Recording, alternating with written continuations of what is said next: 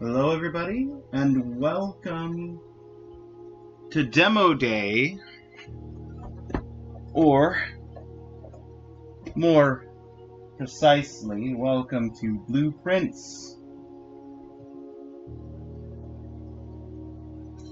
So I need to shift some things around on my desk right now. This is the demo that has gotten me the most excited out of all of the Next Fest stuff I've taken a look at. Congratulations on First Stage.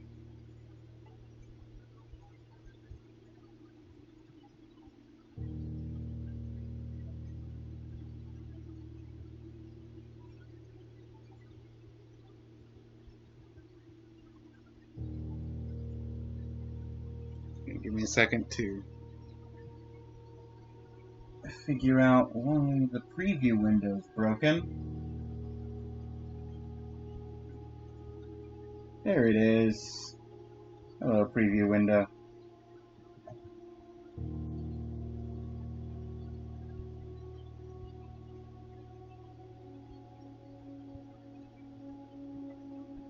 Hi, if you're considering getting 2 jobs, do yourself a favor, don't. What?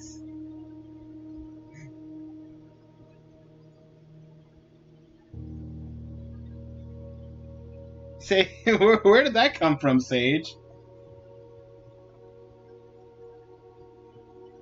Oh. Oh, you're working 2 jobs right now, and it's killing you. Oh, okay, I get it. I went from no jobs to 2 jobs, send help. That's... It's one step at a time, man. You can't just go from 0 to 100.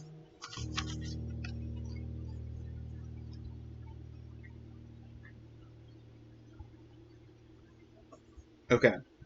I have my notes page set up. Got plenty of space to write notes down, scribble. Whatever random stuff I need to scribble.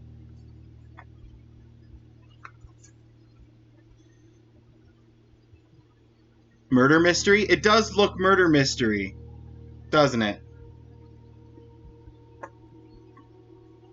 Anyway, let us begin.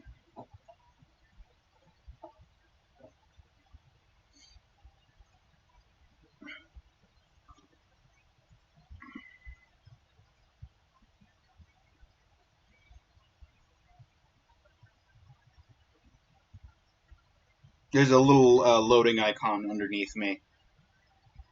You guys can't see.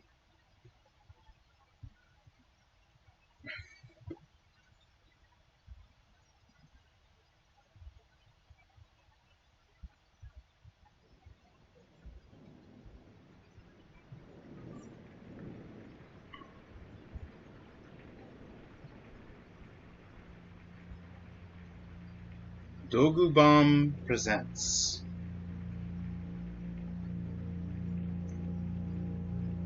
In association with Raw Fury.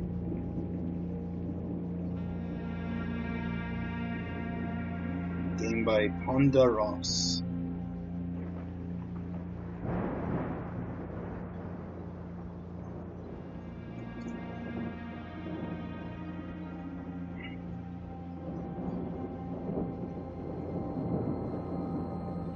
I, Herbert S. Sinclair of the Mount Holly Estate at Reddington, do publish and declare this instrument my last will and testament, and hereby revoke Herbert all S. wills Sinclair. and codicils heretofore made by me. I give and bequeath to my grandnephew, Simon P.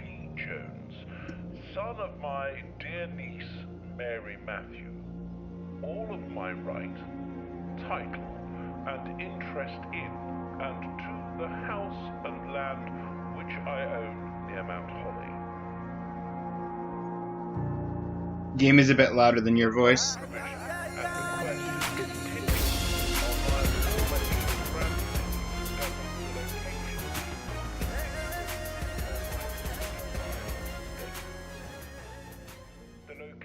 Okay, how's that? has been kept a secret from all the staff and servants of the manor. But I am confident that any heir worthy of the Sinclair legacy should have no trouble I can hear you great. uncovering Okay. its whereabouts within a timely manner.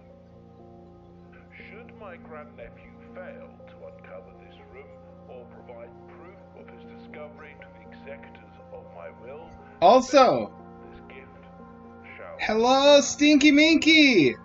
I am awake! in The witness Pillarmen have whereof awoken! I have hereunto set my hand this 18th day of March, 1993. Herbert S. Sinclair. Also, good job on the counterfeit first. Sage beat you to first, actually got first within the first minute of the stream being live. I'm doing pretty good. I'm playing this because I wanted to go in at it again.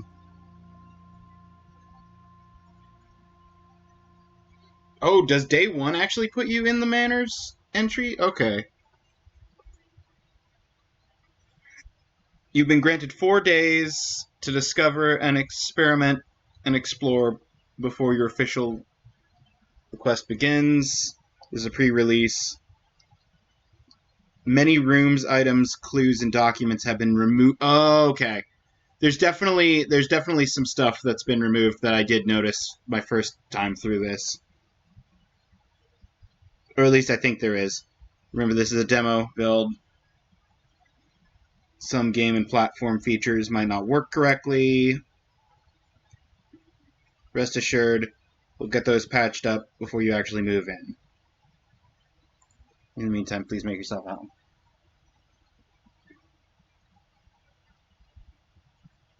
I think I finally gave myself an answer, so hopefully my days are better moving forward. Nice! Here's to good days going forward.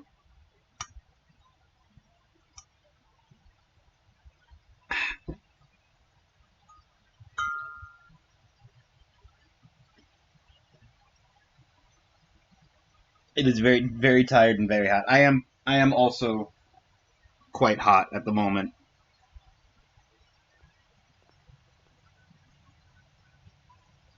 So Ninja went live before I went was gonna get some rest.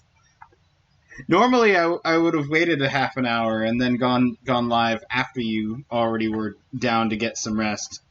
But somebody was asking me where my stream was.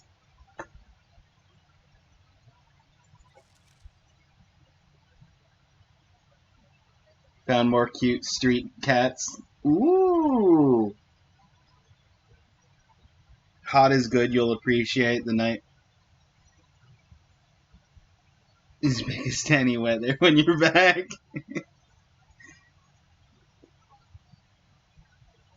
One even walked. One even walked right up to you. Oh, that's awesome. Simon, welcome to Mount Holly. You may not remember, but I have fond memories of your many visits here as a young boy, and I hope these rooms provide you with as much amusement as it did in those lost summer days. By the time you read this, I will assume you are fully aware of my last wishes and all the details of the bequest. Please do not mistake my intentions in giving you this challenge as a lack of confidence. I assure you, nothing could be further from my mind when I chose you as my heir.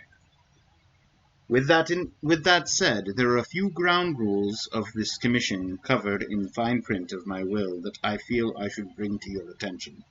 No tools or items may be brought onto the estate from outside. Tools and items found on the estate may not be taken off the estate. You may not stay overnight. I don't suspect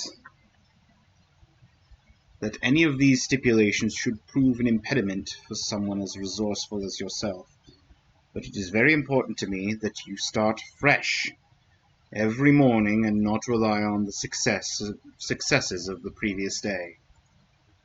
One final word of advice. Do not assume the rooms you find today will be the same rooms you find tomorrow. These grounds have provided me a home for the last half-century, and even I am uncertain of which room lies beyond any particular door. Your grandmother used to say, "Don't go where the path leads, abandon the path and go where you want it to lead." With all my love and wishes, best of luck, Herbert S. Sinclair.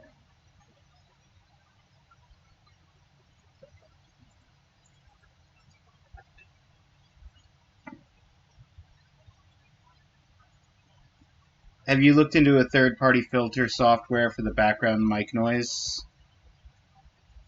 I haven't myself, but I need to. Noise gate, maybe, but background noise suppression. Oh, is my background noise too much right now?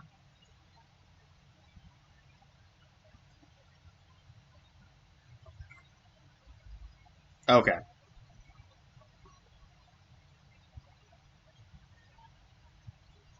Well, that's good. Noise gate is supposed to filter out the background noise, right? I mean, I guess so. Just very prevalent when there's no other audio. Ah, no, I got you. Because this game doesn't have music playing in the background. It's the only time that it really stands out.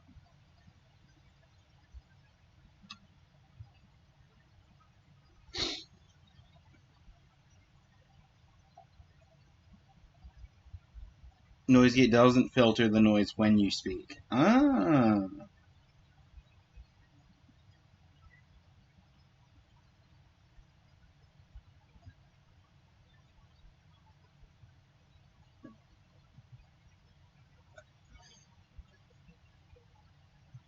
This will serve as useful map and inventory. See, you have to. The thing is, Stinky, you have to remember that I'm using Streamlabs because I like to make things more difficult on myself and use things that no one else is using. It's the reason why I streamed on 2 different streaming platforms before Twitch ended up taking over the market.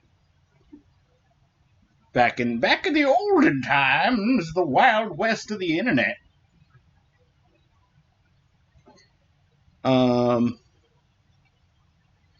I couldn't even tell you the name of those sites these days. I think one of them was Ustream, like the letter U.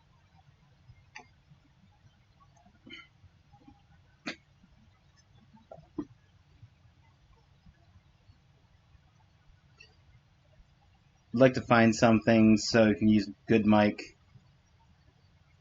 Not have people hear my speakers in the background when I talk. Mm-hmm. Blueprint will serve as a useful map inventory log during adventure.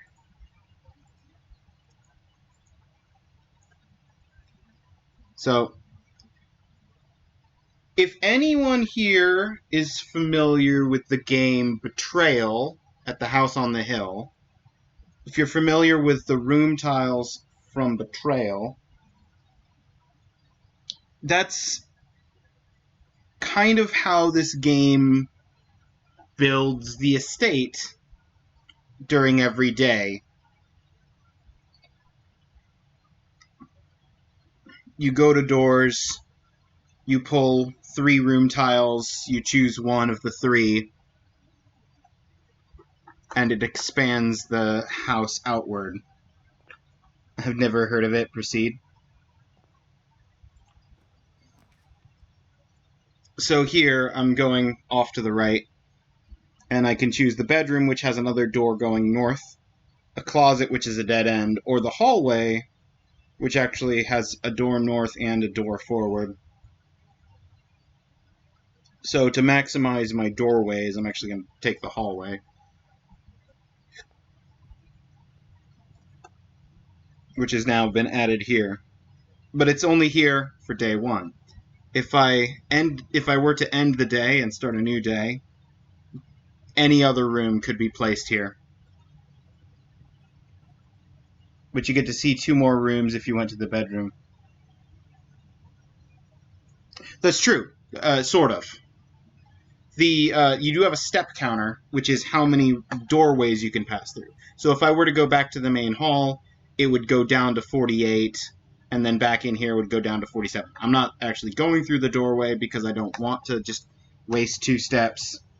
But every time you transition room or area, it uses steps.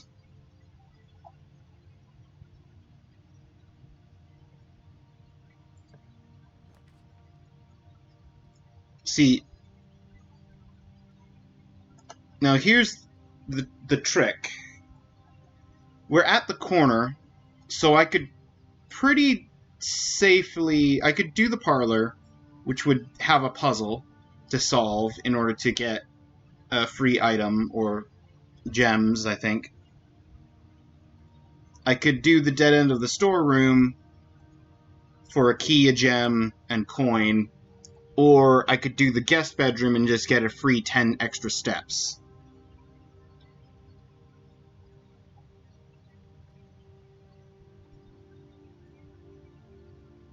I think I'm going to take the storeroom, because I like having access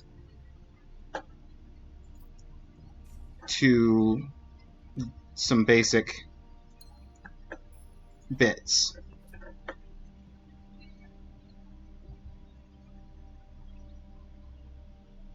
So,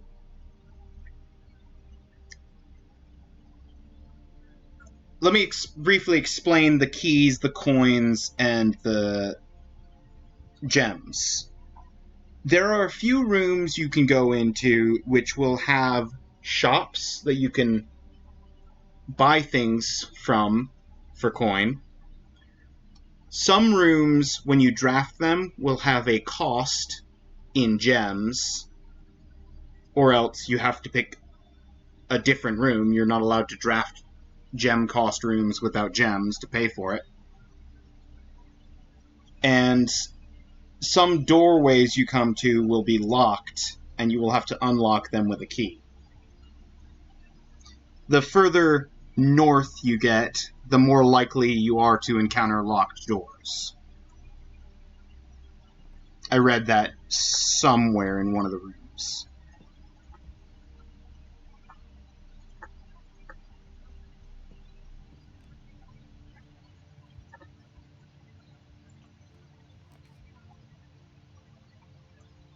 See, if I get the chapel, it for sure gives me access to the door or to the area on the right, but I lose a coin every time I enter the chapel. Still have the parlor for a puzzle.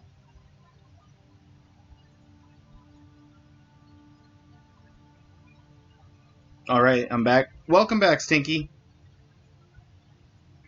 Corridor is always left unlocked, so if I can save the corridor till I'm much further down, that'll probably be more useful.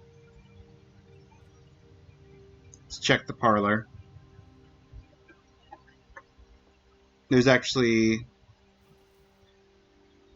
Coin purse! Coin purse this early on.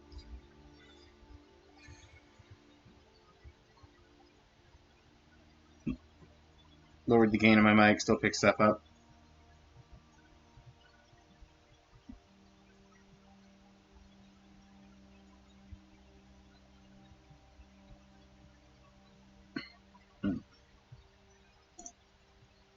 Each time that I collect 3 coins, I earn an additional coin for free with this coin purse.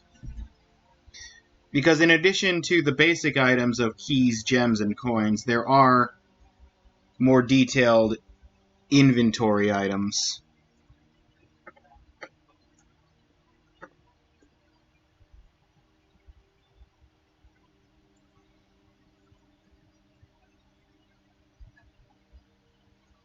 I will take a moment and let ads run, because they want to run, before I start the puzzle that's in this room. Let you guys continue to talk about mic noise suppression.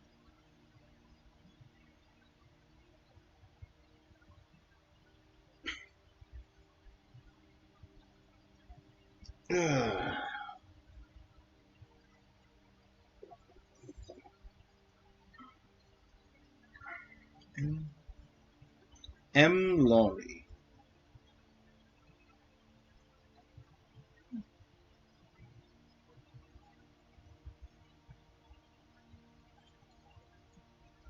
RNN is the good quality one.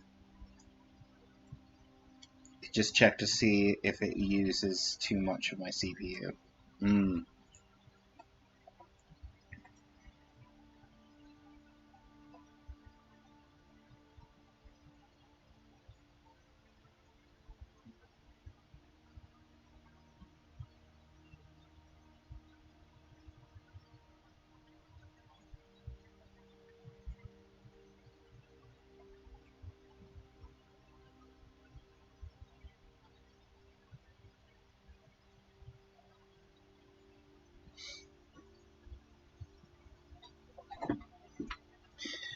Ugh.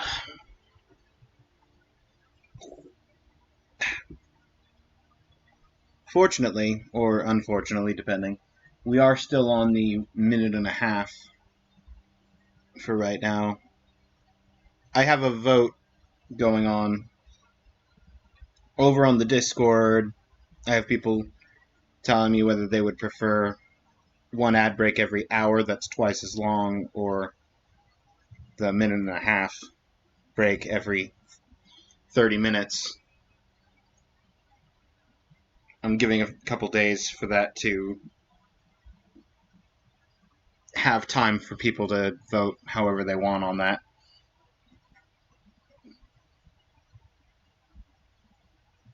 You can. I knew.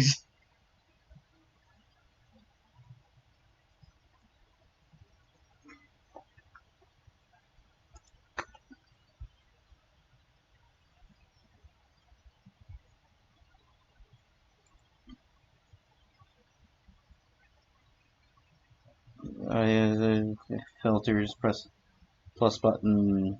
Select.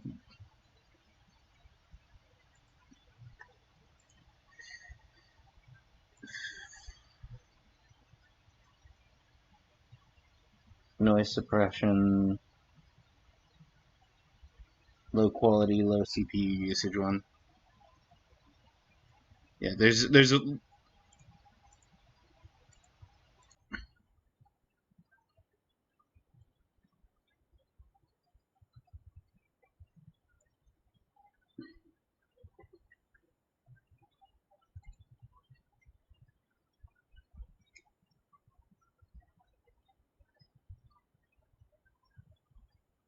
How's that?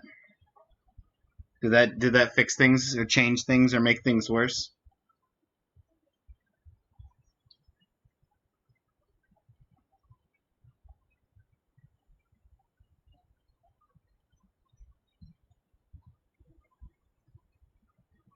Did I activate it like 30 seconds? Yeah, I activated it like 30 seconds ago.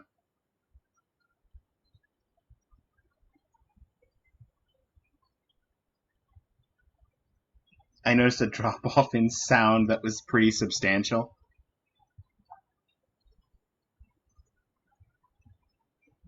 Is that a good thing? I'm on mobile speakers.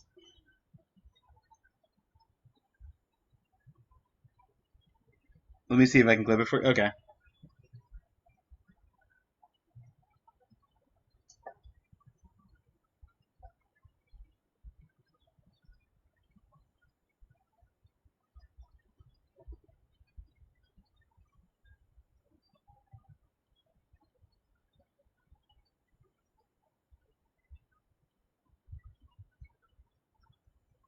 I like that there's a shortcut key to give someone mod, but there's not a shortcut key to give someone VIP.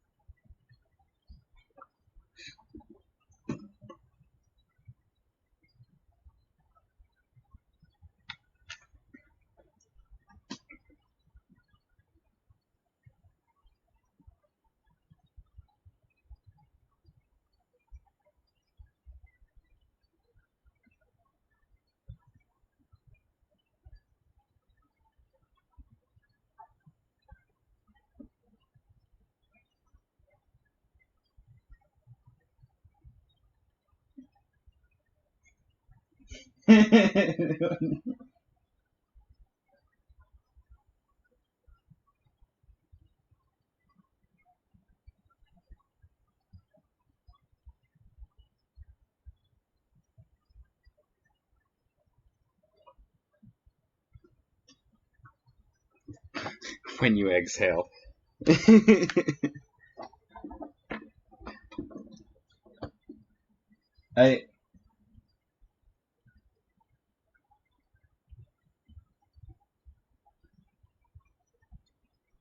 I am a terrible judge. In your opinion, does it sound better now than it did before?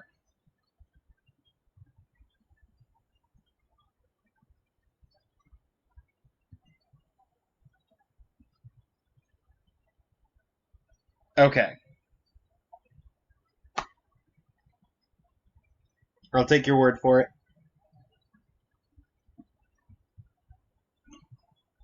If you watch the clip and hear no difference, then call me a witch. If there was a difference there, it wasn't noticeable enough for me to say which way was better.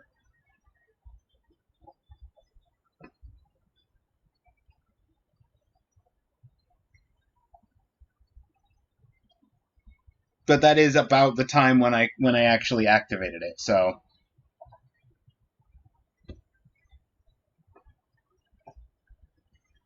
okay. Maybe all my audio will just sound cleaner now. Just 10 seconds with Stinky Minky tech support. Anyway, May the 2nd. Dear Herbert, it was a great honor receiving the invitation to dine at your estate with the Oldhams this past Thursday. If I'm being frank, it had been quite a while since we had been seen in decent society, and we were beginning to worry that my wife's wit had lost its charm. I have no delusions that my company is rival to hers on this score. If I can refresh your memory, we both spent much of that evening discussing our mutual love of games and puzzles, and I had mentioned to you a rather singular parlour game I had played some years back involving 3 boxes of different colours. You had pressed me to write with the particulars of this game when I found the time, and I have included with this letter all the details you will need to share with guests should you be inclined to play this confounding game. Always your friend, M. Laurie. Stinky Minky, for all your office IT problems. There will always be at least one box which displays only true statements. There will always be at least one box which displays only false statements. Only one box has a prize within, the other 2 are empty. So we get a wind-up key, which is a component for the game. One box tells the truth, one box lies, the third box, it tells either truth or lie. You are in the parlor. That's true. This box is empty. Maybe. The blue box is true. The blue box was true. So if this is true and this is true, this must be false because one has to lie. And if this box is not empty, that means that the prize is inside. Give me some gems. We can draft fancy rooms with gems. What if one box lies about lying and tells the truth? Korok seed. I got 2 Korok seeds. Let's go. Okay. Let's go through this door from the parlor. Oh, see. Okay, so we could dead end with the lavatory or the guest bedroom, or we could do the patio. But the patio has the effect it spreads more gems, more Korok seeds in all the green bordered rooms. I don't have any currently on the thing, but it does cost 1 gem. It's the only way that I can keep going on this right half wall.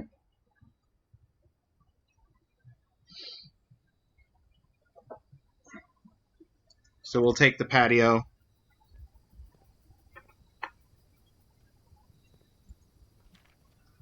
Buried below. Occasionally you may discover small mounds of dirt in certain rooms. With a shovel, one may be able to excavate these suspicious dig spots. That's not a shovel. That's a metal detector. Greater chance of finding keys and coins. Let's go.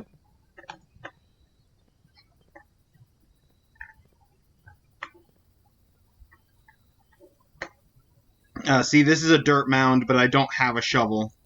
I only have a metal detector and a coin purse, so I can't dig up that dirt.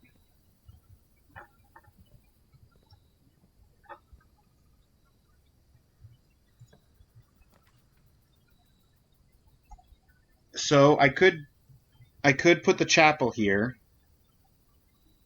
which again will cost me a coin to go into, but it keeps doorways going. I think I'm going to take the chapel, but instead of going in the chapel and continue to explore down this way, I'm actually going to backtrack a couple of rooms.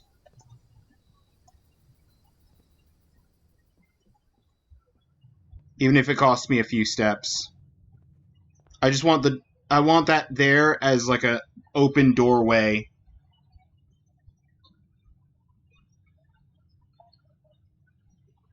So that I have more doors to explore with. Gonna get some sleep. Early start tomorrow. Have a wonderful stream and night. Thank you, Stinky Minky. Appreciate you popping in. Get some good sleep, man.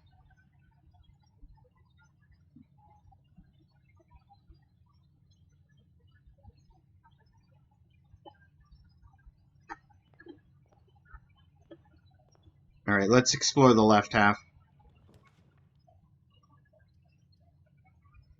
Items for sale, I only have 1 coin. But the pantry gets me 4 coins. So let's do the pantry. The metal detector is letting me know that there's coins nearby. Bridget, please pick up some more fruit before Friday, as we have just been informed that we may have an extra guest exploring the house next week. 50 steps should be more than enough. So I think an even spread would be ideal. 5 apples, 5 bananas, 5 oranges. The enclosed amount should cover expenses, but please bring back any change from the order and leave it in the pantry. Anne.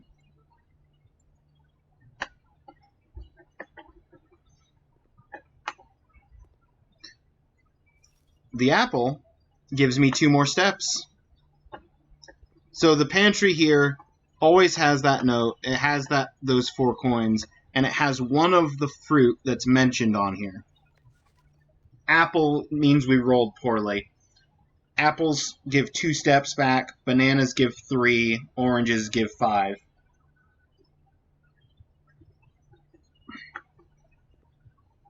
Now, presumably, if I had to guess, the coins respawn every day, but and the fruit does too. But if I had to guess, in the full release of this game, when you're going through this for more than 15 days, you might end up with 5 of each over the course of your runs, and then no more fruit will spawn as a possibility. Much love, take care. What? Oh, also, there's a little tin of tea over here that just says tea. Just a nice little detail there. Well, I don't want to dead end here.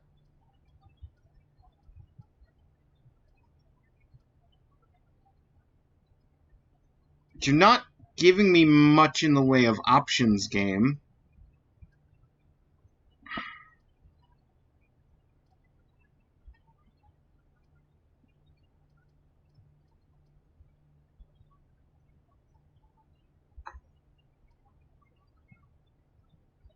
I'd take the guest room. Yeah, the thing is, I like the idea of the closet, because if the closet gives me a shovel, I can go back to the patio. But the closet could also just as easily just give me a key and something else. Like, it doesn't have to be special items, just any items. But no, the guest bedroom's a fine idea. 52. The starting value is 50, so we have more than the starting amount now. Sinclair, just wanted to write you a quick note thanking you for the weekend. Had a thrilling time on the hunt with Lord Evanson, whose peculiar personality, somewhat made up for your own absence. I also got to appreciate your new game in the billiard room. It's been ages since I've seen the billiard room in the house. I was beginning to suspect you retired the floor plan. It was well worth the wait, though, as I always enjoy your mathematical puzzles and appreciate that I didn't need to know the rules or point values to play your variation. Hoping your health improves shortly, KL. So, this tells us that there's a puzzle in the billiard room that takes some kind of math, some amount of math skills, but nothing too serious. And I have in my first run through, I have been to the billiard room and found and solved the puzzle in question, although it is randomly generated to some degree. You'll see when we get there if we find it.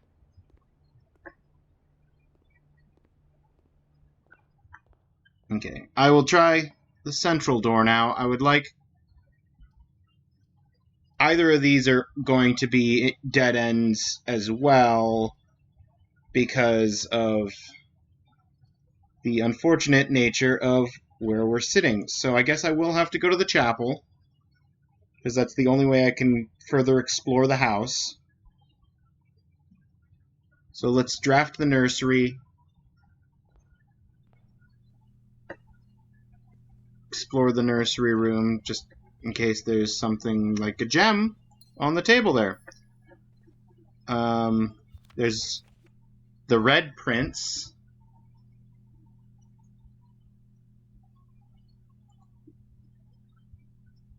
There was a red prince who sat on a red throne. He had a red crown made of rubies, and a red castle made of stone. The prince had a love for all things red. It's the only true color, the prince often said. He could not stand the sight of a canary or a crow. He could not stand the white of a swan in the snow. And he never looked up for fear of the view. He had heard that the sky was not a red hue. So he always had a book by Mario. Yes.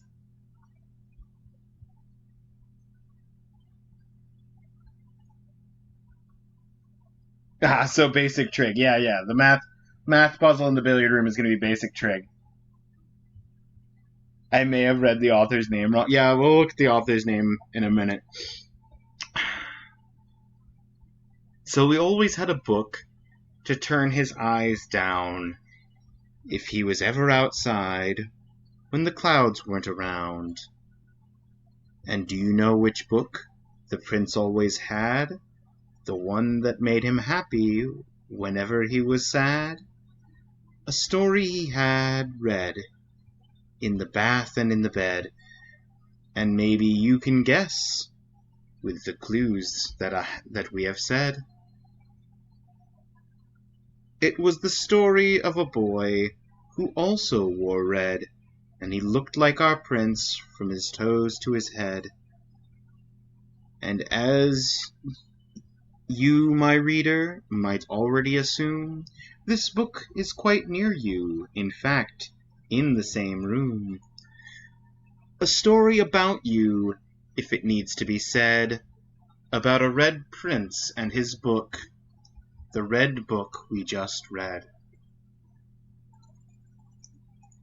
By Marion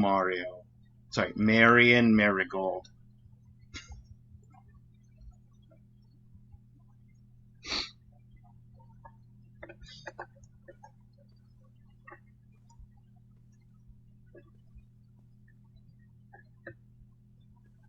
I have seen this bridge. They added a few letters. Yeah, Mario's added a few letters to his name. So unfortunately, I have to backtrack again over to the chapel, which is not straight ahead because that's a dead end. Still don't have a shovel, right? No, metal detector and a coin purse. Okay. But we can come in here, and there's nothing on the tables up front. I am convinced that these stained glass windows are a clue to a puzzle that I haven't found yet. There was even a power star? Yes, there was even a power star in the kid's bedroom. Sorry, what was... The nursery. Not the... the nursery is the name of that room. But yeah, no, I'm convinced these stained glass windows are a clue to something that I just haven't found yet. So much so that I'm actually gonna write them down again. 1, farmer. 2, chef. 3. Oh no, this is farmer. What's gardener? 1 is gardener. 3 is farmer.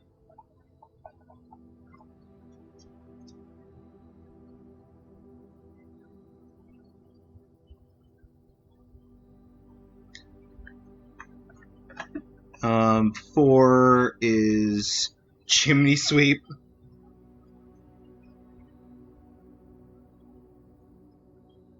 Chimney sweep. 5 is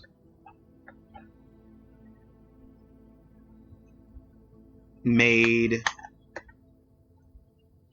6 is jockey.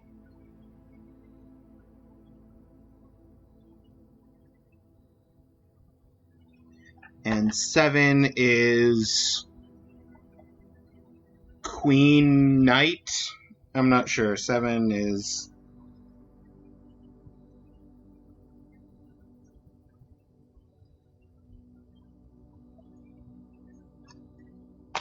I mean, because I've seen... Because it's clearly it's wearing a crown.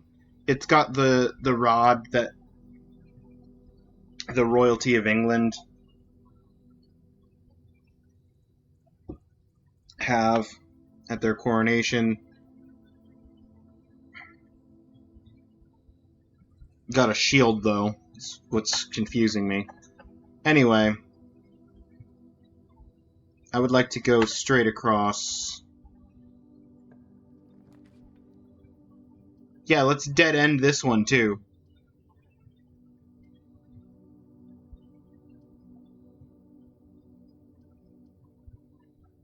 I guess the courtyard?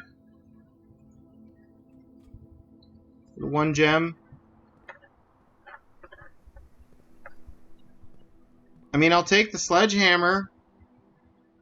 It can shatter padlocks and locked trunks. Well, I haven't found a locked trunk, but there's a dig spot.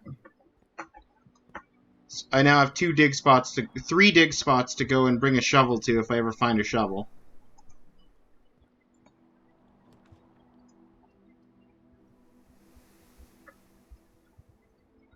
Bedroom with dead end, lavatory with dead end, so security it is. View the inventory. All items currently in the house. Yeah.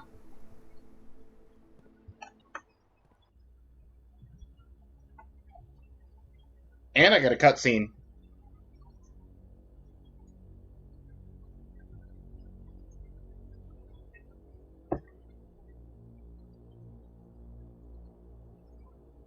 It's me!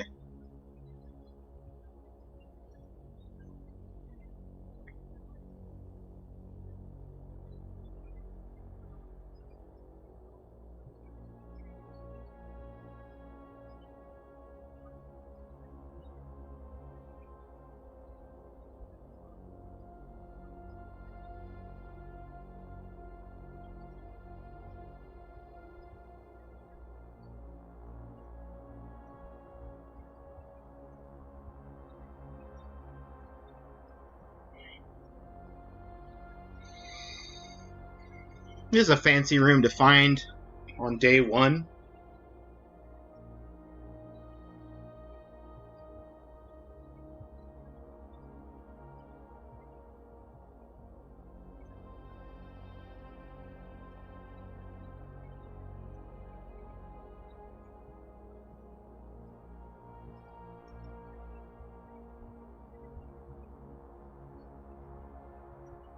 Hit me! Pointing at the screen, pointing to himself. I heard that beep. Coin in the corner.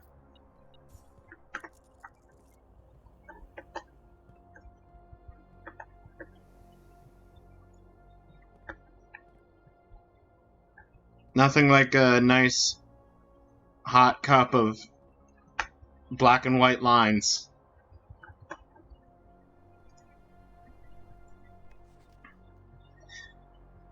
Effective the first week of December, payroll for all live-out and seasonal staff will be managed electronically, as your attendance will no longer be registered at morning roll call. It is doubly important that you do not fail to clock in and out of one of the electronic computer terminals on the estate. 2 of these terminals can be found at the security where the punch clock used to be and in the laboratory. Any questions or concerns regarding this process should be directed, as always, to our house manager, Mrs. Babbage. Terminal password: Virginia. I mean, it looks like it starts with an S. Till further notice, the antechamber has been unlocked, and access levers are no longer required to grant entry. Keycard access security doors are more likely to appear in the higher ranks of the estate. Likewise, as a redundant security measure, normal doors are more in the estate, more likely to be locked as you progress further north. Okay, yeah. This is where I previously read that information. So the further down we are, the more likely we are to come across keycard security doors, and it's me moving on the monitor. Woo. There's a safe room? I want to find the room with the piano. Oh, I know where the nursery is. I'm sorry, is that like a little mini museum?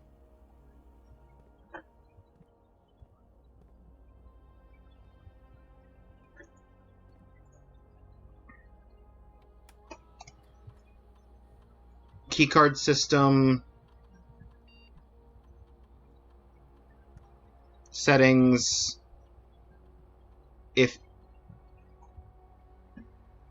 If the power is offline to the keycard system, unlock all the doors.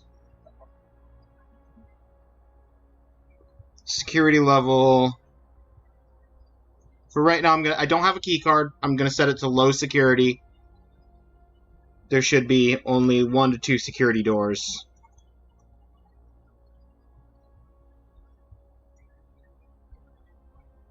Wait. Confirm setting. Okay. Ads are going to start running soon. I'll just chill in the security room till they're done.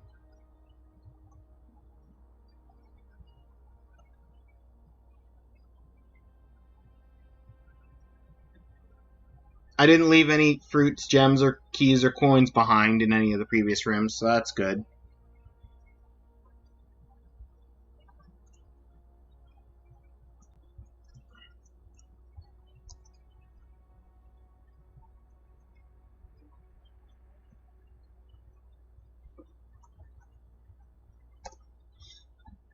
I don't know what the password would be.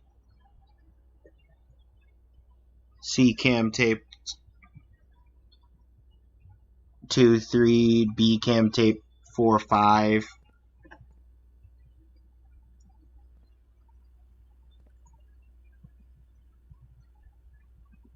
Blue memos true, red memos lies. Hang on. Blue memo true.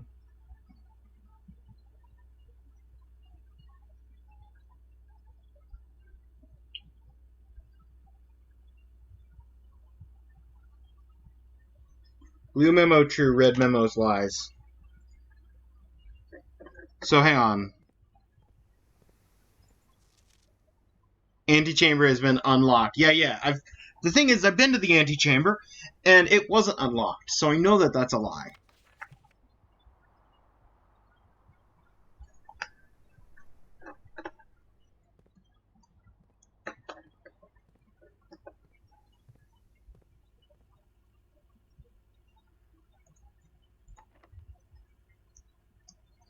I'll use my one key on this door.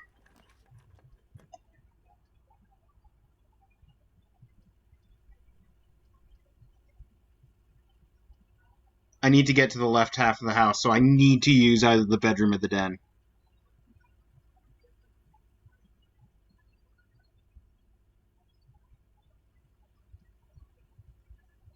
Den.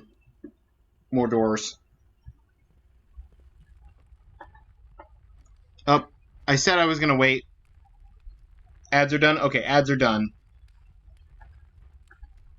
Well, we discovered there was a sign that said that blue memos told the truth and red memos lied. So the thing about the antechamber being unlocked was a lie. And I actually didn't notice that previously. Yo! Key to the secret garden! I have not been to the secret garden. Finding it won't be easy. And that is why I have not been to the secret garden. Oh, that's a new picture.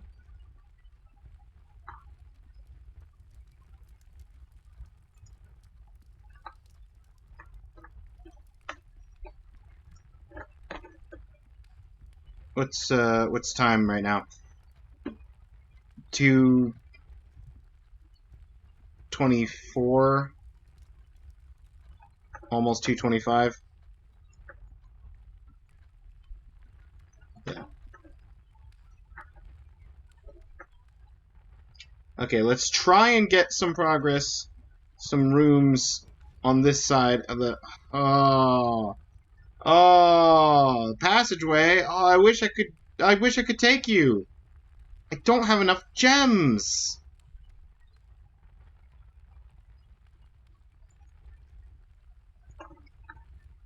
Sorry if there's a gem on the table. Oh, there was a gem on the table. I didn't grab it, and I could have grabbed it, and I could have done the. Ah, it's okay.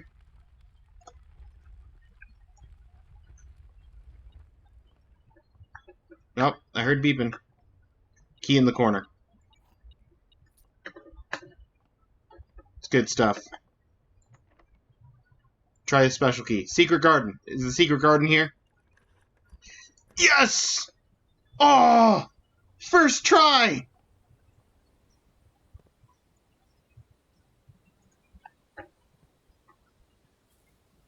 Yeah, there's an apple.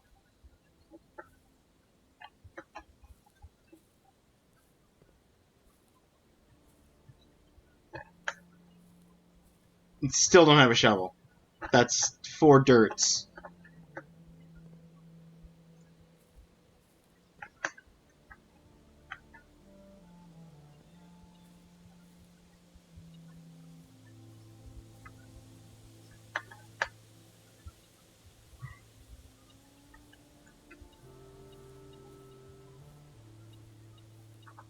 Oh. There was just a coin in the grass there.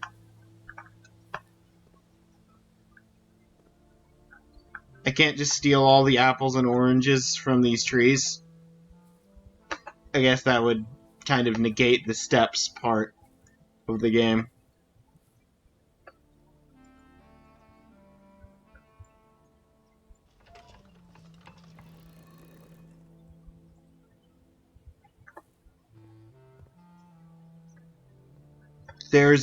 There's a puzzle.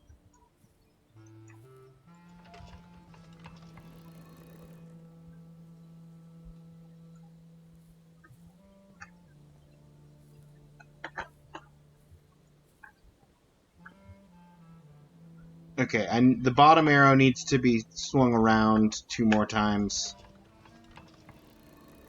if I want to try and shoot the moon. Which is my best guess! Yes!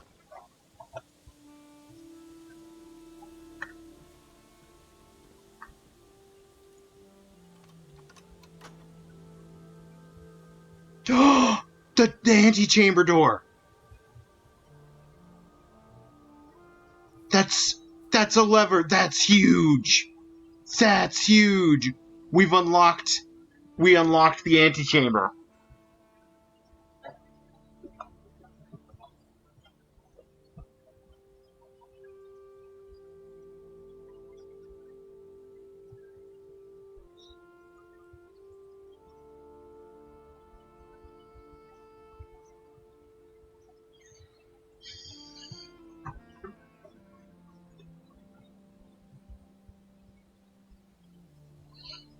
I have to text someone. Give me a moment.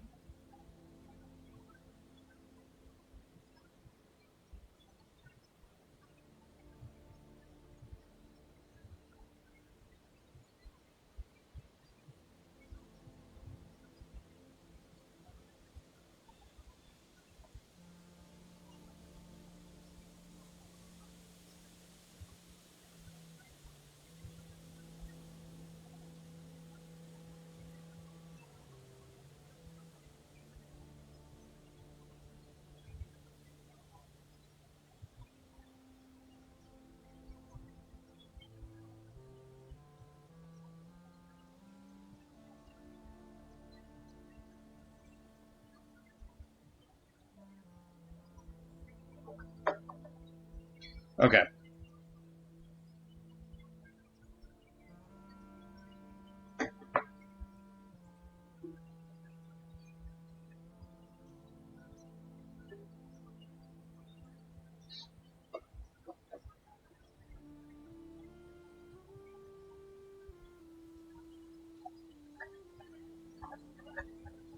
I mean, I want to explore. I want to explore down in the 4 areas. But now that I've opened the west door of the antechamber, I also want to just go. Just book it. Just book it north.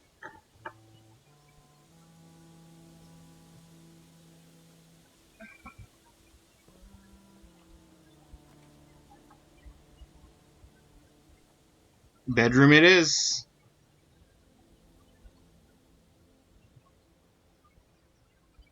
We drafted a bedroom and we have the nursery. Let's draft a room down this way. West Wing Hall, that's perfect. I couldn't have asked for better.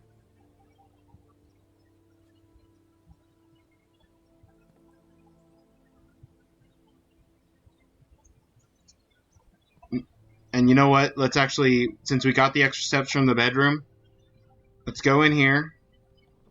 Let's draft a dead end.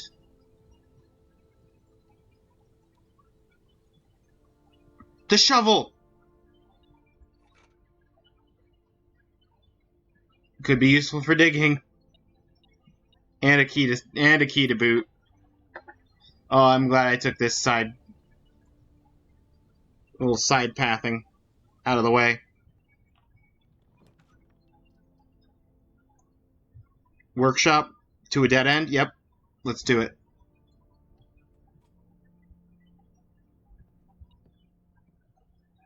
There's something in here. What's in here? Oh, broken lever!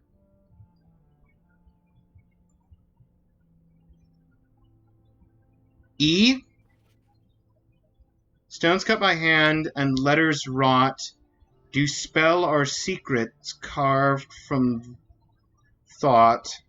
A message read is often lost among the bold words spoken soft.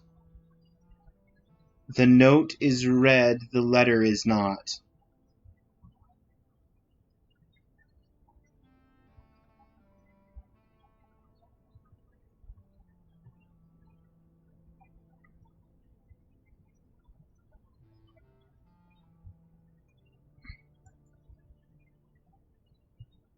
I don't know what that means.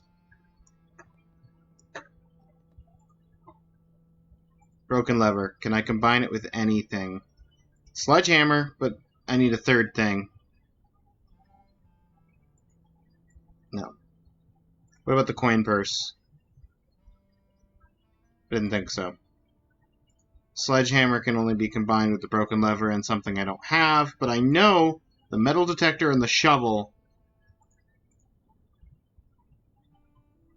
Shovel can also combine with the broken lever?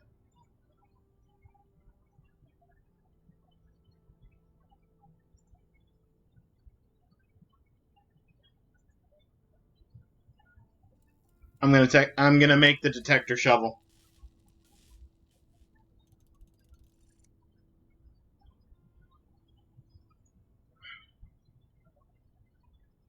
Much greater chance of finding coins and keys while digging. Greater chance of finding coins and keys in general. Let's get another dead end out.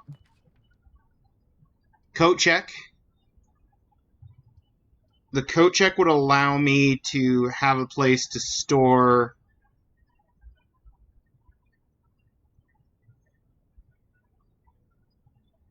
an item, but I don't want it this deep into the house.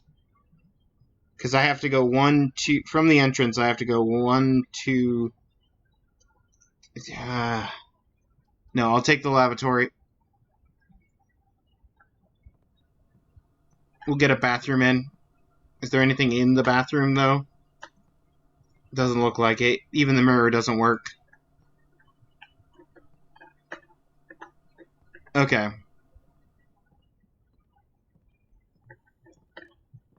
The carved letter is E.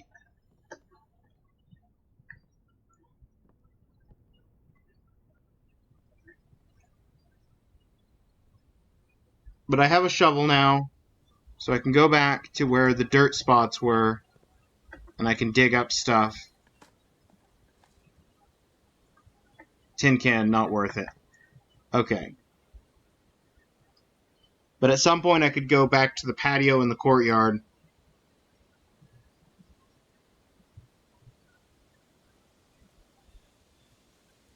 Possibly even now, it's not that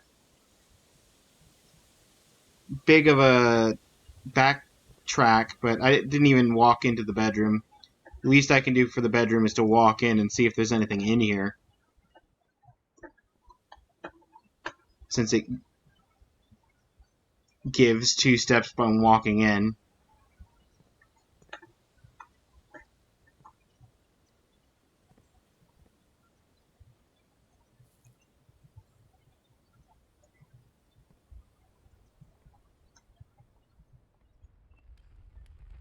Oh, was there an apple on this table? I don't know how I missed that. I mean, I missed the gem there, too. Through security to the courtyard. Here there were 2 dig spots. Another tin can.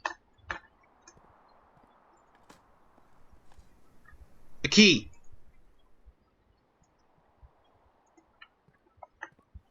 There's just a banana. There's just a banana just chilling there. Glad I'm doubling back through all these rooms. Good grief, I missed so many fruit and whatnot.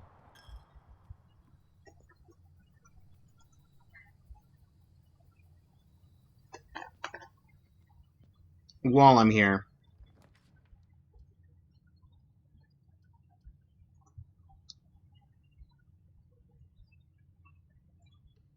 Gymnasium, the inverse bedroom.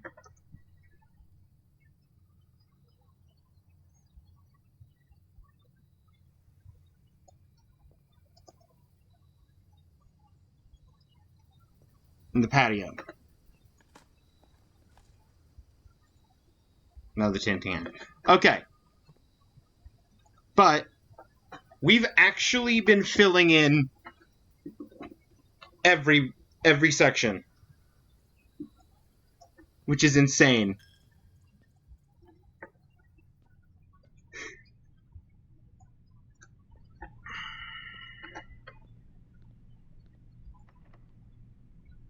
Yeah.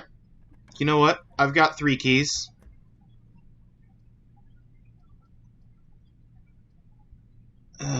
No matter what I draft, it's a dead end.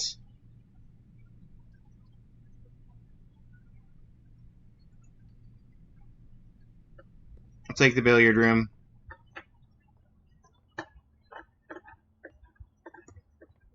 For the guaranteed puzzle, which will have something behind it. Okay, so this is the math puzzle.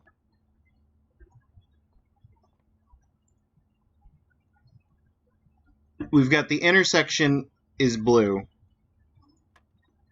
We click 11. We've got 2 intersections that are blue, the 1 and the 3. Add them together, you get 4.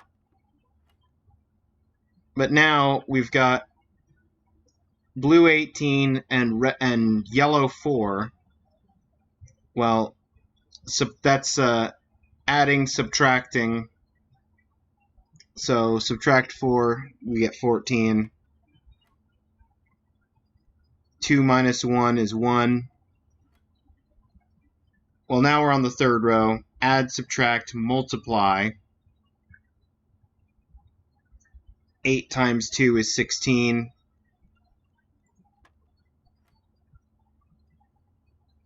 10 minus 4 is 6. Times 3 is 18. And voila. Mlem! Mlem! Claire, how are you doing? Welcome in. Good lemon. The key card!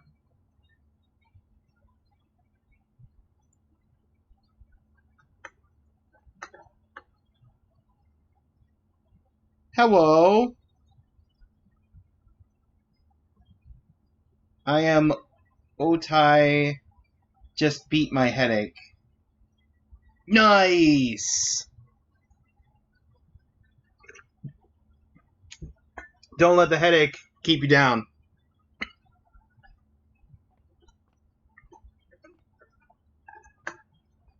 This is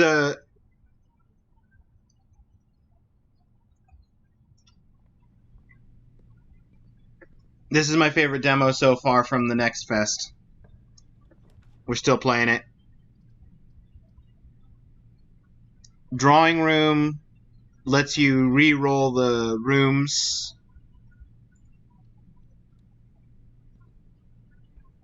It will leave me with 1 gem, so I can't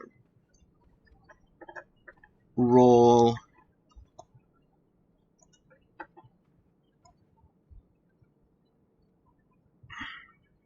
gem rooms.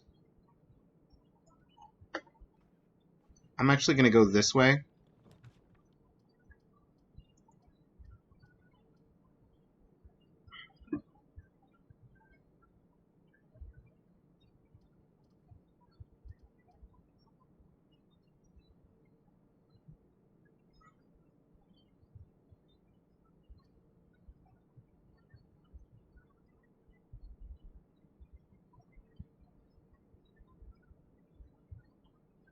It's fine. It's got a there's a second door out.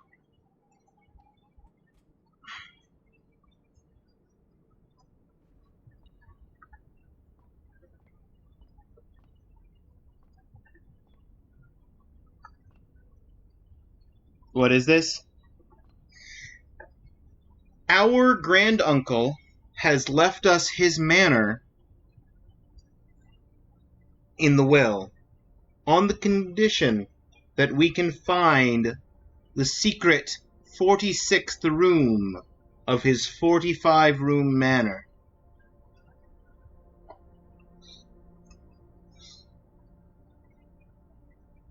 Uncle was Luigi. He was hunting ghosts. I see.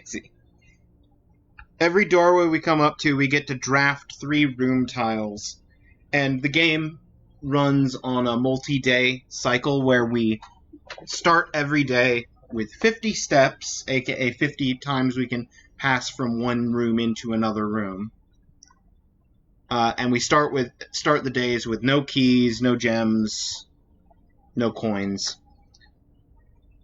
But what rooms we draft and where we draft the rooms differs.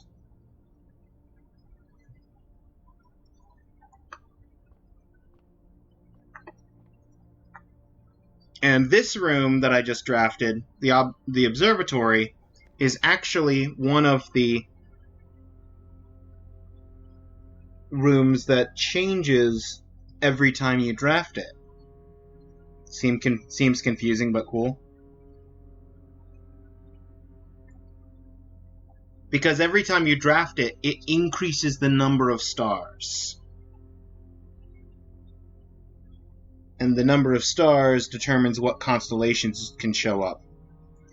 Book contains a complete star base, list of constellations, and the observed effects that accompany each one. Depending on the number of stars can be seen in the sky, different constellations of various sizes may be visible, sometimes more than one on a single day. Solid base for astronomy help you easily identify the constellations. So, with 1 star, we can have the North Star, which is +1 gold. 2 is the Twins, 2 trunks added to the entrance hall. 3 is the Slice, +3 steps. A Diamondus Minor, +1 gem. Southern Cross. Rooms with 4 doors are more common. Farmer's Apple. Apples are extra delicious today. I assume that would increase how many steps you get from eating an apple. Clavis the Key is an extra key. Diamondus Major gives 5 gems. Draxus the Dead. Dead end rooms are more common. The sale, everything is 50% off. And Florealus, Bloom of the Sky. Green rooms are more likely to contain special flowers today.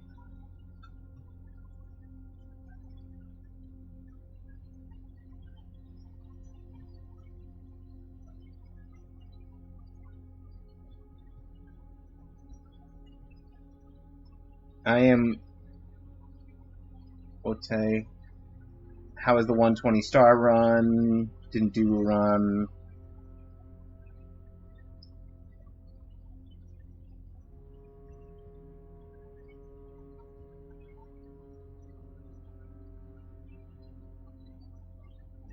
Oh, Mario 64, you can build your own levels. Oh, that sounds fun.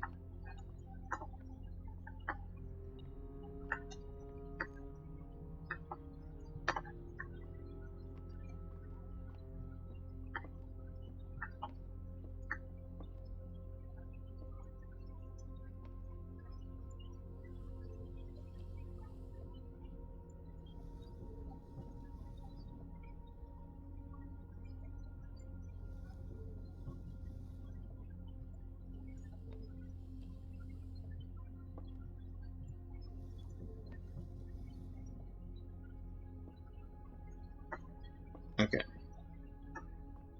I need to actually position the telescope Also, there's something that's triggering the...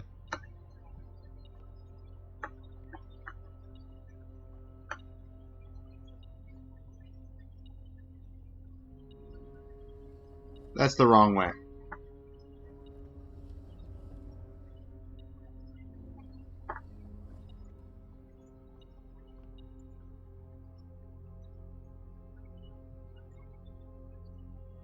The North Star, gain 1 coin.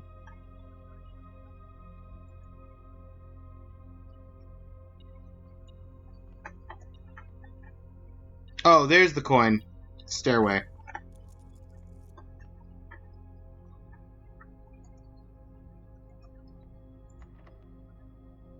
We've still got 2 keys.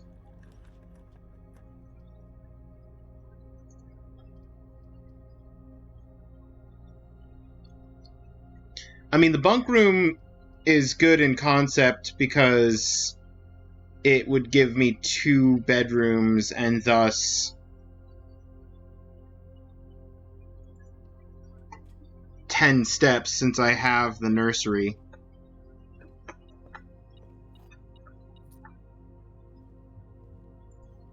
Here's a section where it's saying, hey, are you taking notes? You might want to be taking notes.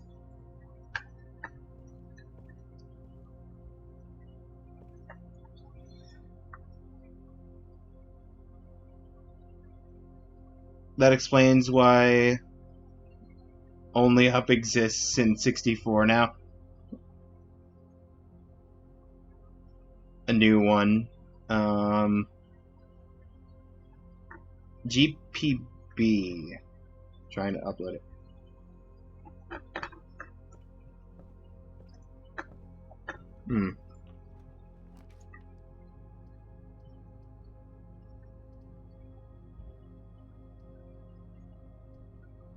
I don't like no right facing. I want to go up.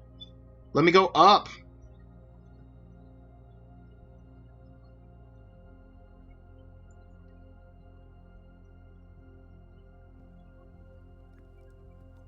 Dinner's not served yet because I haven't been to rank 8 because it won't let me go up.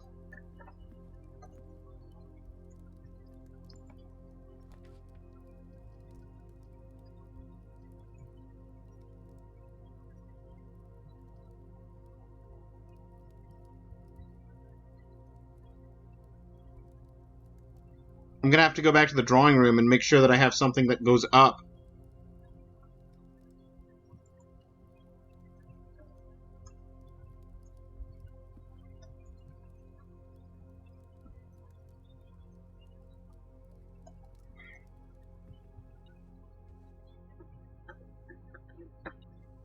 What's in here? Oh, there's a key.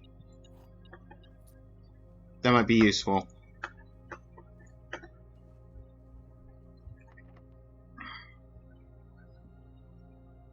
It's not worth it. It's just not worth it.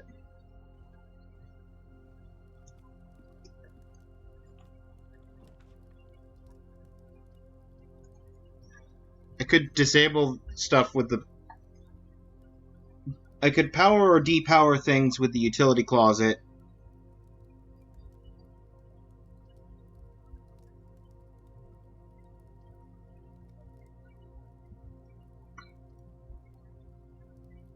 I desperately need a non-dead-end room off the drawing room.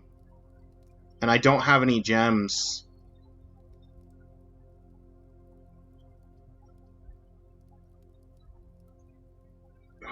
This is bad.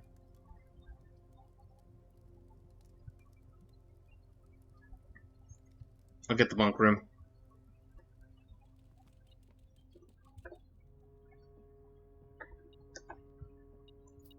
We've got so many coins.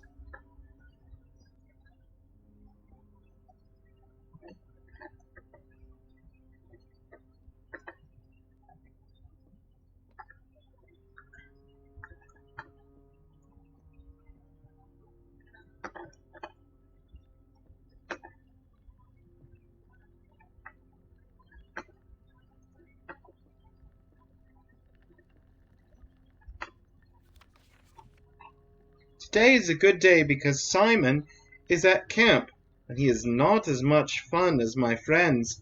I will not have to share my toys, and I will not have to share my room, and I will not have to share my snacks. But I will have to share my ads in progress. Oh, good grief. What time?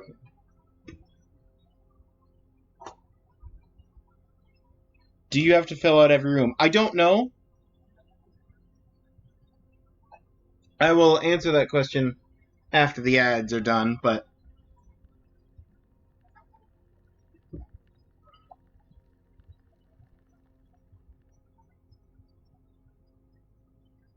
I'm not sure.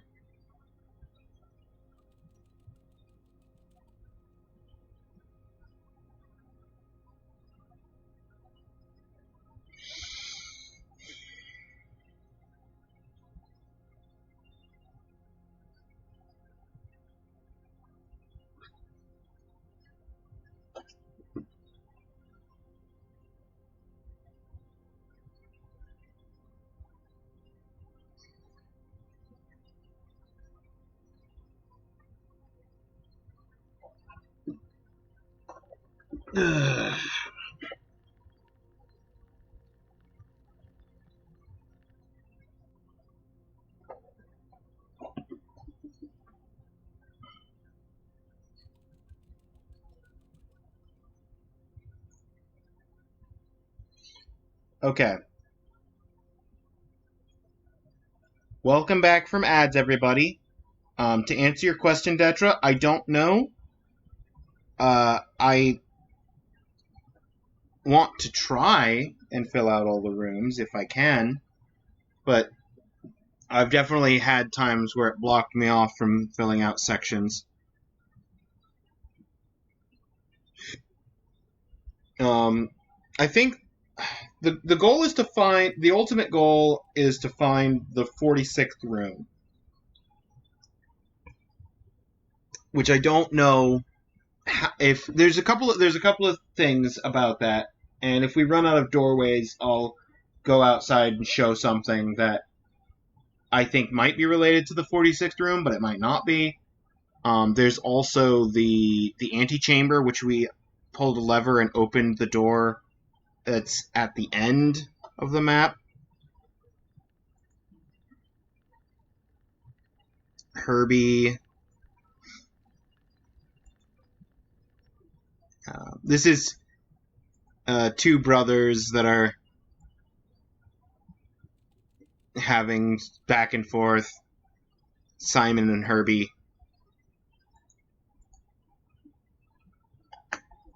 Which I think, because our character's name is Simon, but I think Herbie is Herbert Sinclair. Also, there's just straight up there's no living creatures in this house except for me and this hamster. They just left the hamster here. This poor hamster. I hope somebody comes in and takes care of the hamster every day.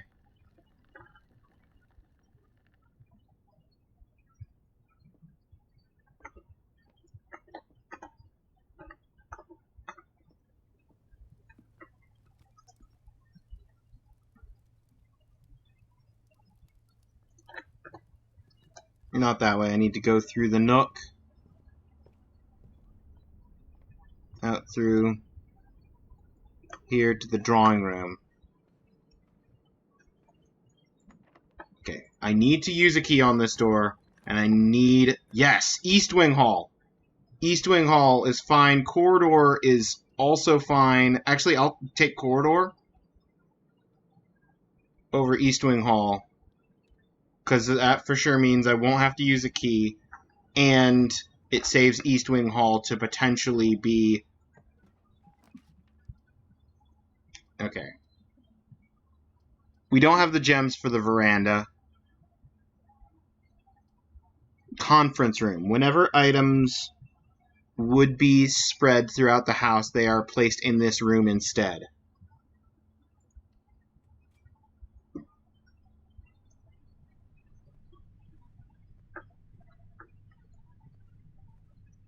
And that's a red memo. That's a lie. Okay.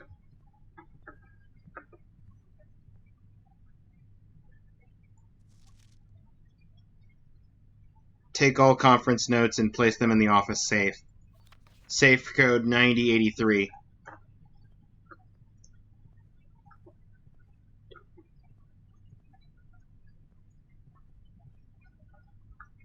Because I found the office safe on the last day of my first playthrough of this, and the code didn't do anything, and I was like, why is the code not working? I guess maybe there's something I'm missing.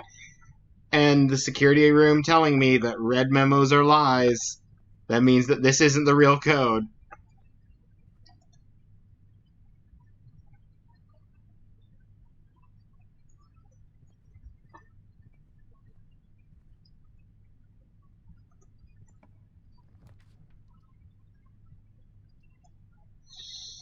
I don't like this. I don't have the gems for this, and Wine Cellar will get me gems.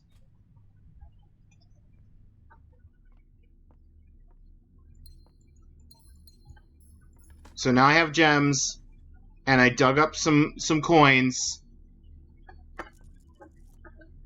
I've got so many coins. If I come across a shop, I'm set.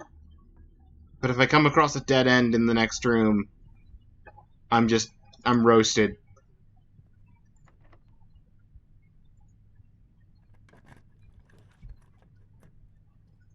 East Wing Hall. That's good.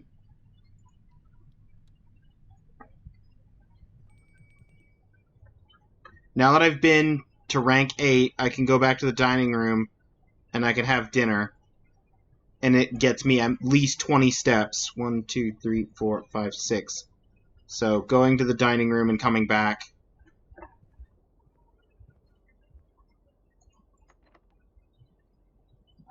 I guess. Locked door.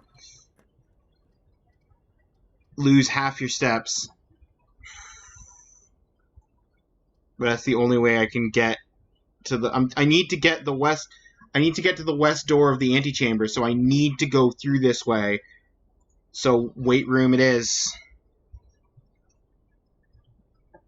817 steps.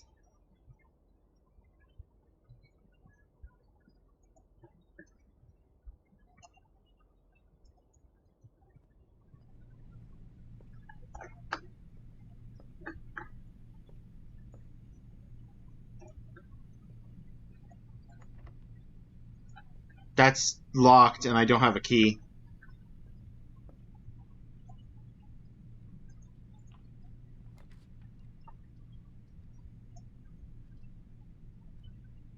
Items for sale.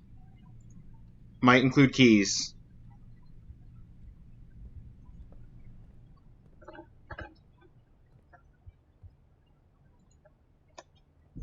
Looks like a vending machine. This door is not open because I didn't get the lever for this side. I got the lever for the other side.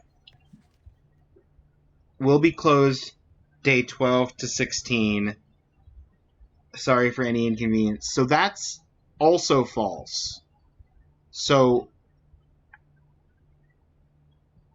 with wheat without fire...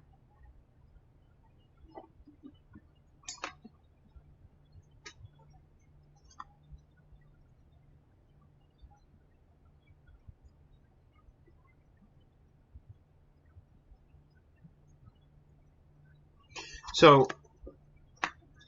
not that this has any bearing on a demo that only goes for day 4.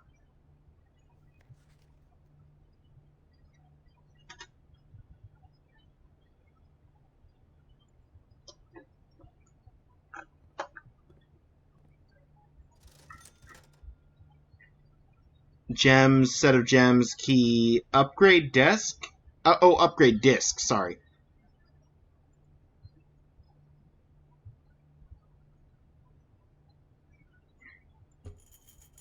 I want another key, but I can't afford another key. I'm gonna save my money. If I find another coin, I can come back here for another key. If I need another key.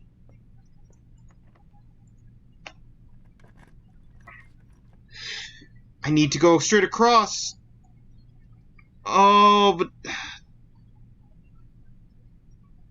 Dark room it is! Oh, I hate that. Oh, I hate that.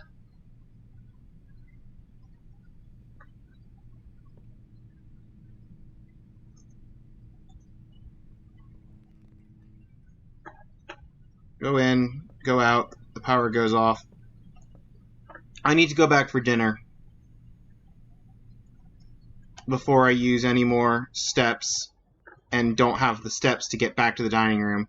1, 2, 3, 4, 5, 6.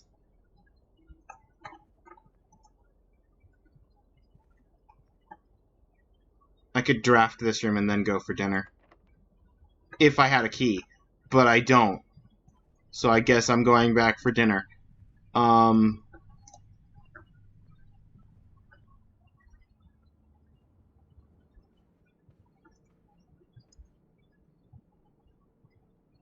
Yeah, it's through here, through the nook.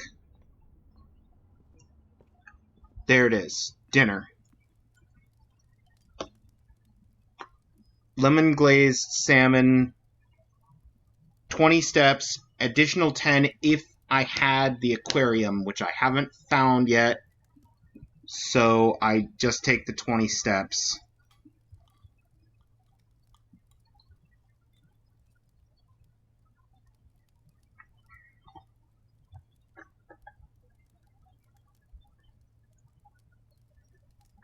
And I don't have any keys, so I can't unlock the door here from the boudoir.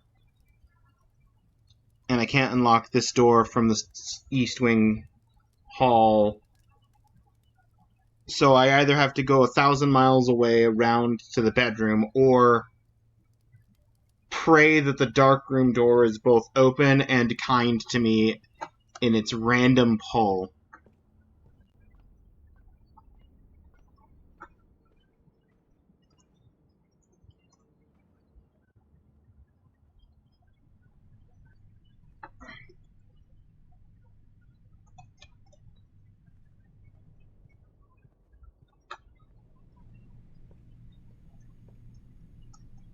Somebody with better luck. Somebody that isn't me. It's locked. Never mind. Irrelevant. I got access to both doors of the antechamber that weren't the one I found the lever for. Oh, that's frustrating. Oh.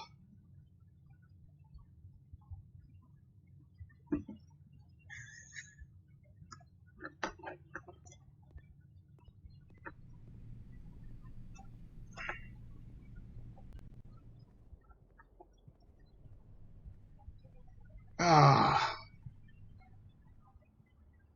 I mean, that is the nature of randomly drawn rooms. Sometimes you just draw the short straw.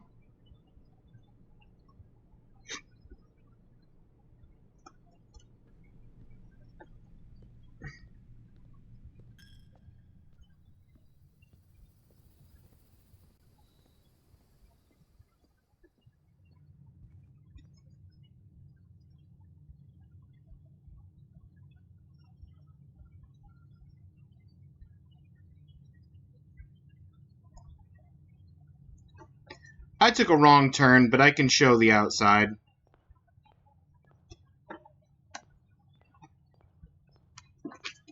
Because there are sections out here as well. We have this door, which leads to an entire separate section, but to get this door open, you need to pull a thing from the other side of the door, which, logically speaking, I could reach my arm over through this hole and pull the switch and unlock the door from here, but for gameplay reasons I can't. And there's actually a little shed out there that has like an outdoor room that you get to choose between some some options. Additionally, we have down here a boarded off door. There's this weird pedestal thing, which I found in the previous run. I found a switch somewhere which lit up one of these 4 torches, so maybe if all the torches are lit on this, it somehow gives us access to the extra... Why are there just random arches in the mountainside?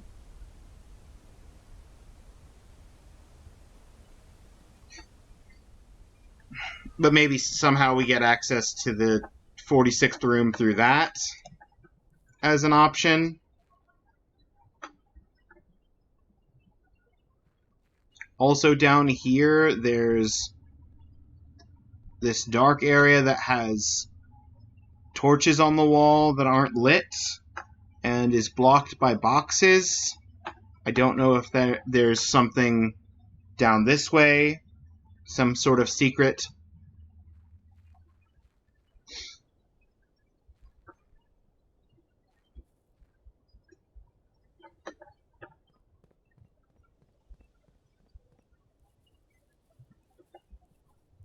And then over here, new area, private drive.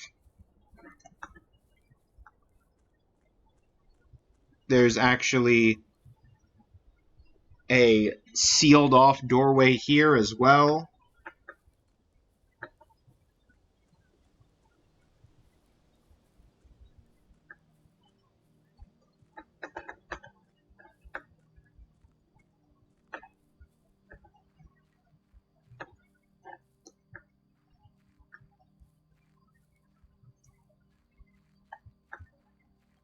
And now we're at the campsite, where there's another sealed, like, mine shaft door.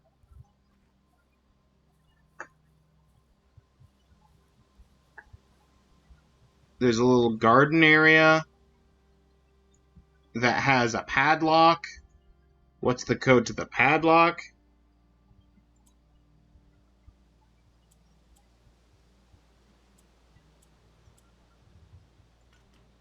I don't know. Could be anything. What would that even give me access to? That might give me access to another outdoor room, but that looks like it's open. So I don't know what solving this padlock would get me.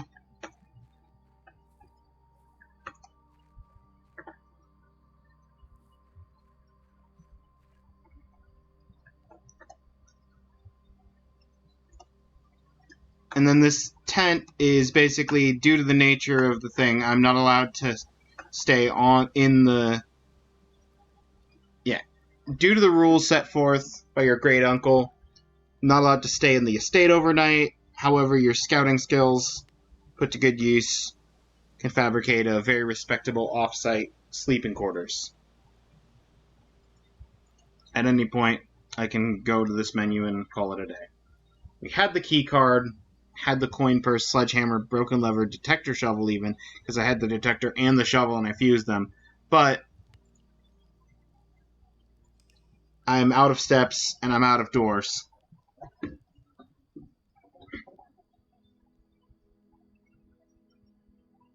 Mount Holly Red Inn.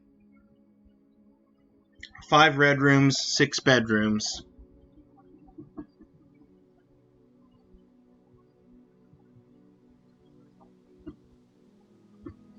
Eight items found, reached rank 9,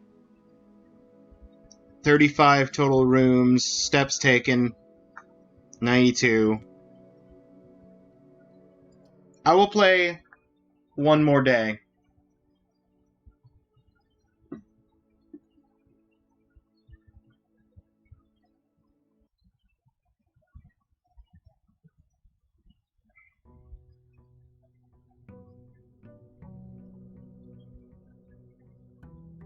But now that I've gone through the basics, I'll go a little faster.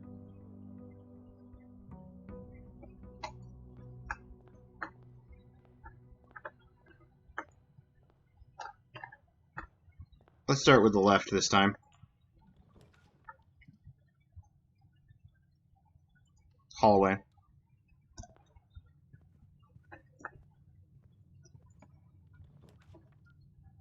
Pantry or nook for the corner. Let's start with the nook this time. Start off with a key.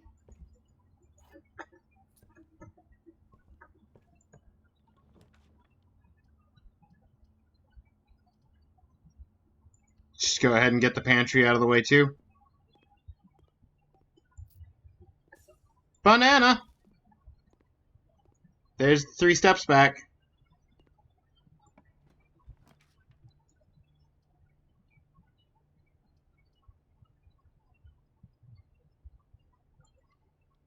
Chapel will cost me a coin, but at the very least,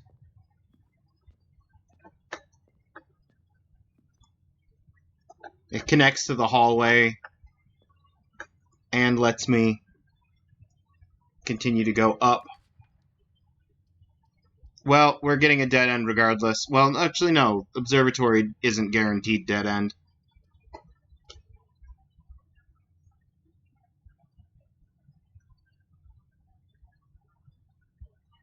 But I can't choose Observatory because I haven't found any gems yet. So, on that note, I'll take the wine cellar to get the free gems.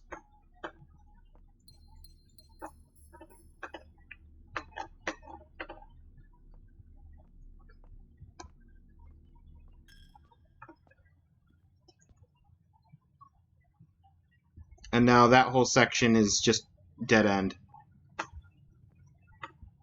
Okay. Door number 2. Straight across? I mean, yes, but also no.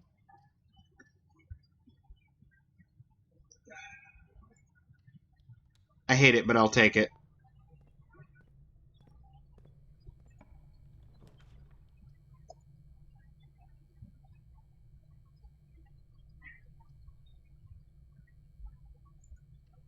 Observatory.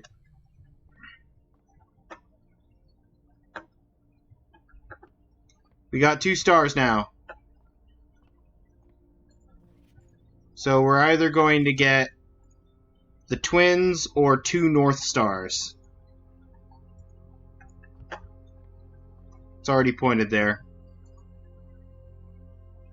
2 North Stars. Nope, the twins.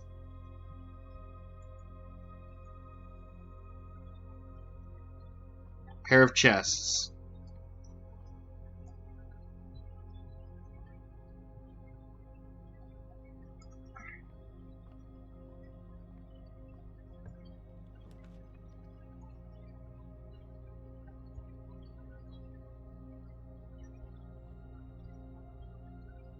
Den. Den's looking great. There's the free gem.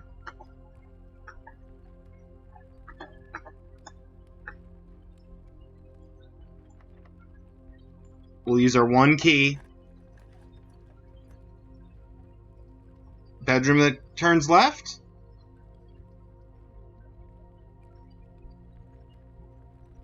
I guess bedroom that turns left.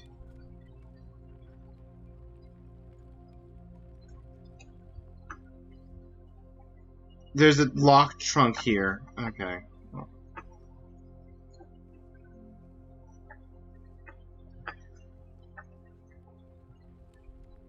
Okay, I need to actually go back to the entrance room.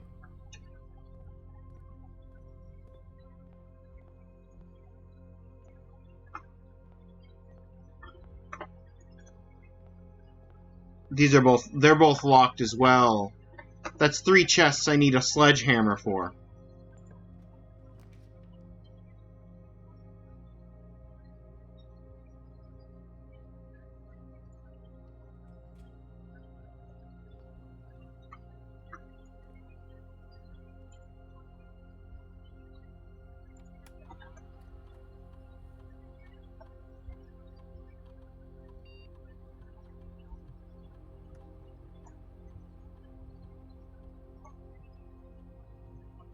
Low security. Unlocked. Nope. Change offline mode to unlocked. Confirm settings. Back.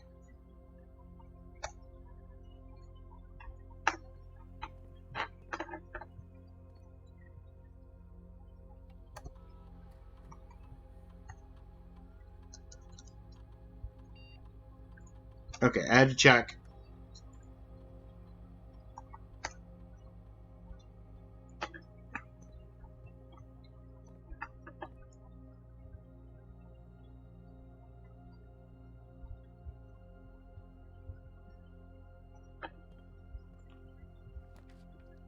Closet for 2 items. Go. Placement key.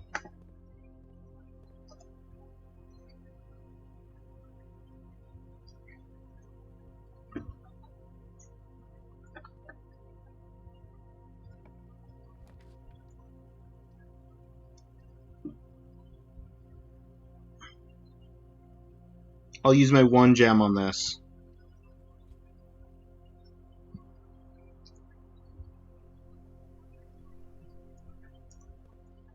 I thought there was a doorway there. But it doesn't matter, I got a sledgehammer. That was worth it. Sure, I can't dig up the dirt spot in here. Dirt spots, plural. But now I have a hammer. I can go back to the chests in here, smash them open, get stuff, including another key, another gem, 3 keys. We're not going to have a key problem this time. No, sir. But we are down to like 2 doors.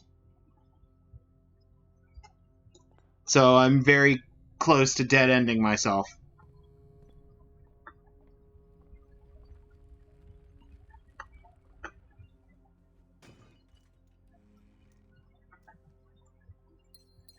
At least I got the gems now, so I can draft any gem rooms that give the option.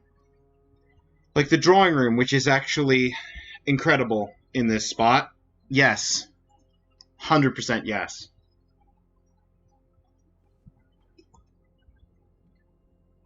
Okay. I'm going to draft north. I'm going to try and go north. Banana.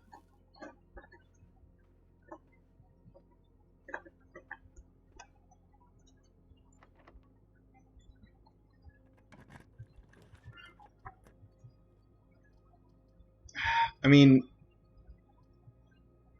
you're not wrong, spare room and corridor, but at the same time, I would have liked something a little bit more.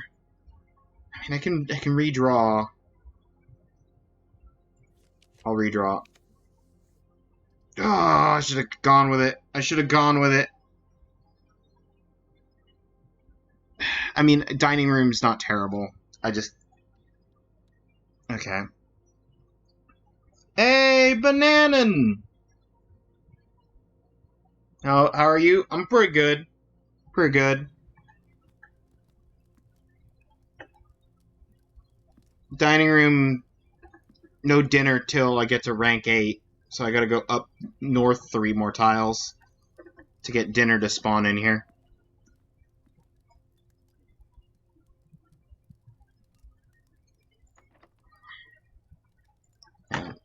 Instead of immediately using a key.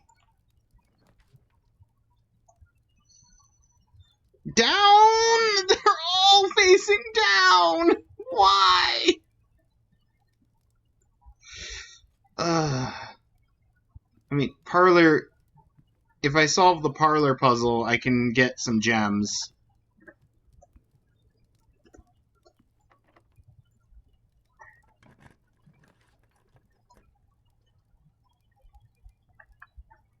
Items for sale. I don't have as many coins this time, but at least it's a door that's pointing up.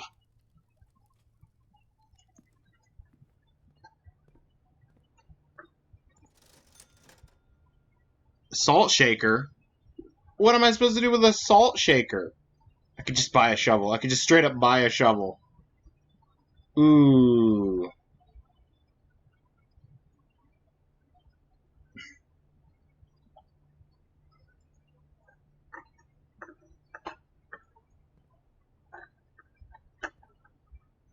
All items up to 50% off.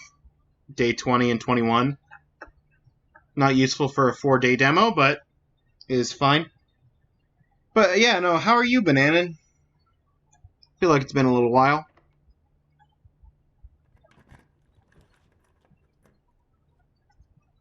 Spare room it is. It's the only non-dead end.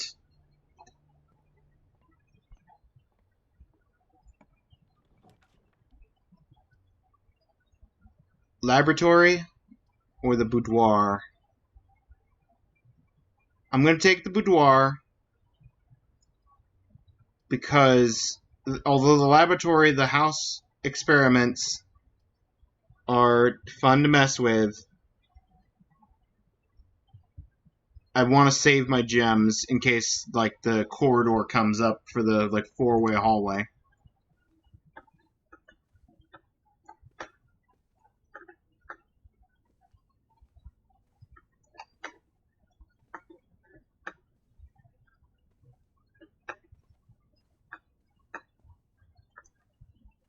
Also, there's a safe back here.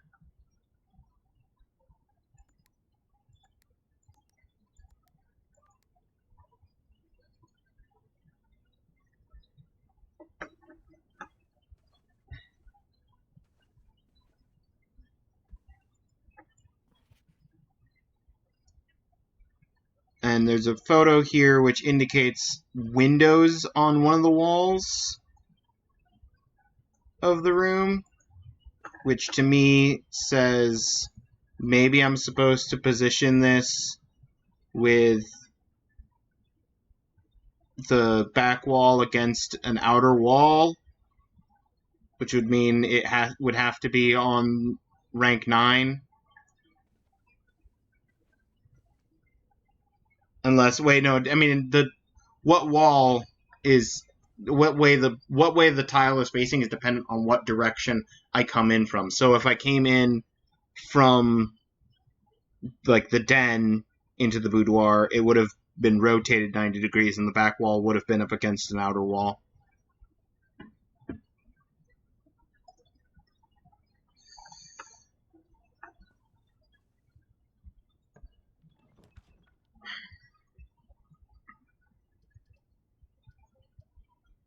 Oh, corridor is unlocked.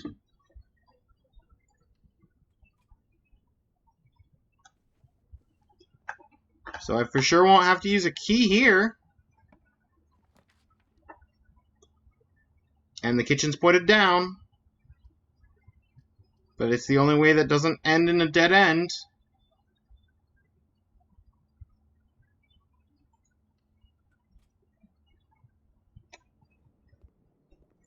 Food for sale, banana. I could afford a banana.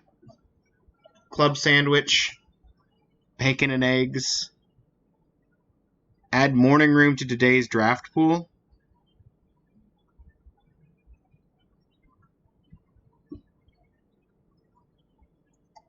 There's rooms that aren't in the draft pool.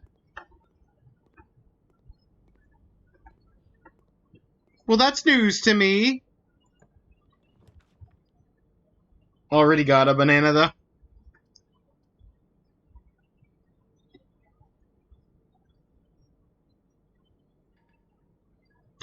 Oh, no! Where did I spend a gem? The kitchen. The kitchen itself cost me a gem. It's exactly what I was afraid was going to happen.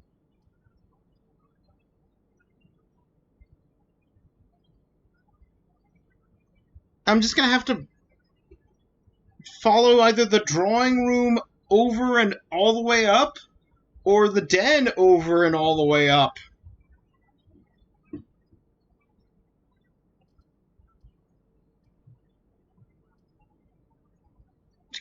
I guess I'll take the lavatory. Just take a step into the bathroom. There's that 10 price tag.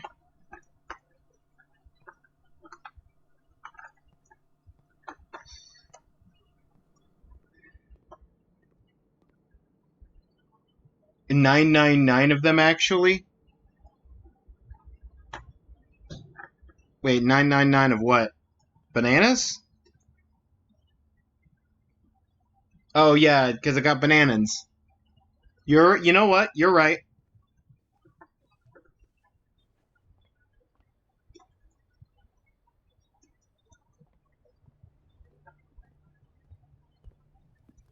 I would like to eat dinner, please. But dinner is not served till you reach rank 8, and I got hard stopped at rank 7. Literally, this is rank 8.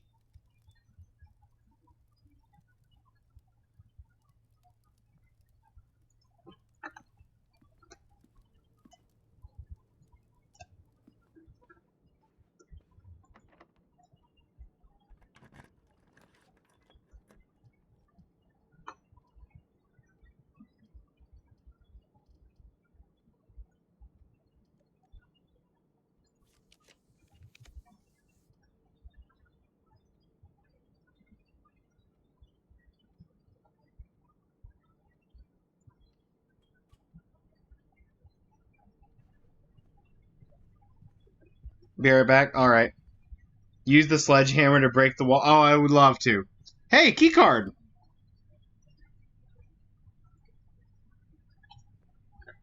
You guys haven't seen a keycard door yet. Because I keep finding the security and lowering the security down.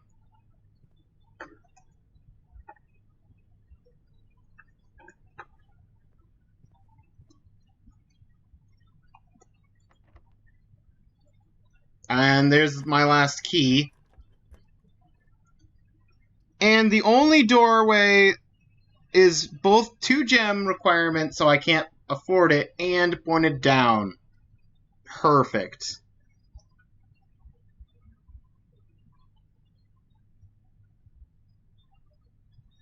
Well, let's take the garage. I'll spend my gem to get more keys.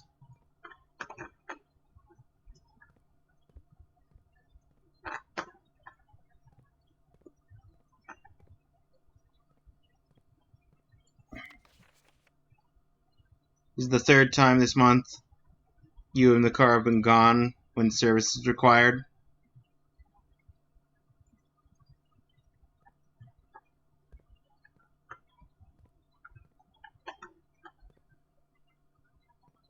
That's a big bottle of bleach.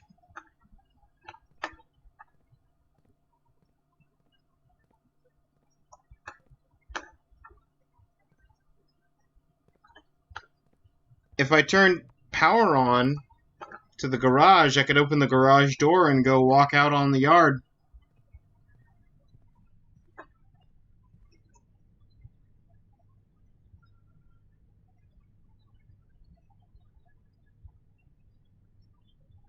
Straight across goes to the den.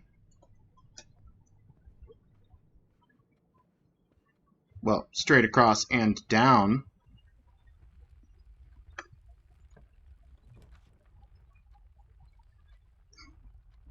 East Hall? Oh, how kind of you, game. Let me get a dead-end room to block out here. Breaker box. Or the guest room. Breaker box. Utility closet for the breaker box? Because I have the garage.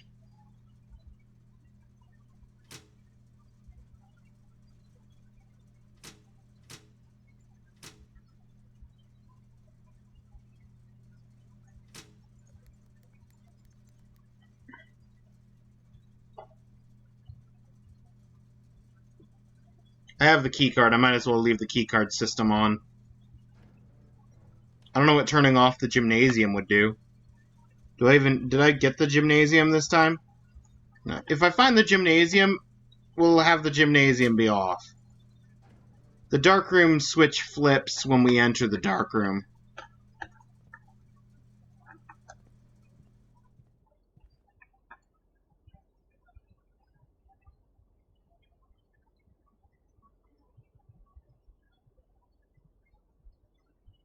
One, two, three, four, five. Let me see. Let me see what's actually this way.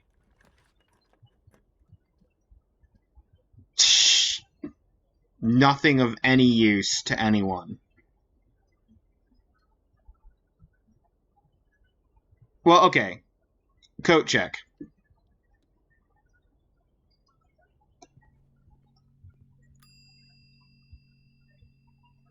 I would like to check an item. Okay, do I store the sledgehammer for a future day, or do I store the key card for a future day?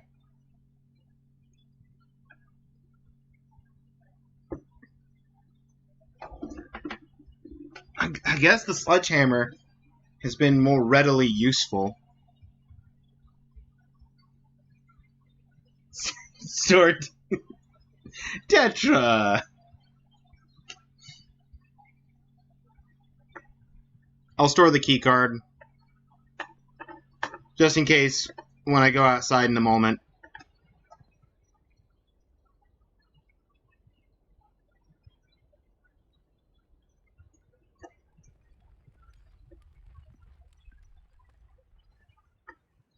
If there's something that I need to sledgehammer.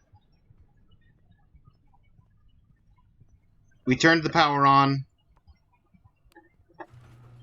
I can open the garage door and gain access to the west path.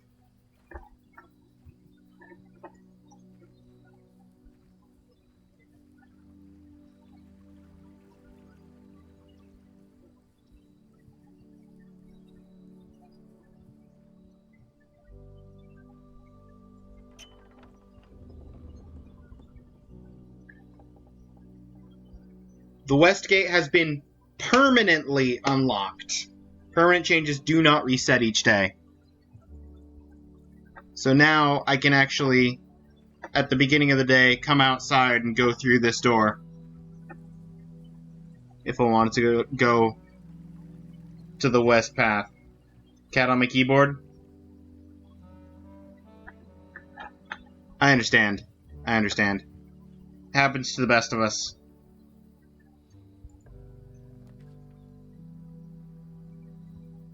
Root cellar, house, rooms are more like a container dig spot. Don't have a shovel.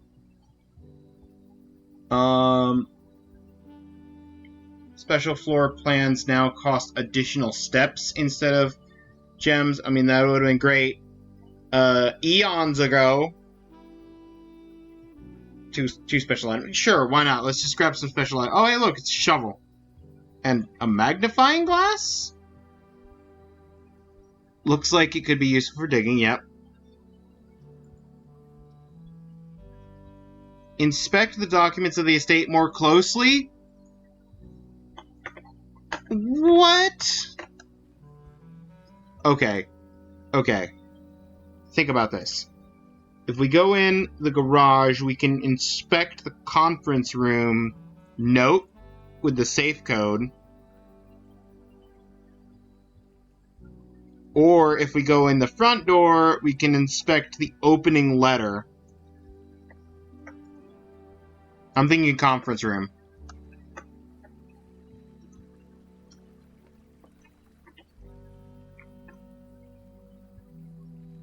Because we gotta be picky, because we've only got 4 steps.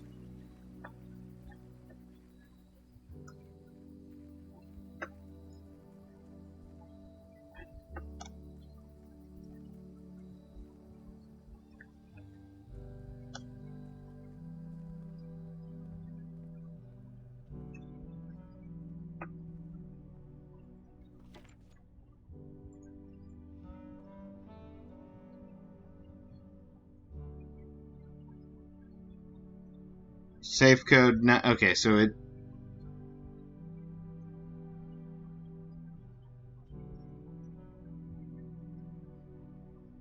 doesn't really...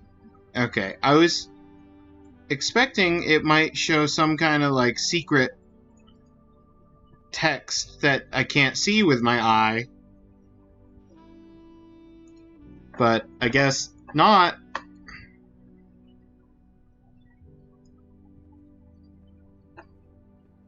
Well, I'm gonna pass out somewhere. I might as well pass out in the dining room saying, I can't get this food! There's no food! Curses! Pushed yourself to the very edge.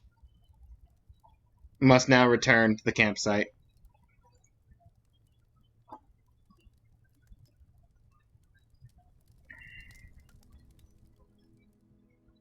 Prosaic Villa, 28 rooms. Reached rank 7.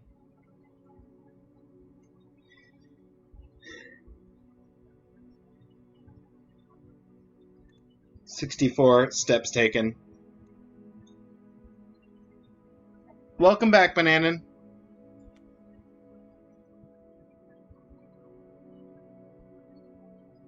Should we do another day, or should I go to a different demo?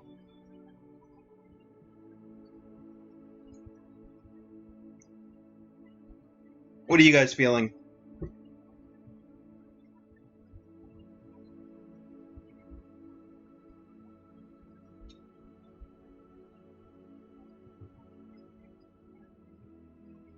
We've been at this for a little over 2 hours now. Yeast? Oh, does it forget demo day? No. I decided demo day. I decided demo day. You had your chance for yeast, and you said go with your heart. So I went with my heart. My heart was not yeast. New yeast demo.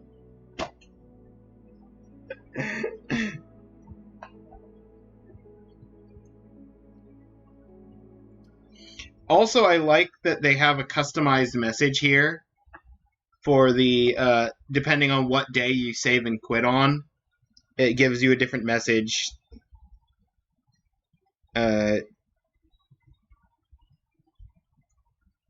For the demo. And then it's like, and wishlist on Steam. Super fun demo. Looking forward to the full release. Also, I like the little, I like the drafting marks here.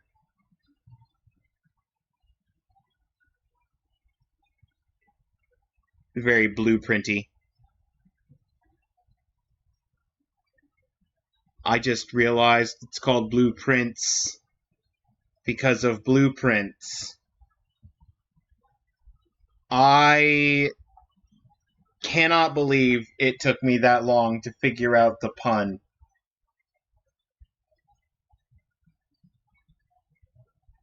Okay. Good on you, developer. Good job. Blueprints. That was Blueprints. Let's take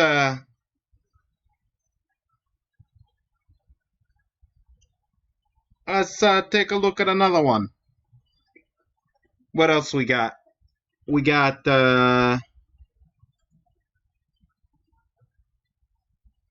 Spill the Beans.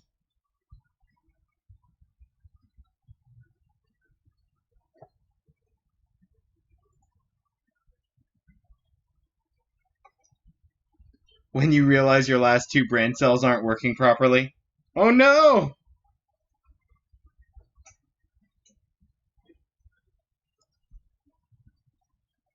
That's not good. Press V to enable text-to-speech and self-voicing mode. I'm sorry, what was that about text-to-speech?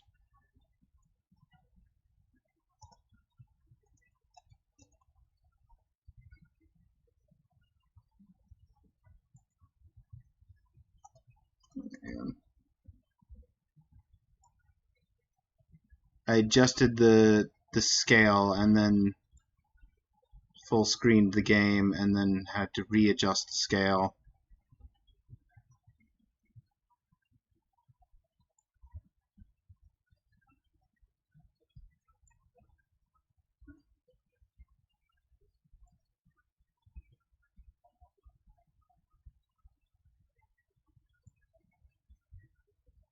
Content warning, hold up. Content warning only for the demo, may be updated in the full game. Crude language, implied drug use.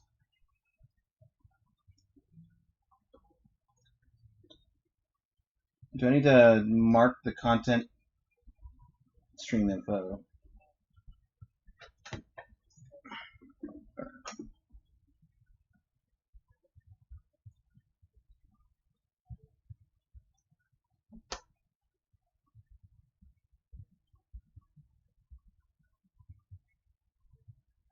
Content.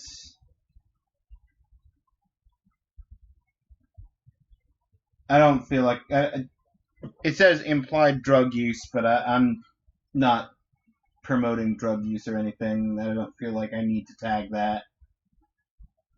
And no, I don't think I need to tag any.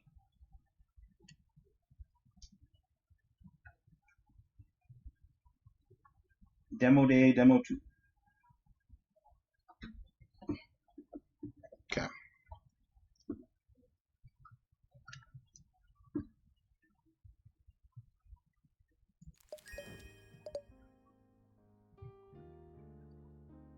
New game. 10 milliliters. 42 grams, 3 milliliters, 36 milliliters. Okay, new game. You've done it. Against all odds. You've managed to pull off the heist. Your shaking, outstretched hand grabs the cafe's secret recipe. As its power pulses through your body, your heart... Power? Is a powerful secret recipe. Your heart aches. Your breath flutters, mere echoes of what was taken from you, what will soon be yours again. But at this crucial moment, you can't help but think of the other people in this cafe, the ones you're about to drag into a complicated criminal mess. You can only blame the scroll's influence for such inconvenient sympathies. Bro stole the secret formula.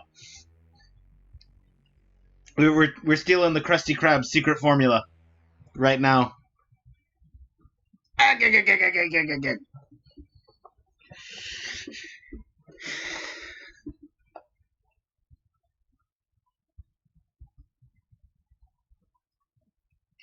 If they were in your position, they'd do the same, wouldn't they? Have you seen? Probably not. I've seen maybe 2 videos from Meat Canyon. Ever.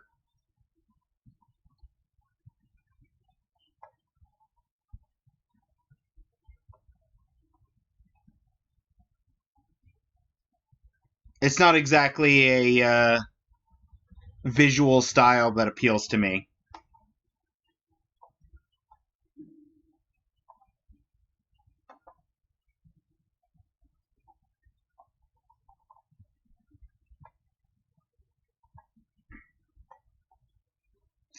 If they were in your position, they would do the same, wouldn't they?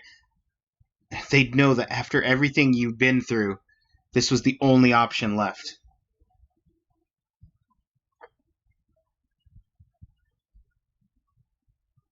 Very wholesome video, you promise. In a way, it actually is.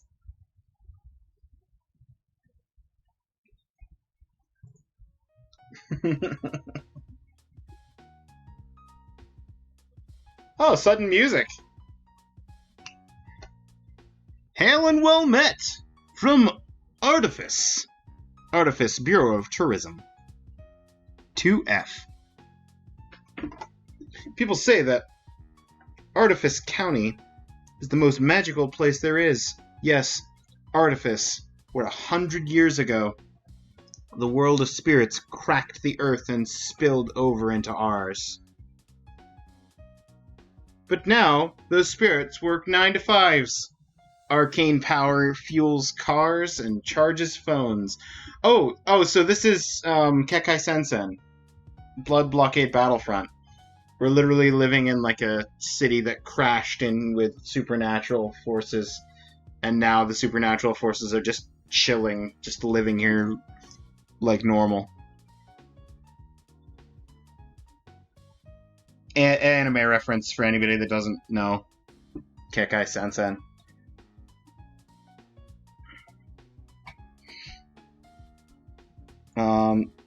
This country, once the cradle of magic, has become as mundane as any other.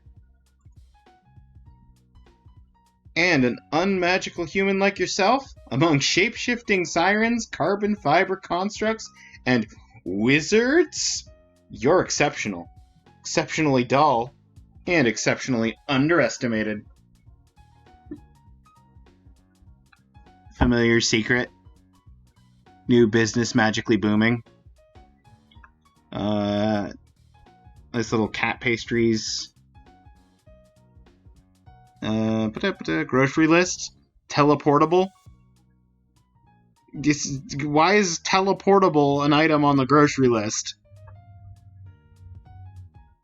Oh, that's a good icon.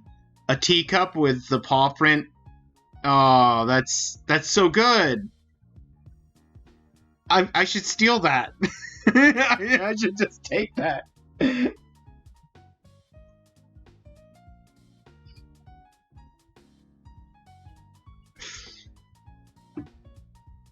No, I won't. I wouldn't do that because it's coffee beans anyway. If you look at the more detailed version here.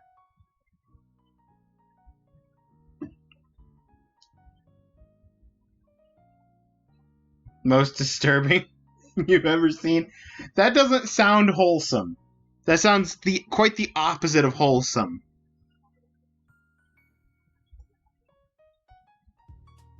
No matter how much you tried to fit in, to love this place and all its wonders, never reciprocated. All it did was take. All it left you was emptiness. So why not take something back? Steal everything the county denied from you. Fill that gnawing emptiness then leave it behind forever. Luckily, you know what you need and exactly where to find it. The familiar downtown cafe, noteworthy only for its secret recipe locked tight in the back room, and conveniently enough, they're hiring so desperately that they aren't asking for experience or background checks. All that's left is to put together an application. Not that anything you say on it really matters. It rarely does.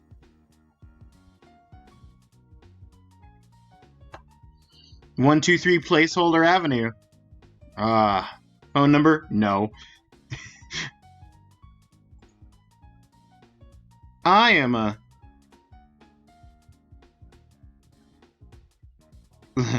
loquacious, fun-loving, forthright, cerebral, industrious, disciplined. I am a hard... Hang on, what's the noun options? Worker, learner, individual, professional, artisan, genius, underdog, thrill seeker, ship captain, wizard. I am a hard wizard. Hang on, let's get the hair right.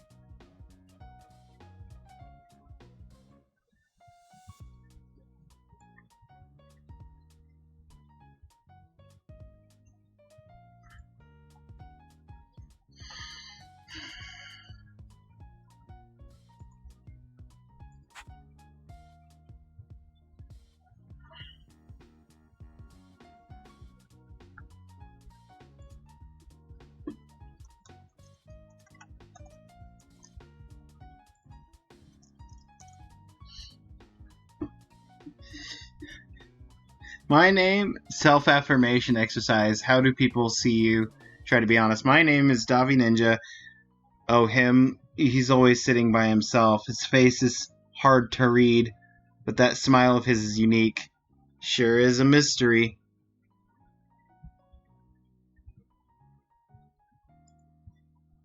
Oh, this is for Harry Styles. Okay. 4 styles, I'll take that one.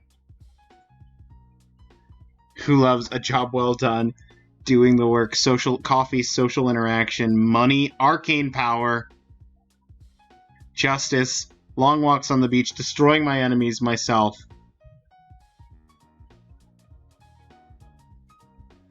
I am a hard wizard who loves arcane power.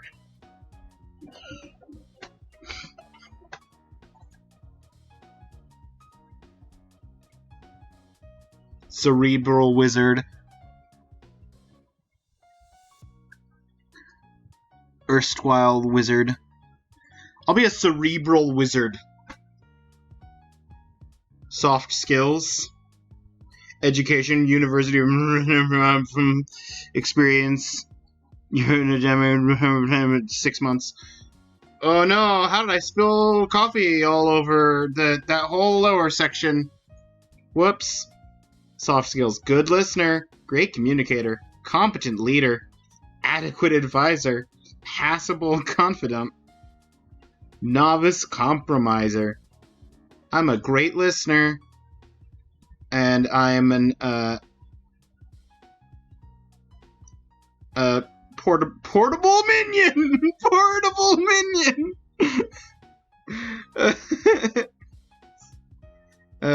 Excusable, sycophant. No. Excellent organizer. Experienced coordinator. Expert articulator. I think I would like to say I'm a good listener and an expert articulator. Master problem solver. Grandmaster problem solver. God of the elocutionary arts. Mind-boggling understander. Surprisingly okay snack fetcher. Please. Please.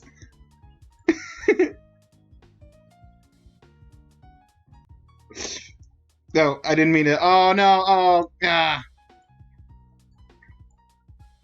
I hit the... So the scroll wheel on these kinds of games is usually a shortcut for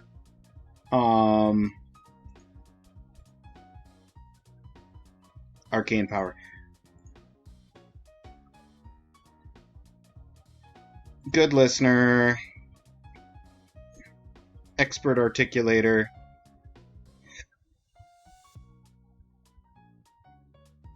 Please. Be him. On most visual novels, the scroll wheel, by default, is a shortcut for going forward or backward quickly through recent sections.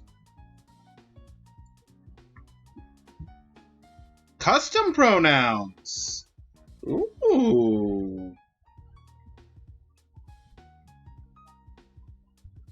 That's very fancy.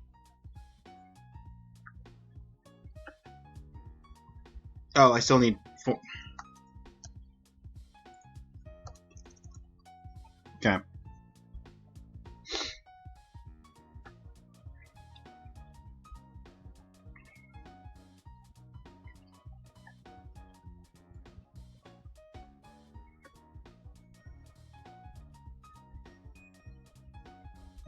So I don't have to fill that out again. Also, offhand, right-click is the default for. I forget the name. I forget the name of the visual novel program that I'm thinking of, but the default for is right-click opens a shortcut to the save menu. A few days later, you're face to face with the familiar. While its neighbors are all dust and drywall, its facade seems unbroken, even if the varnish is peeling at the edges. For a moment, nothing. Then you spot a silhouette in the window who flicks its neon sign to open before waving you over. You cross the street, repeating the details of your plan. You need to get in, get out, and for the smoothest possible getaway, try to find someone else to take the blame. But can you really do all these things without running into any complications? You've already reached the front door. You can hardly turn back now. Cafe laid bare before you, almost indistinguishable from the scant images you found online. Mismatched chairs and royalty-free wall art, well kept, but worn down.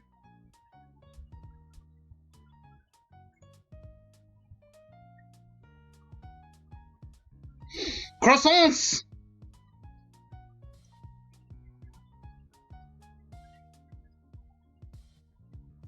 You don't get long to take it all in.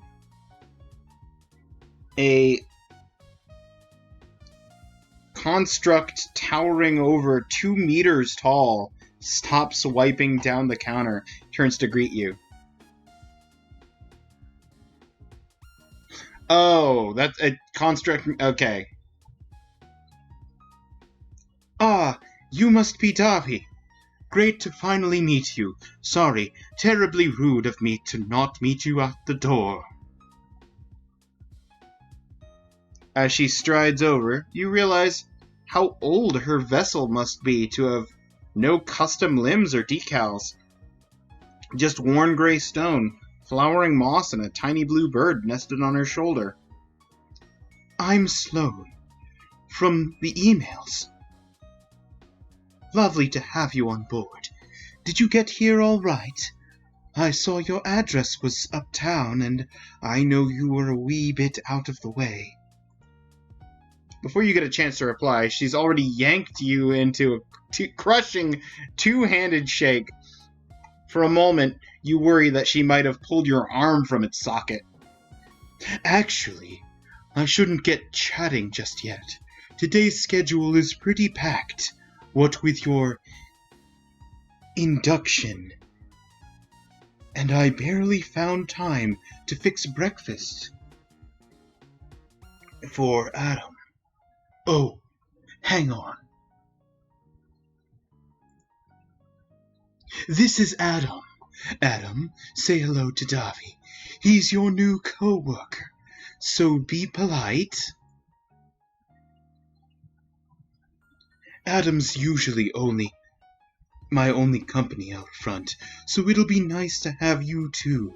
I mean, I love this job. I really do. But after 6 years of working the floor by myself, starting at 5 every day. No, not that you have to come in that early, of course. We're only meant to start at 8, but it pays off, it does. As Sloan trails off, you have a chance to put your plan in motion. You spent a long time figuring out other people's so-called feelings, and just how easy they are to manipulate. If someone's in a good mood, they'll probably think better of you and suspect you less. Then again, if you make someone upset, they might make for an easier scapegoat under pressure. But what's best for Sloan? Better make that first impression count. Davi? Oh, I've worried you with that 5 a.m. thing, haven't I? Just want to stress that you don't have to do that. Honest. Depends, are you getting paid for the extra hours? Decreases Sloan's mood, makes her more prone to breaking under pressure. Those extra hours must be worth it. This place is spotless. Aw, that's sweet of you. I try to bring the best out of the old familiar. Good to know other people actually notice. The lights flicker overhead before Sloane can finish her sentence. Oh, sorry. I thought that was fixed. Should call the electromancer once I get a free moment. Anyway, packed schedule. I've got pastries in the oven, then a delivery after. Come on, let's get you in uniform. If we're quick, I can show you how our recipe works before any customers arrive.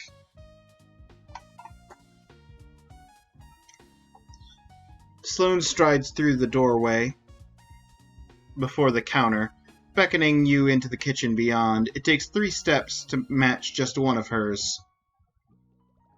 The kitchen, built from cold metal and right angles, is warm with the smell of apricots. You breathe it in while Sloane roots through a nearby cabinet before suddenly sighing. I'll say this now. Sorry about the fit. She hands you an apron like her own, exactly like her own, actually, in that it's far too big for you. It's bound to slow you down and make you look utterly ridiculous. Your one should be here tomorrow. I hope this is alright in the meantime. Take the apron. You're here to play the part, aren't you? Don't take the apron, you're liable to trip over that thing. Sure, if anything, it's amusing. Great, how are you going to steal the recipe while wearing this? Au contraire, narrator! I have no intention of stealing from these fine folk. Thanks a million, Davi. Glad you're seeing an upside. Here's your name tag, too. As you wrap yourself in the oversized apron and pin on your own name tag, Sloane smiles. It's a small, sad smile that weighs down her whole face.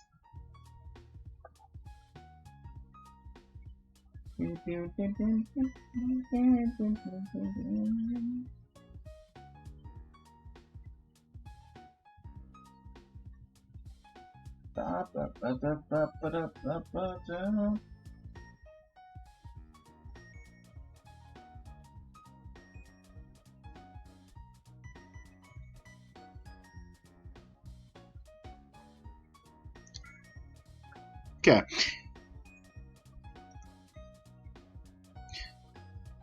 Look, I'm sure not everything you've heard about this place has been grand, but once you put in a little elbow grease, she really shines, and I've got a lot of elbow grease. I just wanted to say that. You wouldn't be here if I didn't think you had the same drive. Your application told me that much. It did say please, though, didn't it? I knew that was a mistake, so I ignored it. Do change that in the next draft, please.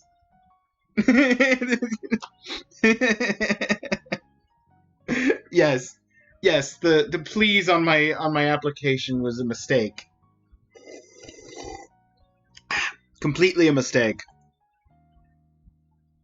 But at the end of the day, those are just words.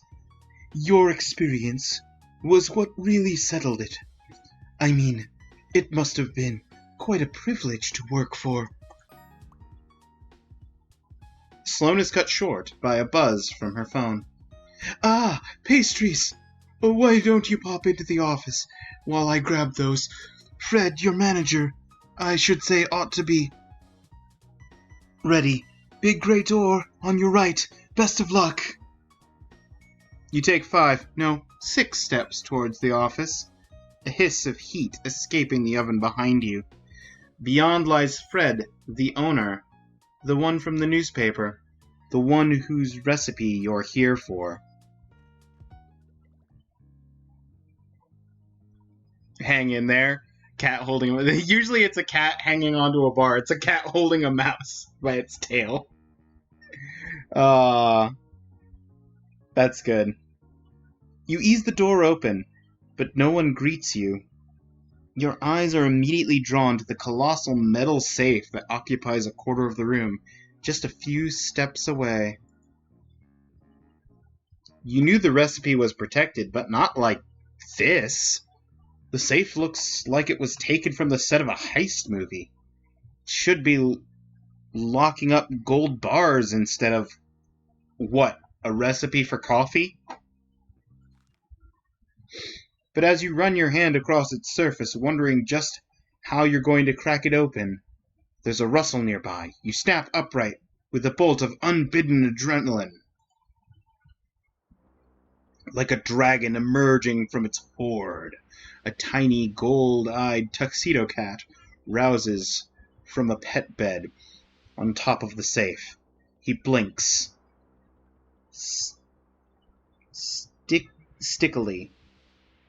Stickily, then suddenly glares at you, fur on end, eyes aglow. Don't touch my...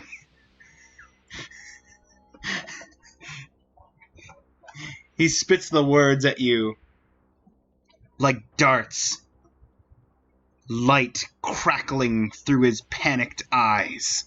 The air in the room starts getting heavier, as if brewing into a thundercloud.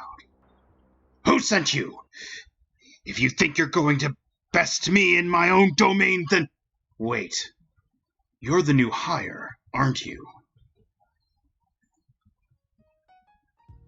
Quick as a power cut, the light in his eyes blinks out, and the pressure lifts with it.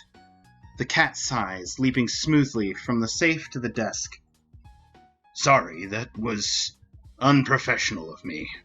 I'm Fred. Welcome to the familiar. Good to have you on board.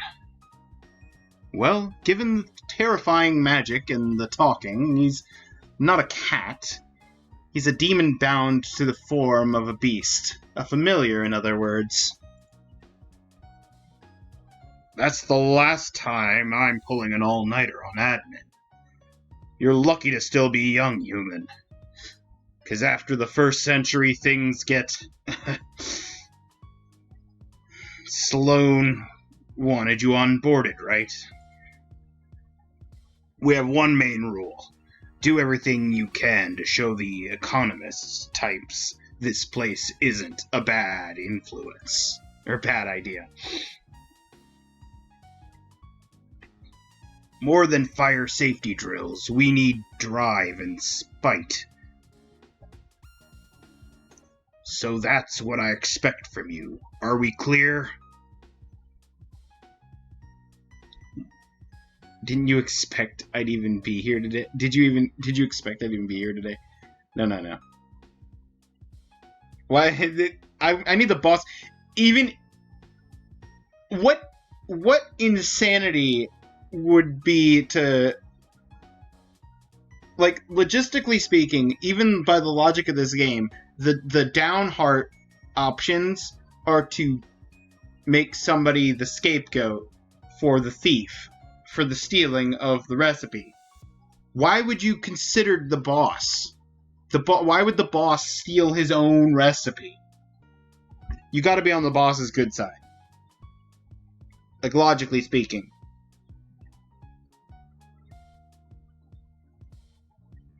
Crystal clear, boss. That's what I like to hear. So long as we're all on the same page, you and I will get on just fine. We aren't a happy little family here. We're just hard workers. This isn't going to work if you aren't prepared to work just as hard as me and Sloane. As if on cue, Sloane enters the office. A kettle of boiling water in one hand and a packet of coffee in the other. She starts mixing the two in a mug on Fred's desk. Morning, Fred. Everything all right in here? I thought I heard a bit of shouting. Oh, no, it's all fine. I've just been giving Fred quickly squints at your name tag. giving Davi the lowdown on the familiar. Our history, what we do, all the good stuff. Sloane gazes at Fred, tracing the tiredness in his eyes. Her smile dims a little. Oh, that's nice. I can join you now, if you'd like. We can go over the finer details together. If you've got time, by all means. With firm movements, Sloane puts the kettle down and closes the door behind her. Fred's eyes lock onto your name tag again as he reads it under his breath. So, Davi. Let's get down to business. We're open 8 to 5 most days, but your shift goes 30 minutes longer at the end for closing. Anything after that is overtime. I can give you the forms. Aprons go on the hooks in the kitchen. If anything gets spilled on it, don't be afraid to excuse yourself and replace it as soon as you can. Oh, and, if you are going to excuse yourself. And on it goes. Sloane and Fred don't speak to you as two different people, but as two halves of one business. Efficient, organized, and trusting one another as best they can. That should be most of it. I'll be with you at the counter for your training, so don't hesitate to ask me any questions. She's cut off again by her phone. Oh, excuse me, Dave. Excuse me, Dave.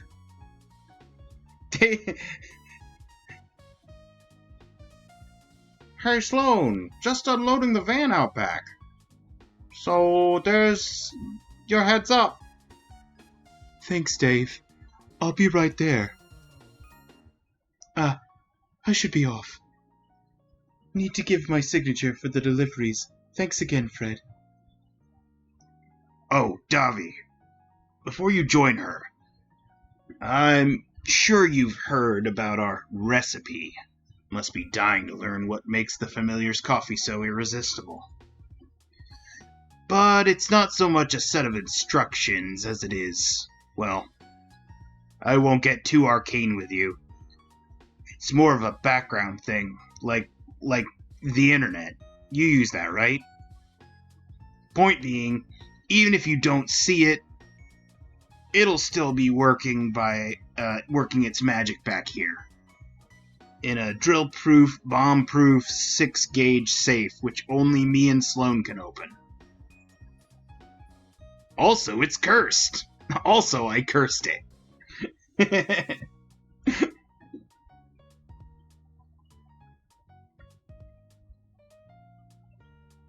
So it's protected against teleport-based attacks too, of course. Increase Fred's suspicion of Sloane.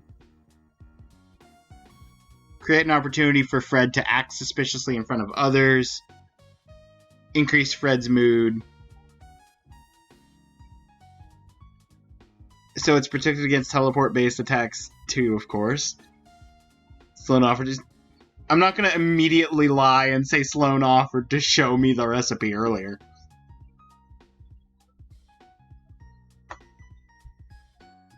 So it's protected against teleport-based attacks too, of course.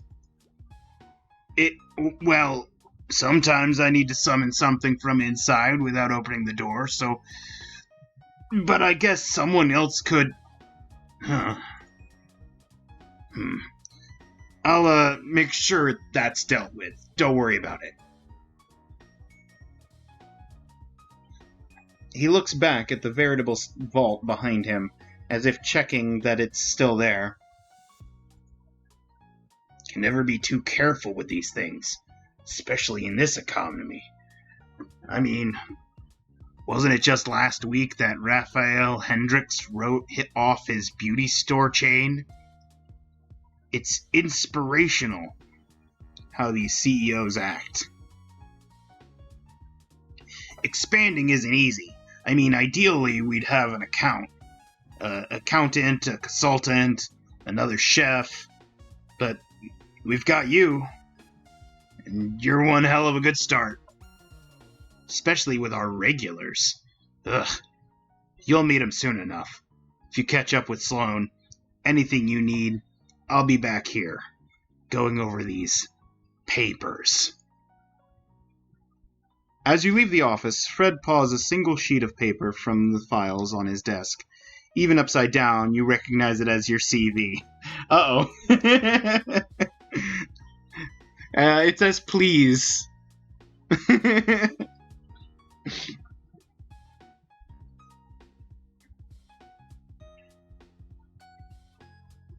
Not a moment after you enter the kitchen, someone waves at you from the back door. In the doorway next to Sloan is a uniformed courier. A human, just as unremarkable as you. Precarious stack of cardboard boxes wobbles threateningly behind him. So you're Davi, ain't ya?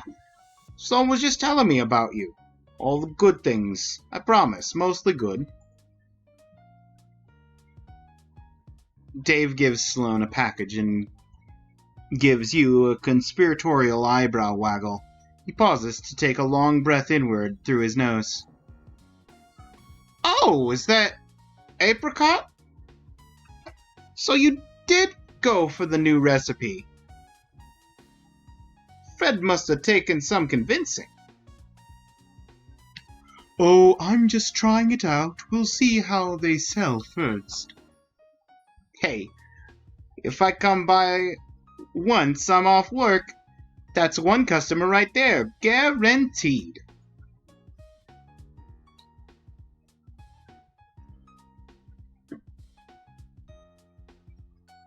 Sloan breaks away to put each package in its right place. Dave looks at you, eyes glistening. Hey, Davi. Have a good first day, yeah? If you say so. Decrease Dave's mood to actually, who cares? He'll be gone soon anyway. Give him a bright start of the day, I guess. Thanks. Thanks, Dave. He might not be here for it, but if all goes well, today's going to be good. That's the spirit. Any more for me, Dave? Just a couple of bigger things, but I'll grab those this time. Don't let me interrupt your introduction. You sure I could carry? Yeah, I'll catch you later for that pastry, yeah? Dave walks away whistling, his footsteps gradually going quiet in the alley. Davi, I'm so sorry about Fred. I know he must have overslept today. That's on me. You notice her hands are balled into fists, one so tight that even the stone starts to buckle.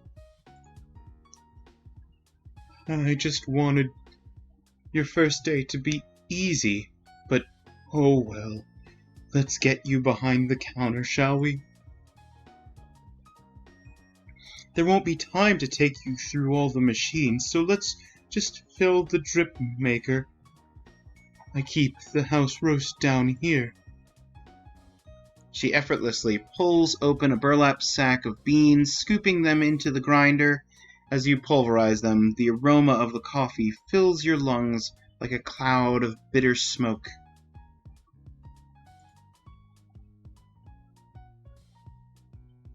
Ads are starting soon. I'm going to take a moment, go refill my tea. While ads are running, we'll be right back.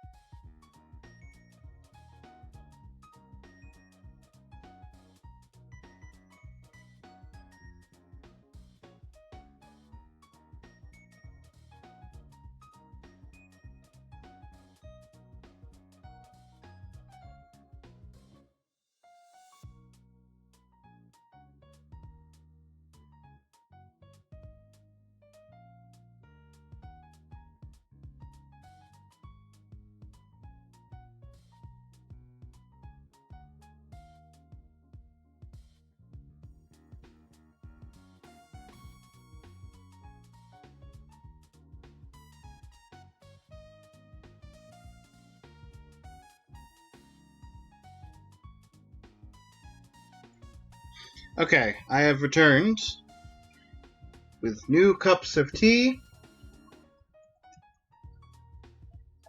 And the ads are done.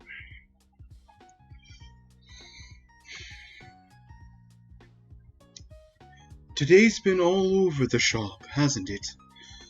We should get a wee moment to breathe now. Only one customer comes in this early, and they don't do Mondays. I'll introduce you tomorrow. Sloane smiles, the stone wrinkling around her eyes, and it dawns on you, this is beginning to feel like a real job. Just as you finish that thought, the front door swings wide open, and your first customer skips inside. You spot at least 4 shades of pink in their outfit. Pink fingernails, pink sun hat, lipstick, backpack, and that dress must be bespoke too. Pricey. I do in fact see 4 shades of pink. At least. I think the hat's actually even a different shade from either of these two. Not to mention the hair. That's 6 shades of pink in the design, potentially. The hair might match the tassels on the upper blouse. And the ribbon might match the... Yeah, the ribbon matches that. Okay, 4 shades of pink, fine.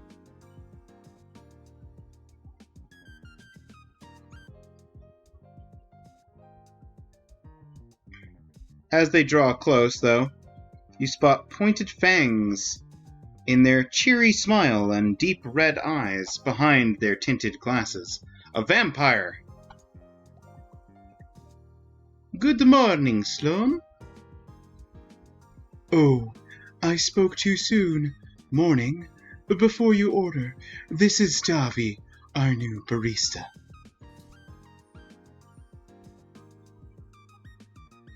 Ah, so you finally upscaling. You know, I saw some prime real estate going for cheap on Moonbow. It's if expansion's on your mind. Slow down. We're not taking over the industry just yet. The vampire looks as if they have more to say, words bubbling just beneath the surface, but settles on a pout. Davi, this is... I am Jesse, with an IE. Jesse's eyes swivel to you with abundant curiosity. Your apron's so big. I'm more for tailored fits myself, but I know that baggy looks have been catching on lately. Draws focus to the wearer being separate from their clothes. Oh no, it's nothing like that. There's a supply chain issue. What'll it be this time, Jesse?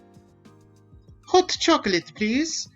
And I'll have it with, whipped cream, nutmeg, caramel, marshmallows. Wait, that fit? Marshmallows, then whipped cream, then caramel, and the rest. Oh, but what if I got cookies too? Give me one of everything, and 2 chocolate chip cookies, please.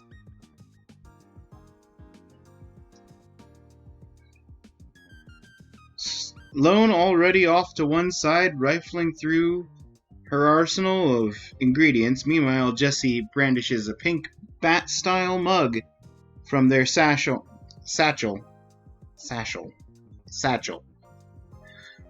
placing it on the counter as their eyes flick back to you. Even if Sloane and Fred aren't aiming for world domination yet, you're still on the front line of their expansion plans. They're investing a lot of trust in you. So tell me, do you feel like a good investment? How far are you willing to go to succeed? It's just a job, really. I'd do anything.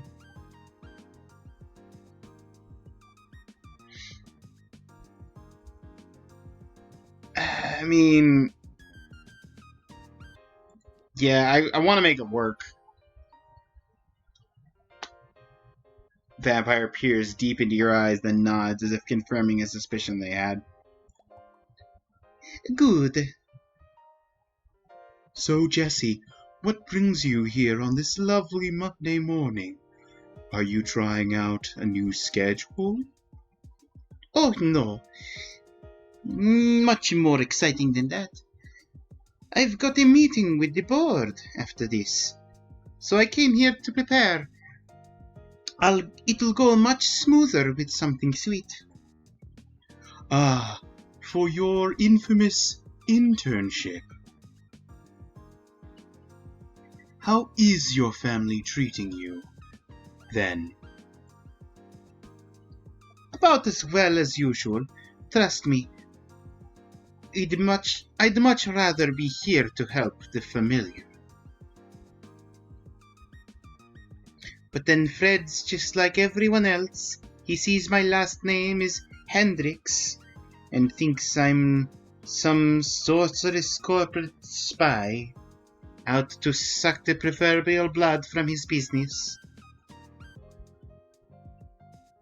Of course, the Hendrickses.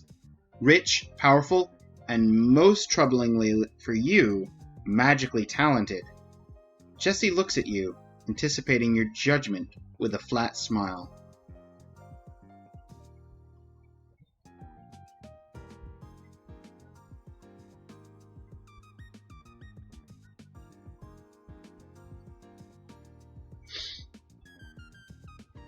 You know, Fred did say he was looking for a consultant.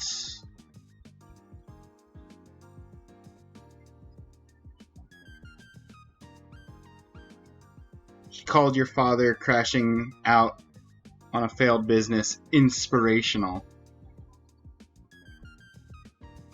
Or cashing out. Far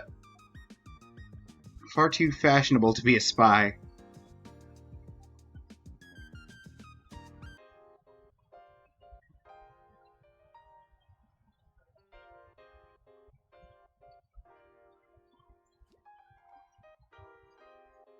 Odd, he didn't strike me as someone who'd appreciate those practices.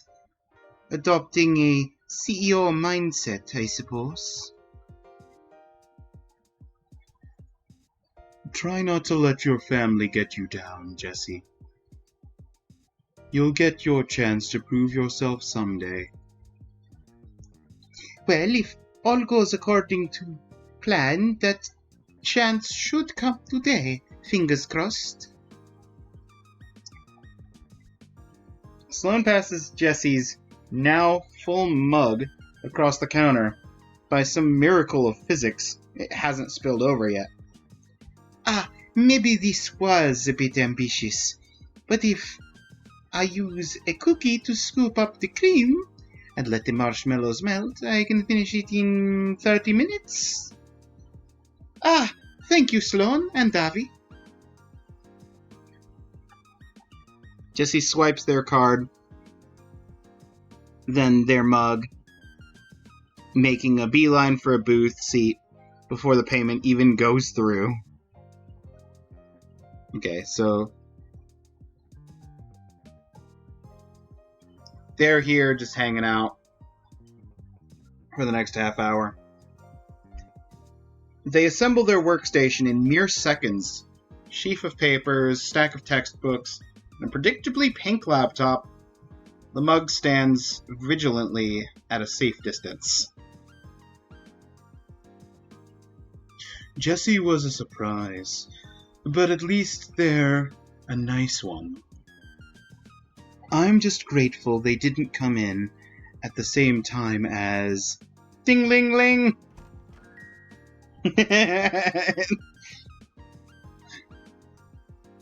Before she can finish, the front door swings open and a siren rolls into the room. Siren with the fishtail. Okay, so we got fish siren.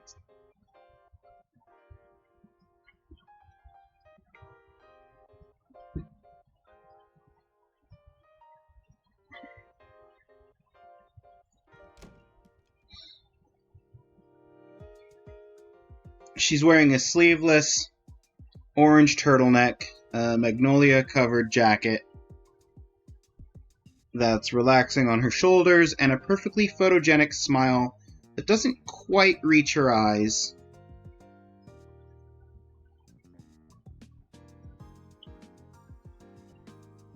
Hello, the familiar.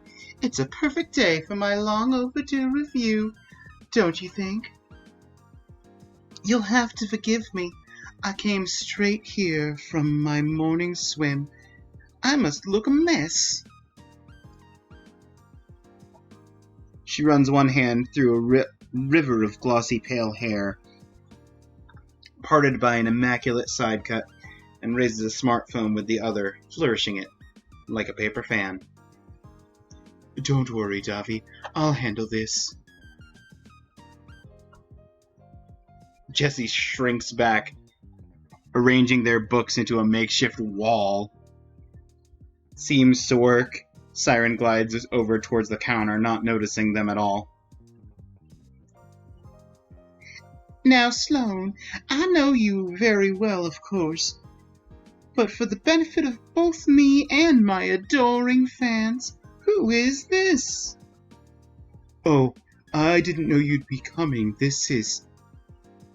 But the Siren's already staring at your name tag, trying to preempt Sloane's introduction. So that's how you spell. Davi, enchanté. I'm Alexandra Agrios. Pleasure to make your acquaintance. You don't happen to have a grimoire account, do you, Davi? I'd love to give you proper credit in my post. How about a drink first? Before anything goes onto that internet page of yours. Quite right, Sloane. I'm getting ahead of myself. Could I have... She clears her throat and straightens her back. A blue sea salt caramel frappe with soy milk and non-dairy whipped cream on top. Plus a little of that raspberry chocolate powder you have would be lovely. Thanks much. I should have everything. Let me check the back first. Davi, could you grab a plastic cup for that? Lids are in the bottom left cupboard. Wait, do you have all those little fish cookies? Ah, she's gone. In the silence, Alexandria's smile slides off her face. She sighs sharply through her nose. Are you all right? I know this whole song and dance can be quite overwhelming if you aren't prepared. But then, you don't know who I am anyway, do you? Oh no, of course I've heard of you. No. Never heard of you, sorry.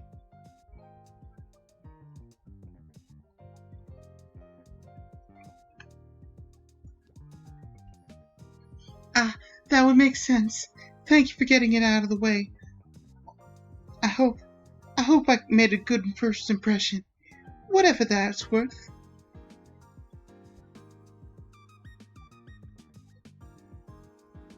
Sloane returns, hands full of yet more ingredients. You hand her the cup and she starts filling it with dubiously blue syrup. Should I expect your fans to start ordering these frappes in the hundreds? If not, I'm not sure they're on theme anymore. Oh, I wouldn't worry about that. The drinks just showcase how skilled you are at your craft. It's aesthetic. That's what the audience really wants.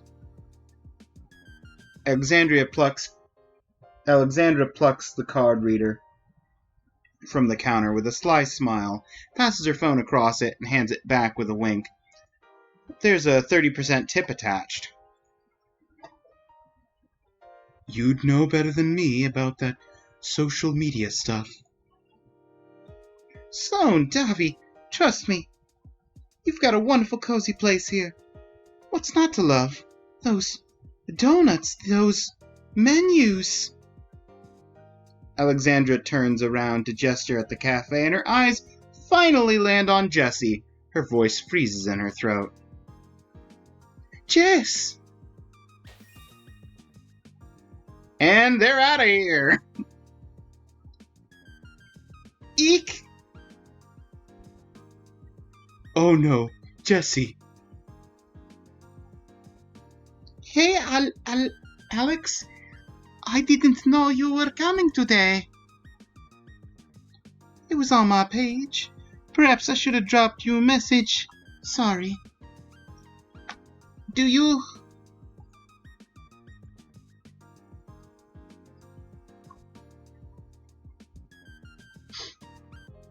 Sloane puts the finished frappe to one side, pushing past you to tend to the transformed Jesse. Alexandra squeaks a little closer to you.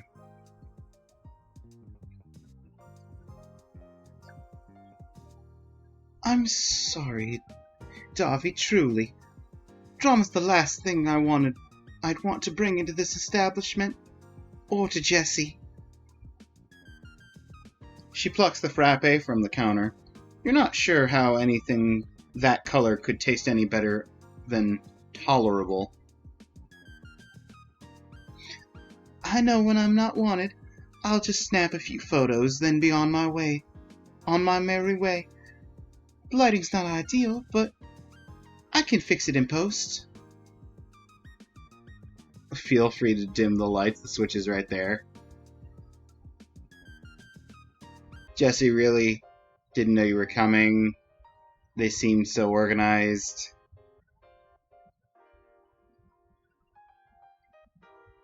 I don't know what's going on between you two, but I'm sorry. Feel free to dim the lights. Switch right there. Oh, that is helpful. Thank you, darling. I'll take a look once I've got the post drafted.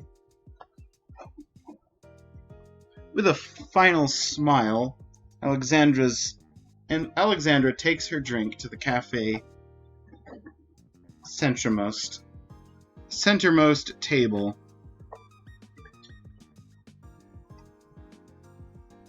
Posing it like an art exhibit.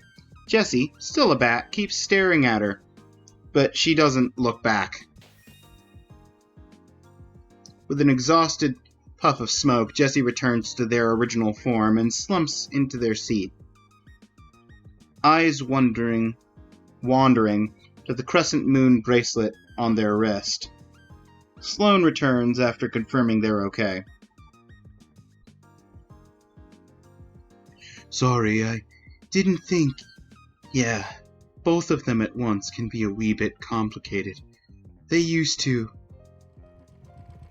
She's cut off by the sound of a motorbike revving down outside, heralding the arrival of your third customer. Good grief, you said mornings weren't busy!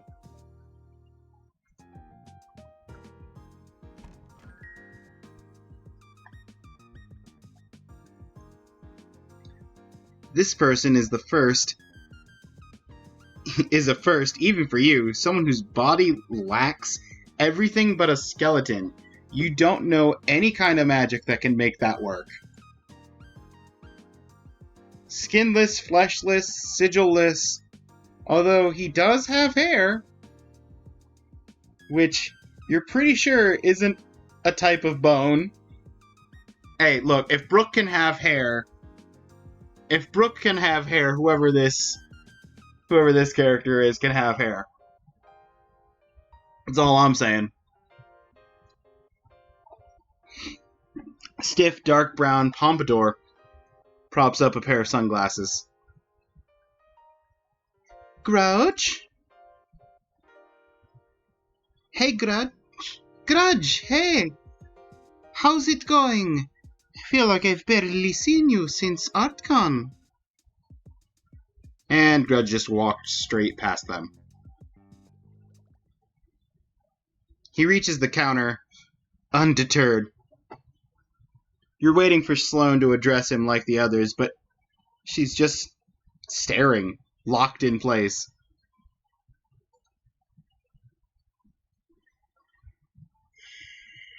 What's a good voice for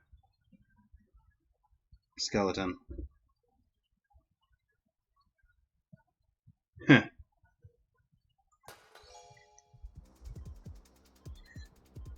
So you're the new barista. Good job on making it this far. Makes you one of the best, don't it? Ain't just the coffee you brew. It's your resolve. Can I, can we take your order? Yeah, resolve. Well, let me tell you, I know your type, and I know you ain't. Are you up to something? I can feel it I can feel it. Sloan, I would like to order. Thank you kindly. Let's put your new barista to the test. I'll have a coffee, a black coffee.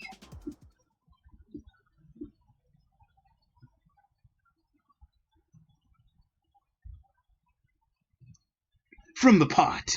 It doesn't have to be. Yeah. I think we might, Sloane's eyes bounce between his skull and the coffee pot on the counter. Davi, why don't you handle this one? It'll be good for your training. Seems like she isn't going to budge. You grab a cup and start pouring. Wait, what? His name's Davi? Okay, think. I got it. Davi! So, that's to be the name of my nemesis. I'm Grudge. Grudge Knuckles. And you'd best remember it.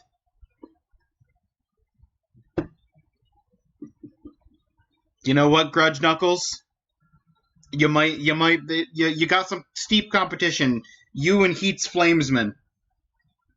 Best remember the names. Grudge Knuckles.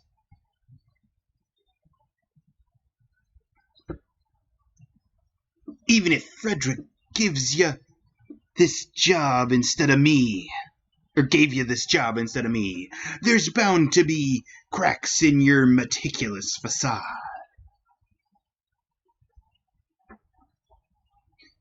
Your coffee making halts at this revelation. He had a whole rant prepared just because you got this job with an application like that?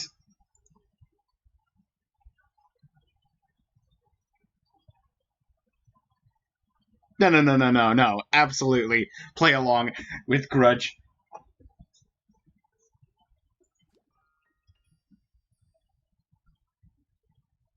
I've already forgotten Grudge's last name. I feel ashamed.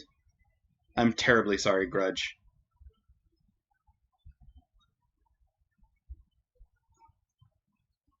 You've caught me. This is all a ruse. Ha! I knew it.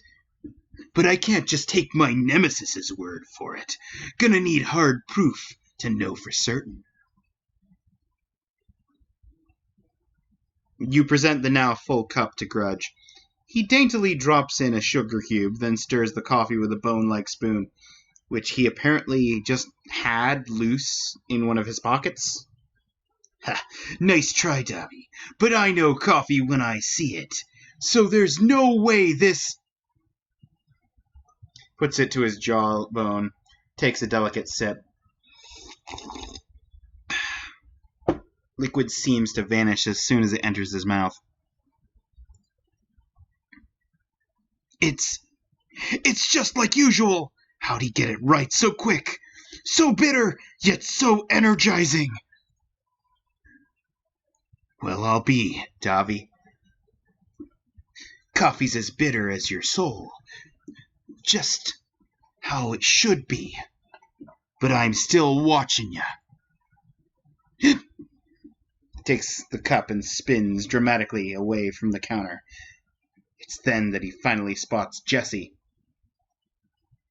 Jessie! Grudge! They immediately hug. So good to see ya! Why didn't you pipe up earlier? I was waiting for you to finish. It sounded like you had a lot to get off your chest. Oh yeah, you heard that. Sorry. Was just a personal, doesn't matter. How's your job going? I could tell you, but not got long. Are you sure you don't want something with your coffee? Sloane's made some great cookies today, and I'd be happy to buy. Oh, no, no! Shouldn't give my nemesis the satisfaction. Not after walking away all conclusively like I just did. Grudge, you haven't even paid yet, and I admire your candor. But are you sure Darby's your nemesis and not Fred? Ugh, Fred's a real villain, that's true. But a nemesis, that's different. Gotta be personal. But you don't know who Daffy is yet. Maybe start as a rivalry. Let's practice. A rival, eh? Having a lovely time at... No, I used lovely last time. They'll think that's sincere. What if I... Oh, almost forgot. Alex, how you doing? All good over there? Oh, Crutchy, I didn't see you come in. How you been? Well, it's funny you're here, actually. There was something I wanted to... Yeah, I'll, catch up with you later. You both seem busy, and I should pay. Ads are about to run, just giving a general heads up, letting everybody know.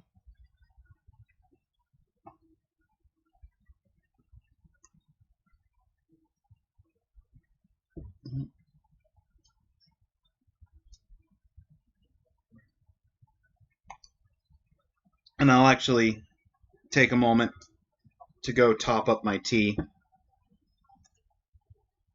with water I was heating.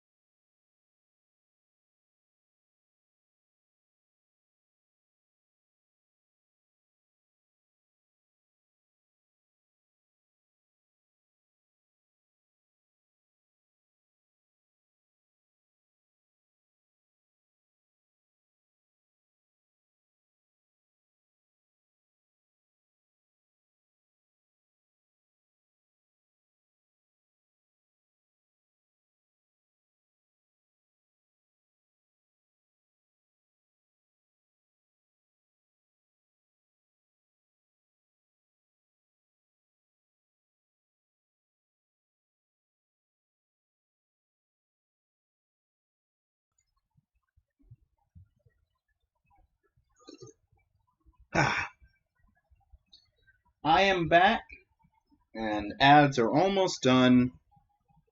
Really good timing this time. Welcome back from ads, everybody. Let's get back into it. Grudge sheepishly returns to the counter, hands fishing through his jacket pockets for some loose coins. Well, I'm back. I got too caught.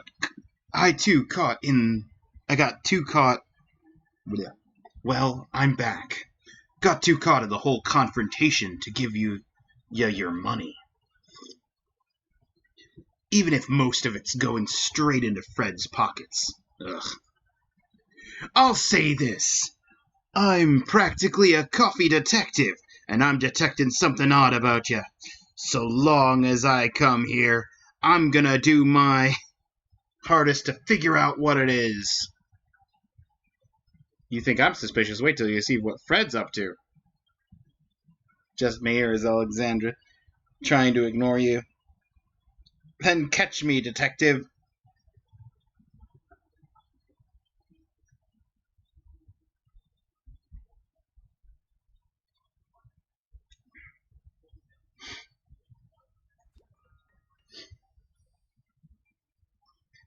Detective, I like the sound of that.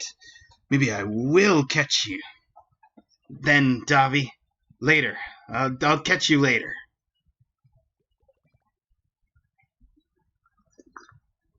Without another word, he perches on a stool by one of the cafe's front windows. Over his shoulder, Alexandra and Jesse swap looks of confused concern. Good job, Davi. Now would be a good moment to put his purchase into the register. As she's halfway through showing you how to work the cash register, you turn to see Fred jump onto the counter next to you. How's it going out here? No need to panic.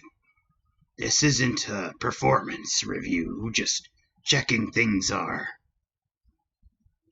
He surveys the regulars in the cafe with no small amount of scorn. Sloane, why don't you come with me for a moment? Been meaning to have a chat. But we still need to... She looks forlornly at the pile of coins Grudge left. Even at a glance, you can tell it covers the price of the drink and then some. This might be your last chance to sow suspicions before you execute your plan. Better choose wisely.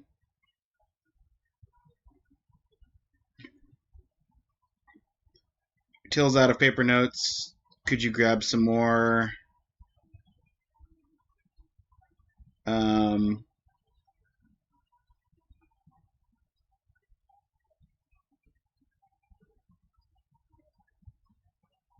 Is Grudge usually like that?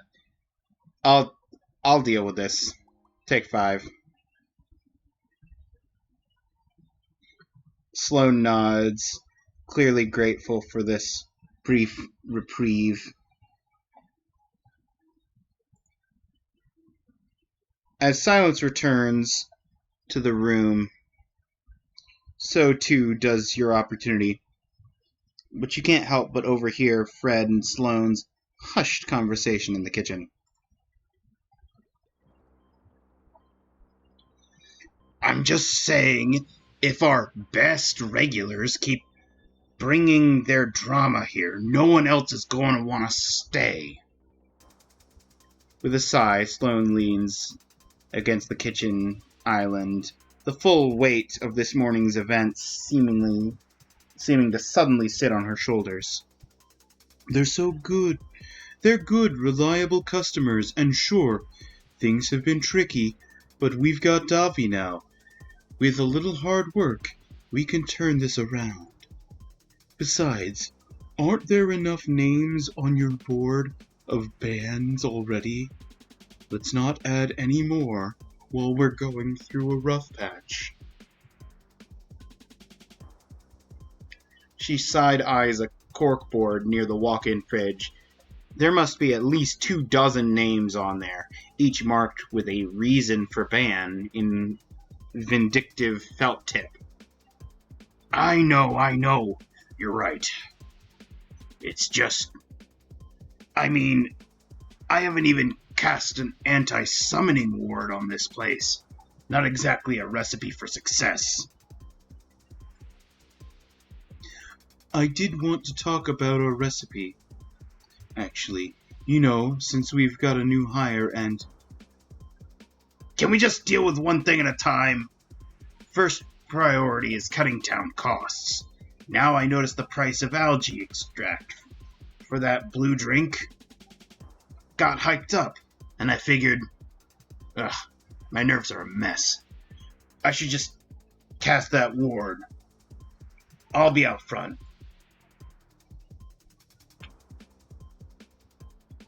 What are you doing now, Fred? A sudden knock on the back door stops her from following after Fred. Oh, Dave's back. Let's deal with that first. One thing at a time. Mumbling to himself, Fred assumes a position at the very center of the cafe. That storm cloud feeling starts to rise again as he begins his new as he begins his spellcraft. While Fred's presence draws a little attention, you start rifling through your bag, making sure you can take any opportunity to launch the heist. At the sound of Fred's chanting, Jesse looks up from their work and gives Grudge a baffled shrug. Grudge moves over to them, just as confused. Jess, what kind of spell is that?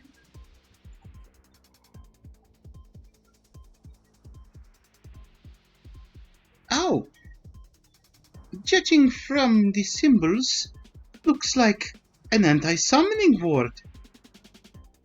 Odd. Why would he want to stop anyone from getting in? Or for that matter, why he want to stop folks from getting out? I implore you... Wait, who's messing with the lights? You turn to spot Alexandra fiddling with the dimmer switch that you pointed out earlier. Oh, sorry, just trying to make the photos look nicer. Didn't realize it'd be so sensitive. I'll put it back now.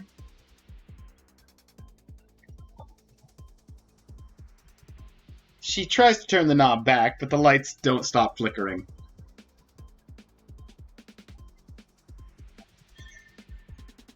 Freddy, Alexandra, I've got bigger things to worry about than photographs right now. I'm addressing a security concern, in case you hadn't noticed. Bigger things than catering to your own customers? This is why we're your only regulars. We're the only ones patient enough. Grudge, maybe don't. Not another fight.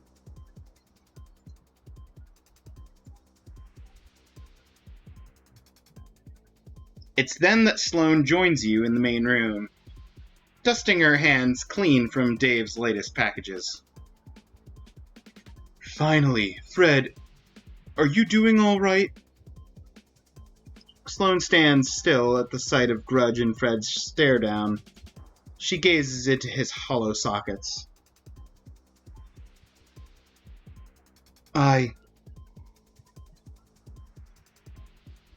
As she registers the flickering lights and a sheepish Alexandra near the switch, her face falls. Oh no, the electrics aren't good. Alexandra, let me deal with that.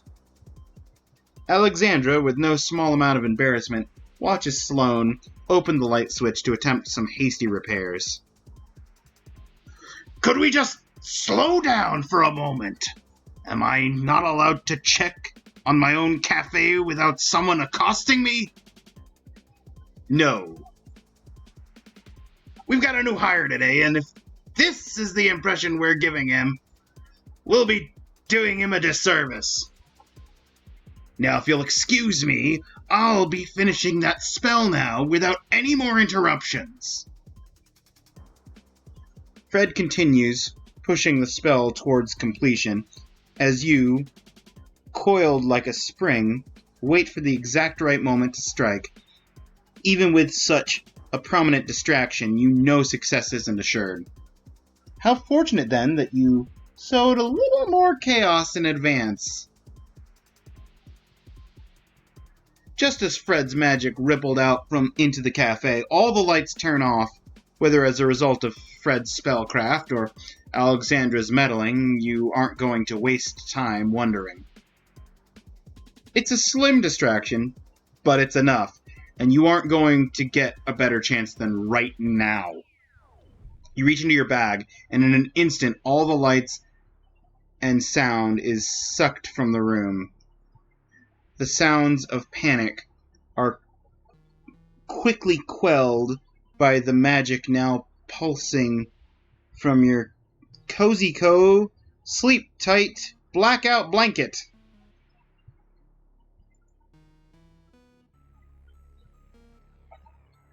Even in the silent darkness, you won't have long before everyone gets a sense of their surroundings. but you've been over this plan too many times to fail now. Having said that, you're still wearing a very large apron, which could be an impediment to said plan. What to do?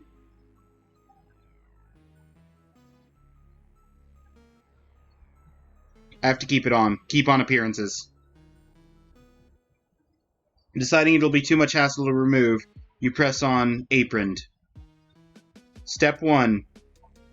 Take 3 steps into the kitchen, then 6 to the right. You paw for the door handle and slip into the office, trying not to trip on your oversized apron. Step 2. 1, 2, 3 steps, and you feel the cold surface of the safe against your fingers. Step 3. Reach into your bag and give your can of Curse Be Gone a shake. Few sprays on the safe, and the wards are already flaking off. Fred never considered such a direct approach. But there's something else, a sound cutting through the silence, crackling like lightning. Fred's casting a counterspell, albeit slowly, thanks to you wasting his time with that anti-teleporting ward. Step 4. Spin the wheel and heave the safe door open. Feel around inside until... You've done it! Against all odds, you've managed to pull off the heist. With only a slim window of opportunity, too. Your shaking, outstretched hand grabbed the cafe secret recipe before stuffing it into the tiny pocket dimension of your teleportable lunchbox. But at this crucial moment, you can't help but think of the other people in the cafe and who, if any, you should try to pin this on.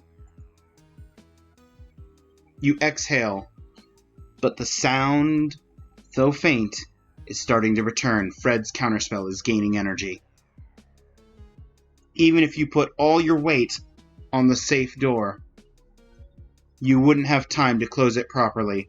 The best you can do is return as quickly and quietly as you can.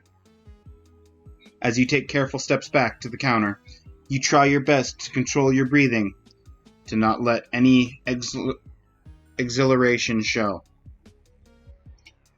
It's been so long. But as you reach the counter, your foot catches the edge of your apron. You trip as the darkness finally dissipates, an unwelcome reminder that you're not safe yet. You've got to find an exit in the ensuing chaos without arousing suspicion, somehow.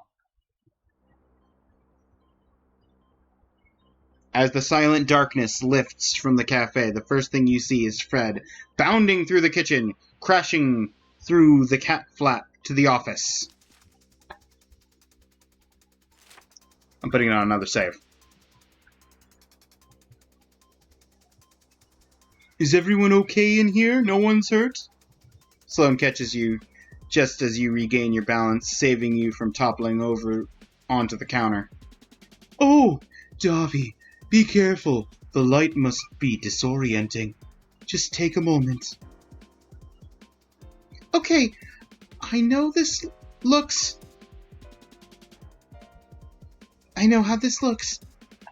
That's the last time I handle the lights. But I don't think blackouts usually come with spontaneous hearing loss. It is possible, this with light and sound enchantments, but it's rare they're so dramatic. Did Fred's spell backfire somehow?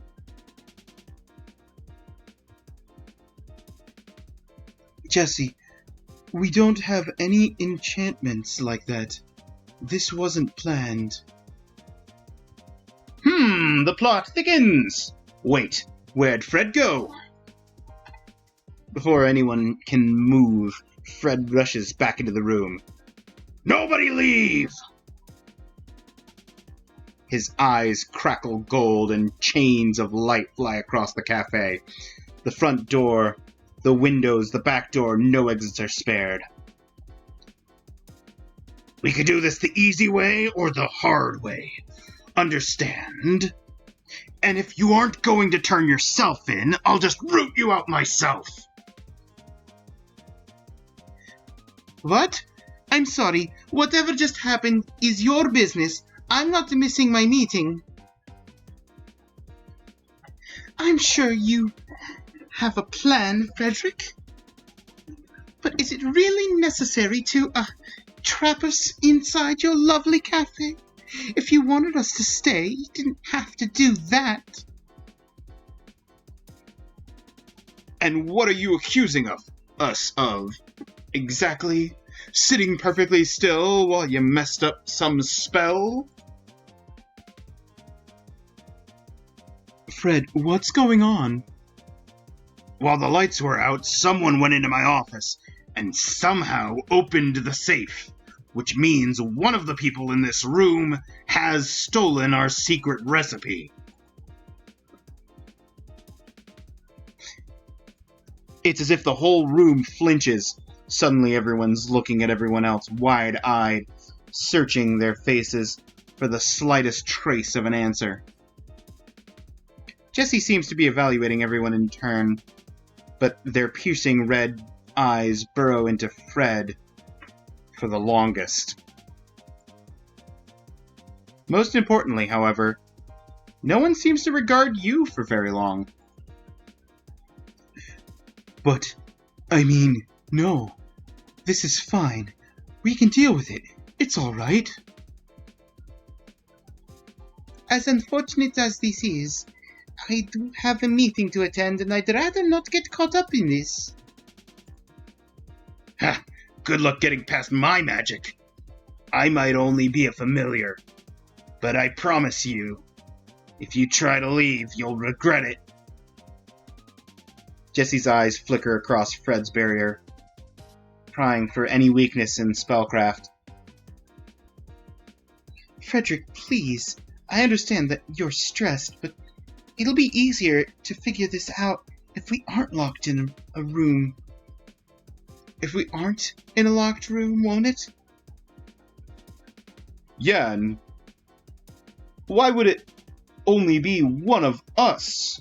One of us who stole your recipe. What if it's all of us working to take you down? We don't act like vigilantes. I'll just call the police and... Enough! Enough! This place is sealed and nobody leaves till we find our thief. Thief, singular. Grudge. Because if it was any more, you might have actually succeeded. As for the ACPD, Sloan, fine, I'll call them. I'm betting they'll take their sweet taxpayer-funded time getting here, then label this as unsolvable. But I'm not risking anyone making a break for it in the meantime. So we're going to sit here like adults and get our facts straight. Understand? Now, did anyone notice anybody acting strange? Anything suspicious at all? Might get this over with faster if you fess up now. The room exchanges uncomfortable glances before someone pipes up. I was the one who stopped Alexandra from messing around with the lights. Maybe she short-circuited the electrics by accident?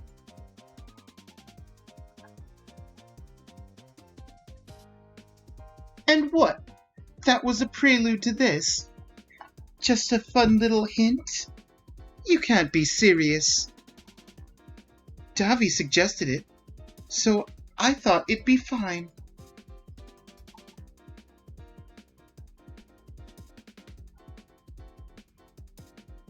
Well, Fred, you were casting an anti-summoning ward, weren't you?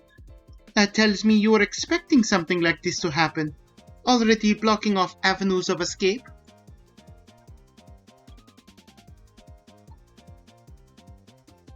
You really didn't explain what you were doing, Fred. Can't blame us for worrying. Hey, I'm the one who just got robbed. I was right to cast that. Davi's the one who suggested it. Well, great start, everybody. At this rate, We'll have our recipe back within the next 1,000 years. Ugh. There's no use trusting anyone here, is there? I know how these stories go. You've all got some kind of motive.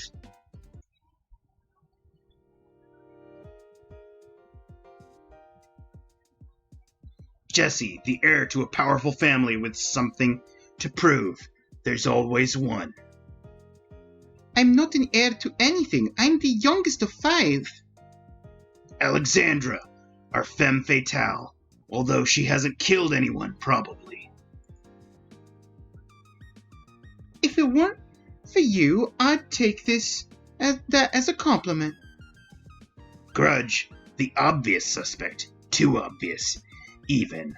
But I'm not ruling anything out yet.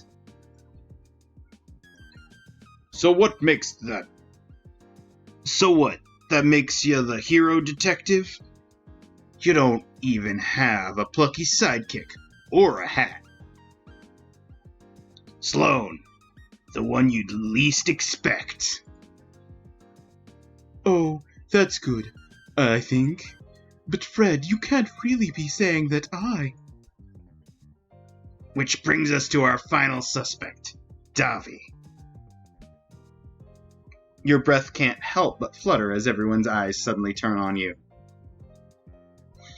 Well, I've got my eye on you too, but he'd have to be swimming in artifacts to pull that off. So, pretty sure he's in the clear.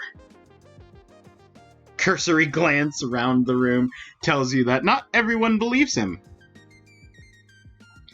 So that's why he's going to find out who really did this. And everyone's going to be very polite and answer all his questions. What? Why me?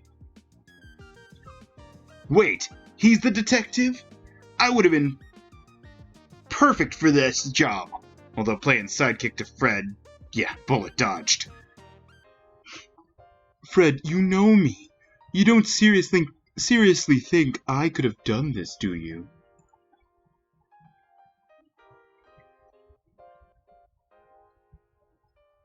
That seems awfully convenient for both Davy and Frederick.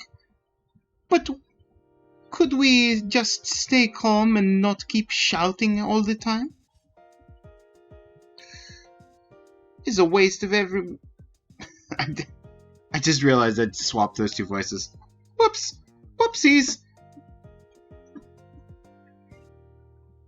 This is a waste of everyone's time. Soon as I can. I'm leaving. Don't try to stop me. I'm with you there, Jess. Though I wouldn't mind knowing who really did it. Fred, I know you're panicking right now, but we shouldn't do anything rash. These are our customers, and this is Darby's first day. Why would we... Her rising voice is broken by a ringtone. She stops with a flinch, putting the call on speaker. Hey, Dave. Hey, Sloane. Got my very last packages out back, but there's these gold chains on the door. Think it's stuck. You okay in there? Yes, I'm fine. We're just dealing with, burglary. I'll give you the details in a second at the door. Oh, one of those days, huh? Is Davy alright at least? Good question. Fred's just asked him to interrogate us. Look, I know it's unorthodox, but we all need that recipe. This is our best option for the cafe. For the cafe? I always knew you hated your customers, but this just confirms it. No grudge, just you. I hate just you. Can we please not fight already? We're not gonna solve whatever this is by shouting. Yeah, gets a bit louder over the speaker. Duffy, what do you actually want to do? If I'm getting paid either way, might as well. Let's calm down. We're on the same side. I don't know. Pretty bad first day.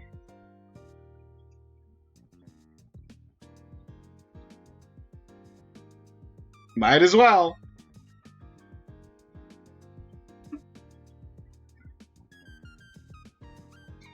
Kid, it's hard work, but someone's got to do it. Good. It's hard work, but someone's got to do it. Well, if you are going to do it, it shouldn't be for free. Oh, how mercenary. If your standards are that low, then go right ahead. Huh. Didn't realize your loyalty could be bought so easily. A shame. Look, are we doing this or not, Davi?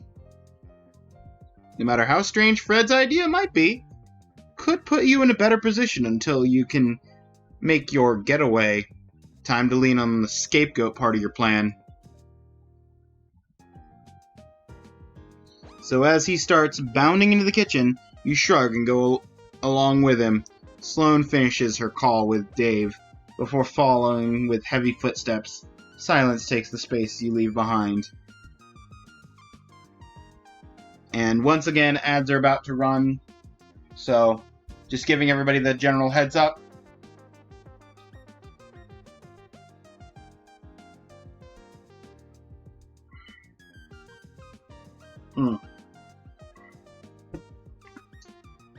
Is everybody having a good day?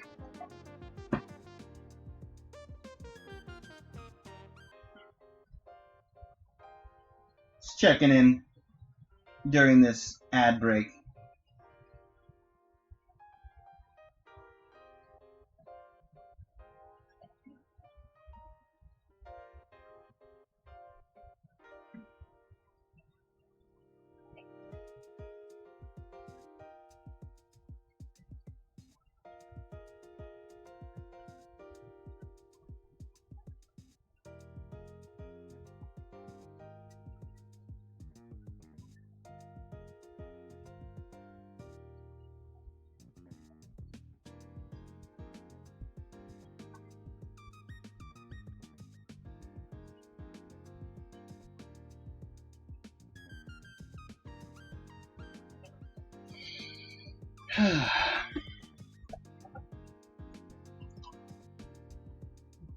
Doing the Fred voice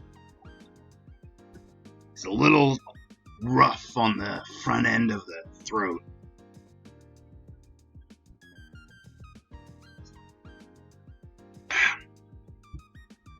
That's why we've got 2 cups of tea in here. Something to wet your whistle with. Keep the voices coming.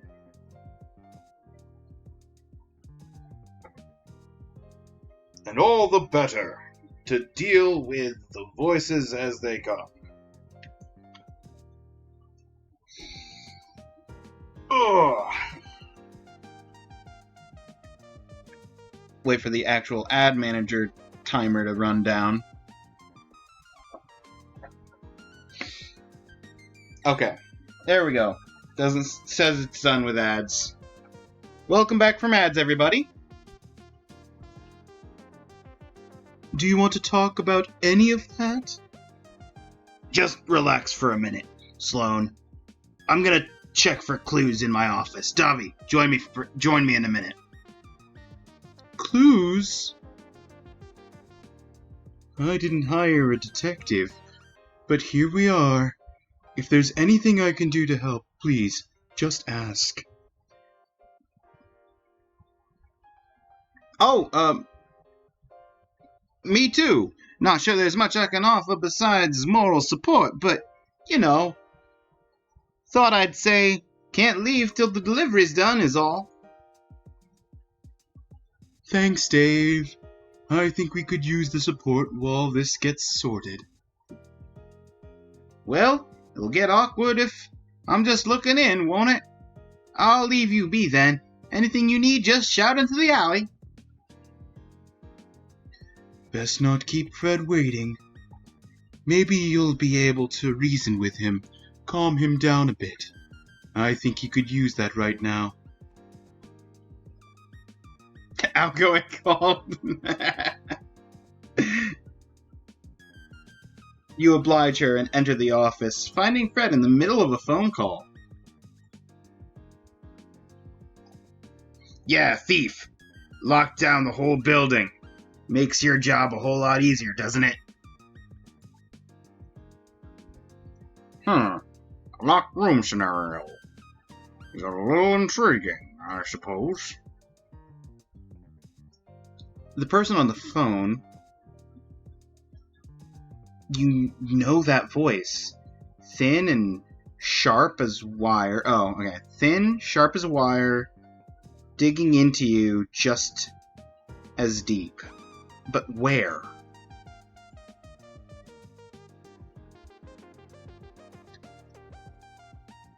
Thin and sharp as a wire. How would I do a thin and sharp as a wire? Not sure how I would do a voice that fits that.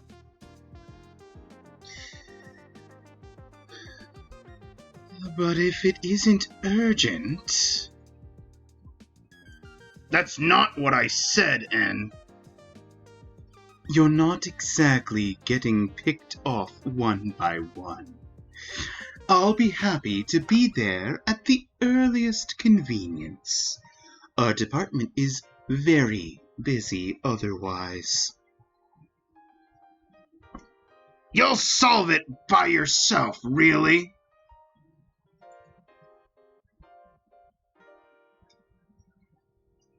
You shouldn't expect miracles. We are just mortal, you know. Oh, excuse me. Mostly mortal.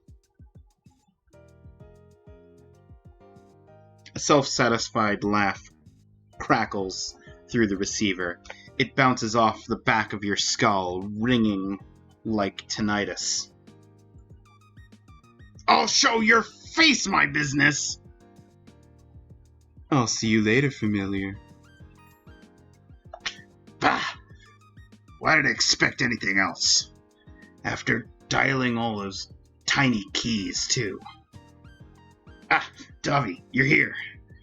As you probably heard, the ACPD is taking its sweet time. Big surprise. But we don't need them. We'll do the real work. Plan is, you find our prime suspect before the ponies get here and mess everything up.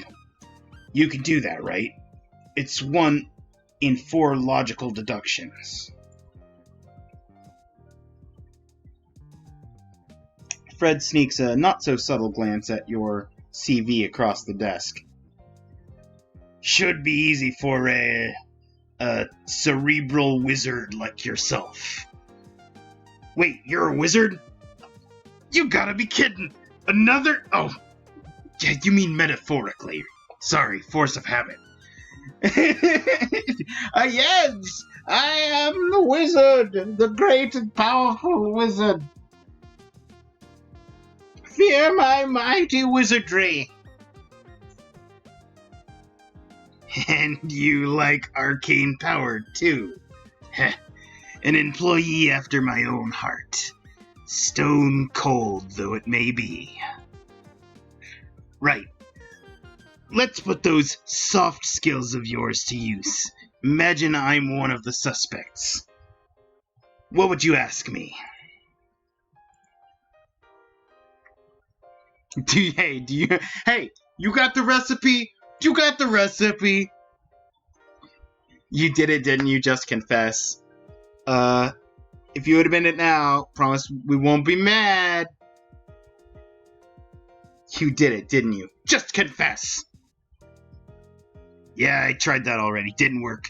Good instincts, but we're going to need more than that, too. He stops to breathe out as much tension as he can manage. Are you even trying to find the right suspect here? We need eyewitness accounts, motives, that sort of thing. Stuff like, what were you doing when the lights went out? Or, how do you feel about the familiar? Or, what's your relationship with Fred? you know. If that's what he wants while you're trapped here, that's exactly what you'll give him.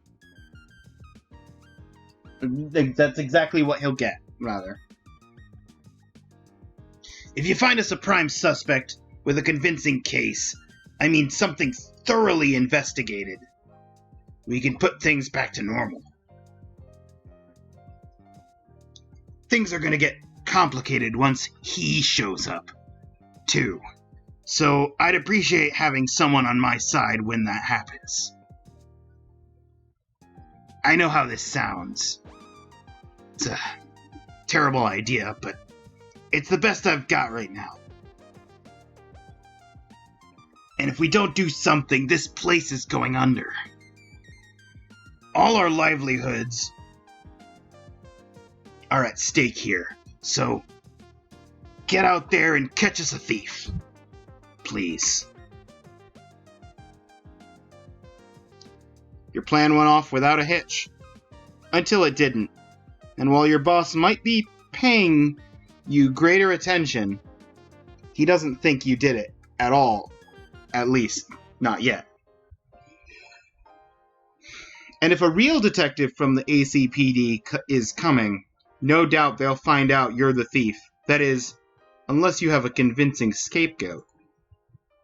With evidence of a motive and others on your side, you might be able to clock off at the end of the day without handcuffs. Until that happens, Fred's magic will keep you trapped here. So with that, your investigation begins, not to find who did it, but to find the perfect person to blame. That's okay. I was just thinking, if it doesn't end before the interrogation section, I was going to call it anyway. Because I feel like that's a lot. That was a lot for a demo. I mean, I don't know how long the interrogations are going to be, but that's quite the setup.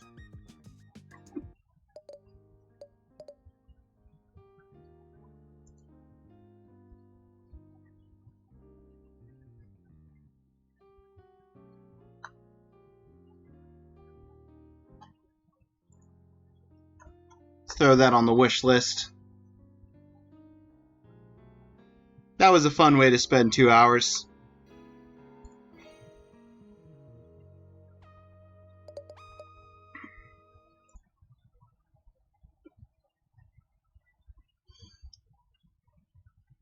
One more demo.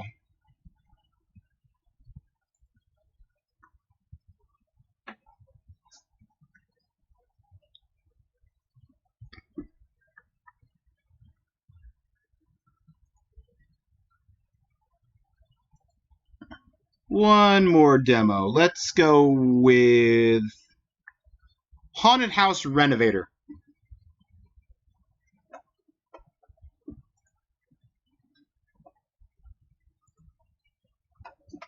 Assuming this launches and I can get it to register correctly.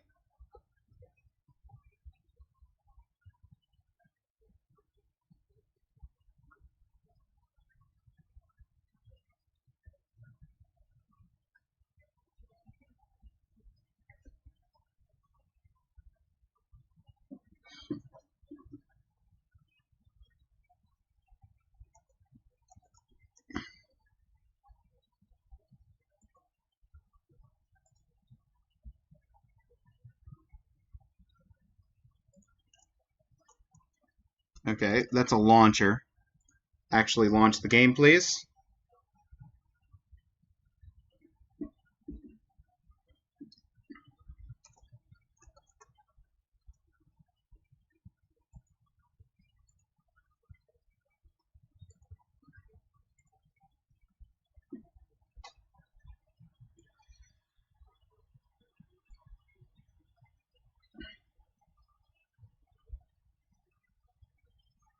Come on.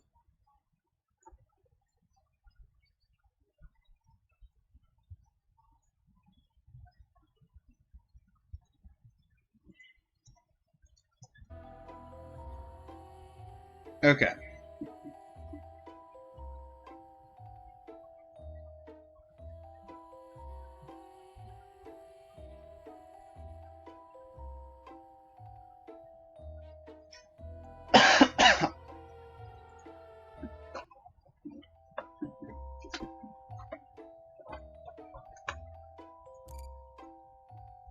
Thank you for trying out this early demo. Everything is subject to change. You can use the share, your feedback, and bug report buttons.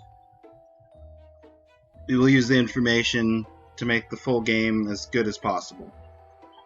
Full game will have a progression system, upgrade mechanics, pets, more locations, also add more polish, improve optimization, fix bugs. Okay, let's get into this.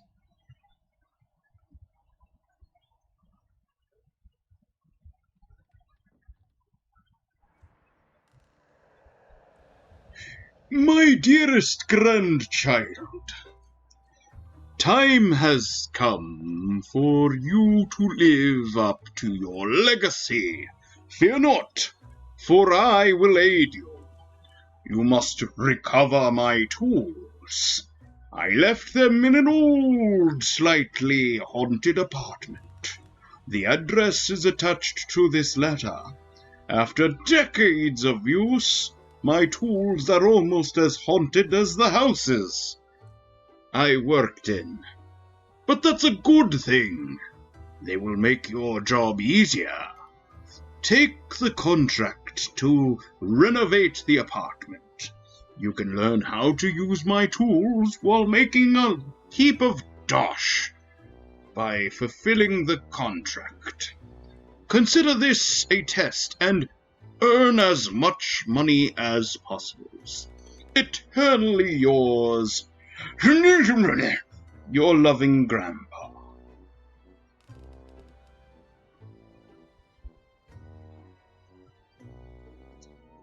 Thanks, Gramps. Welcome to the Haunted House Renovator demo. Earn a fortune, complete quest 1 to unlock more tools. You can move the camera. Walk around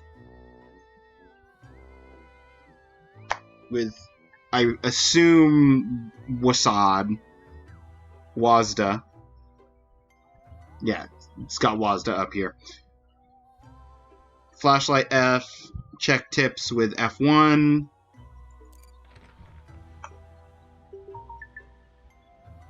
Find the box with the ancestors' tools, turn on the lights. Okay, well... Elevator. Fuse box. There's a fuse box, controls which room are powered. Lights only work in rooms that are powered. When lights don't work, check if the fuse box doesn't need to be readjusted. Each room has its own socket.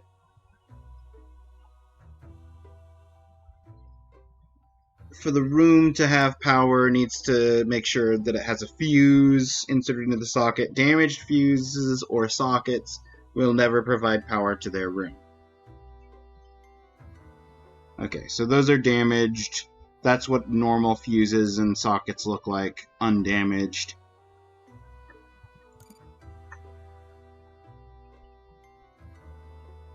To mount or unmount fuse, make sure that the main power is turned off. You know what? That's a good point. Don't electrocute myself. I'll join the hauntings. Next, click left mouse button on the fuse you want to pick up. Select the socket where you want it to go. Once you're done, turn the power back on. You can leave the fuse box by pressing space. Okay.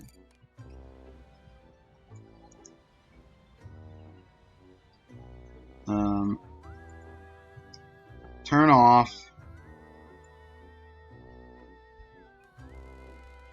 Take out the burnt fuses there. The wardrobe is clearly...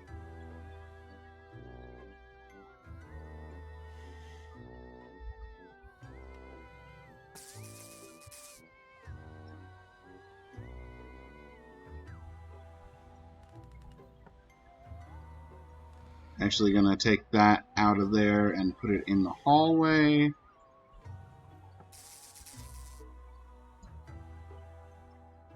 We've only got 2 fuses.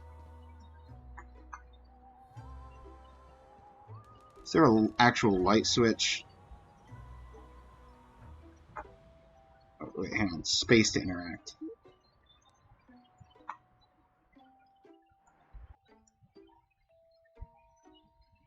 Interact with objects by pressing space. Check those sheets for hidden items and the tools, such as the tools you're looking for. Yeah.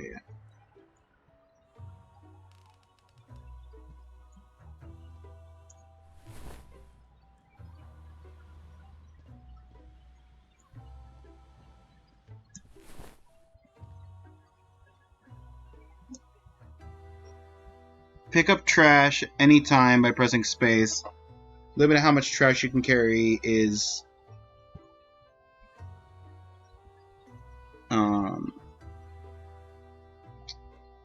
visible in the bottom left corner. If you carry too much trash, trash bag will appear. Move it to the correct bin using either telekinesis or teleportation. You can also throw it.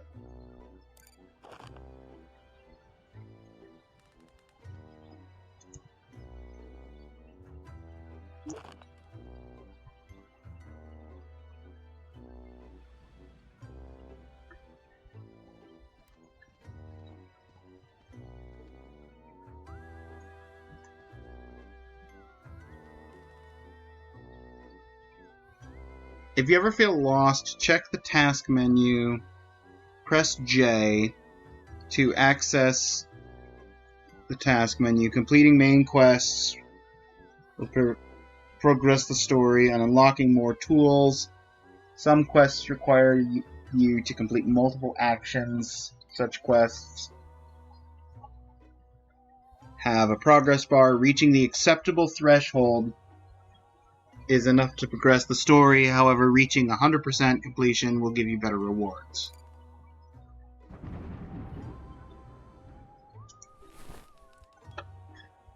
Hold up. Oh, that's just a rat. It's just a possessed rat. It's fine. Found a fuse! Hang on, I'll collect the tools in a second.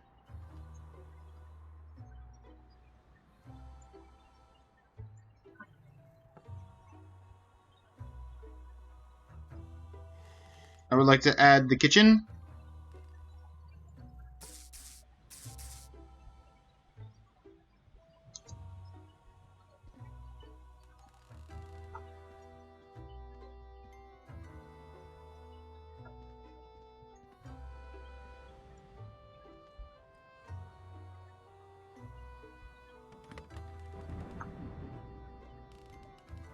Okay. Find box of ancestral tool. Clean the garbage. Well, I've been cleaning the garbage. Over here! I've checked just about everywhere that I can. Finally! Sure, my old tools are desperate to get out. Try them.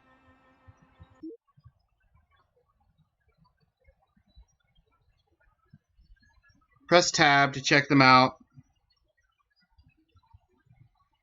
Tools are divided into two categories. You can swap between them by pressing Q and E.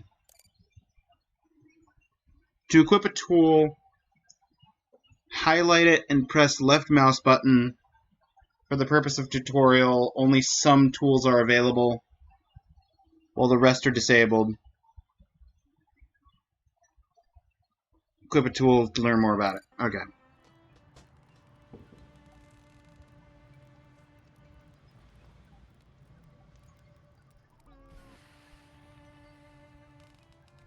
Undiscovered, brush, scrubber, undiscovered.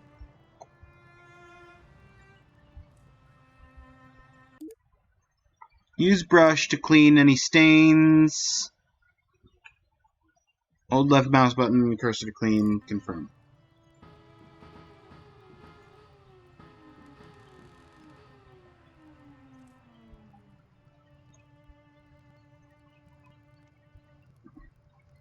Clean small, uneven surfaces such as desks, couches, and other furniture.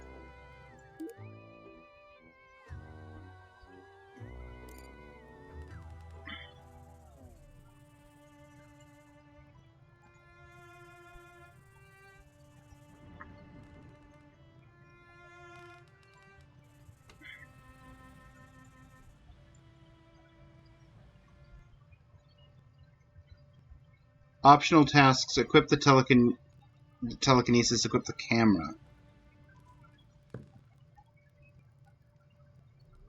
Those are those the undiscovered?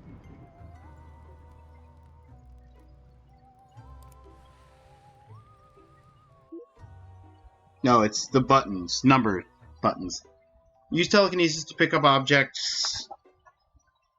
Point at an object, left mouse button, start moving, telekinesis. Less precise than teleportation, allows you to toss objects. While an object is held, can be rotated or thrown.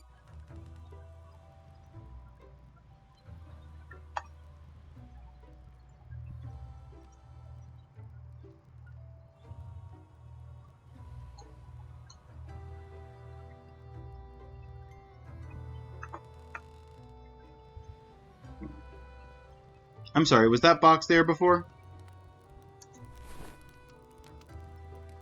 I'm sorry, what are you?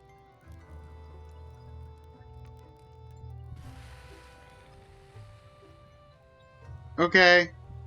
I would like 90% less fire spirits in my face.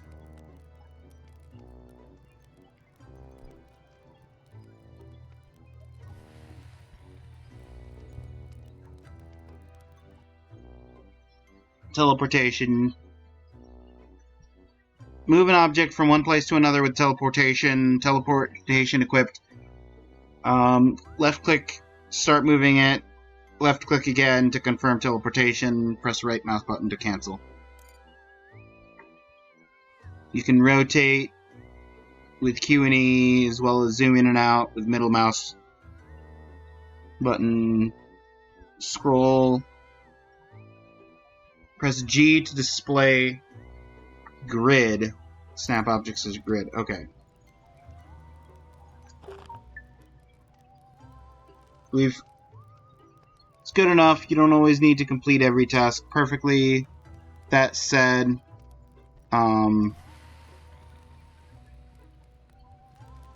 tutorial message I didn't get to finish reading because I'm busy trying to not deal with the ghost thing. Take pictures of paranormal activity. Oh, here we go. Here we go. After documenting a spirit, you can check detail in the bestiary, find out how to get rid of it. If a picture doesn't open to a page in a bestiary, you might need to photograph spirit manifestation rather than the spirit itself.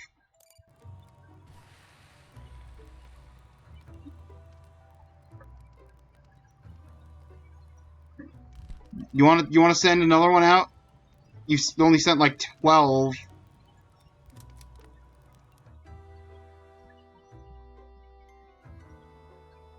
Hitting with a water grenade. Well, where do I get a water grenade? Coming soon.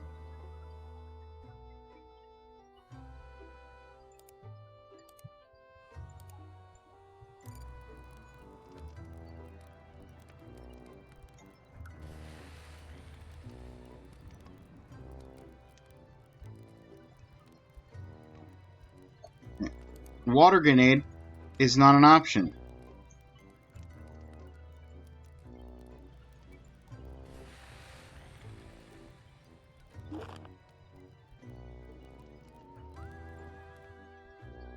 Missing parts. Some haunted objects are missing something. Look for an object that seems to fit the haunted object, then bring it to them with telekinesis. Use camera tool to learn more about hauntings.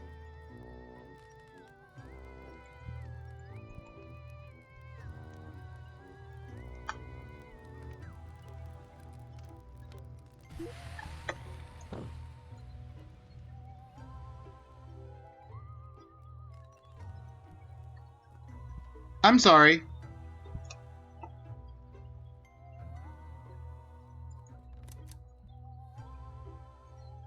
Gremlin. Hitting a gremlin with the net launcher or trapping it. The net I don't have a net launcher.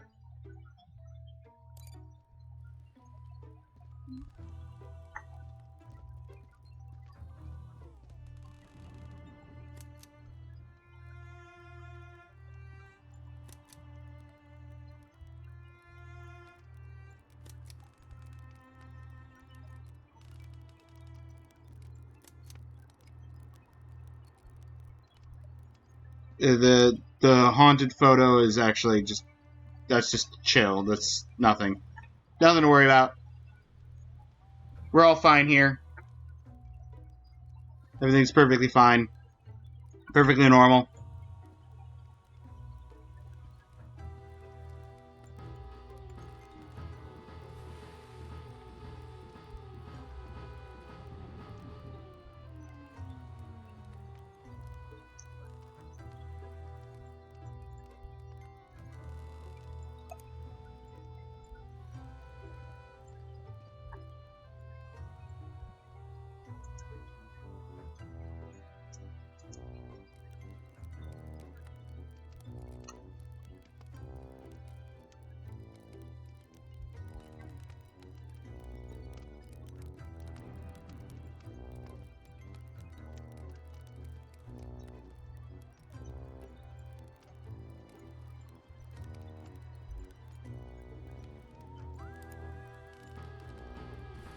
Selecting from the number hotkey doesn't allow it to work, but selecting from the menu allows it to work. Okay. I'm sorry, what just fell on me?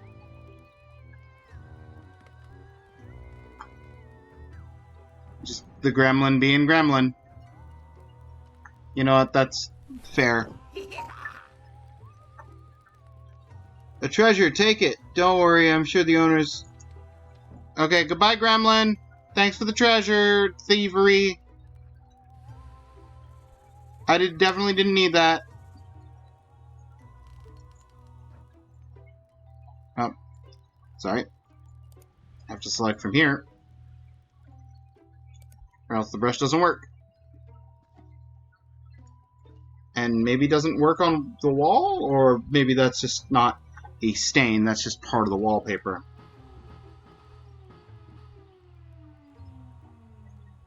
At least I've met satisfactory quota for the floor and stains and such.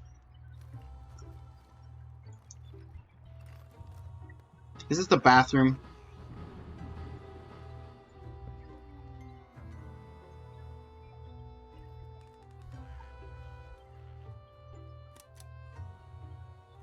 Possessed teapot? Possessed tea?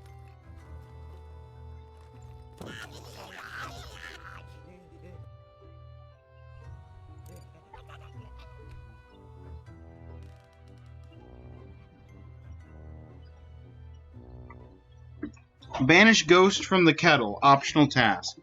Okay, how am I supposed to do that if the photo didn't tell me what kind of ghost is in the kettle?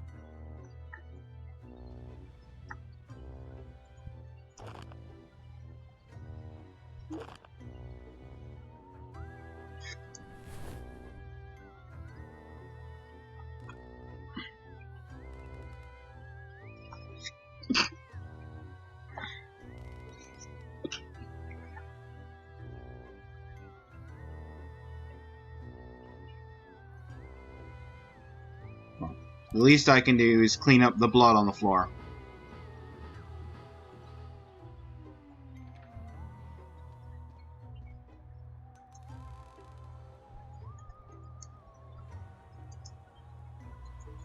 Space to interact? Guess not.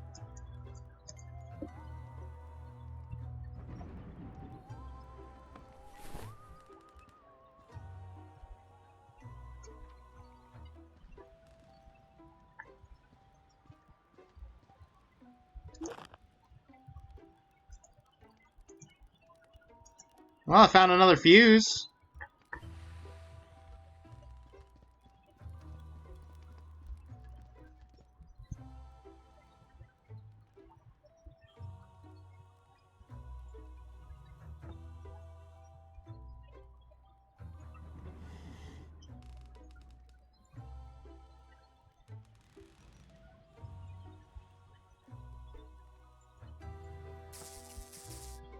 Okay.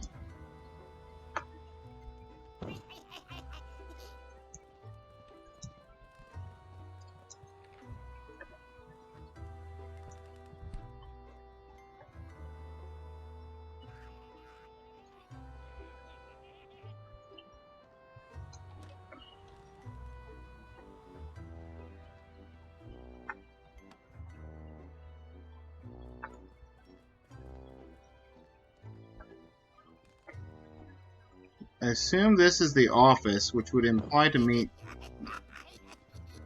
Yeah, the gremlin's gonna just gremlining. Gremlin be gremlinin'.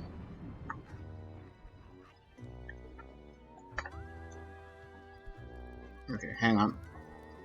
Gremlin, you do whatever you're gonna do. I'm switching the lights off again so that I can take the one from the bathroom and plug it in to the office and turn the lights back on.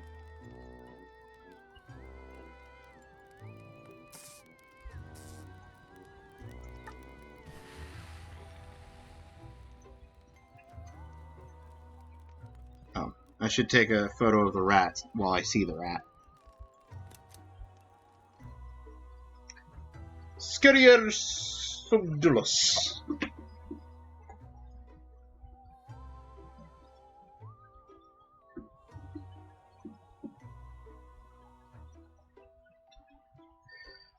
Use either the net launcher or the trap tools. Catch the rodent. Well, again, I need the net launcher for the... I need the net launcher for the gremlin. I need the net launcher for the rat. And I need a water grenade for the fire. I have none of these things.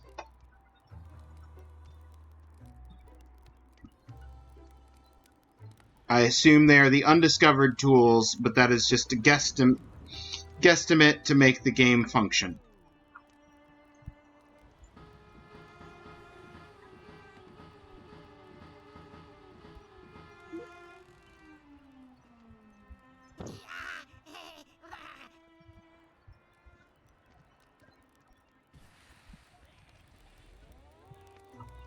I have to clean dirty furniture.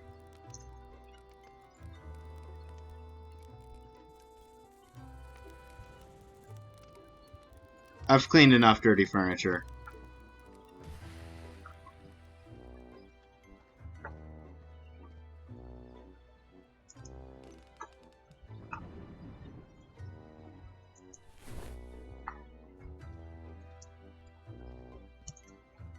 This is still blocked off from interaction.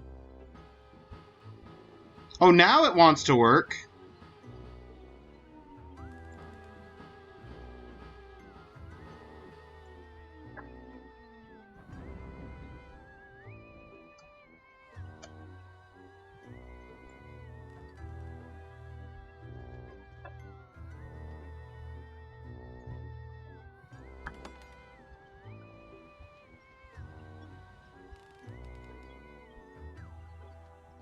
I'm sorry, while I was lifting this, what was going on in the corner?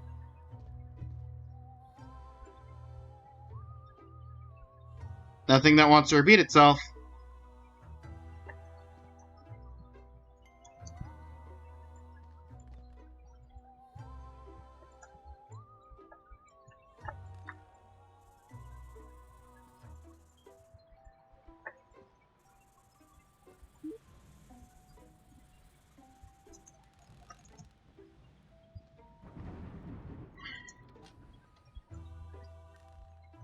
Banish the ghost from the kettle.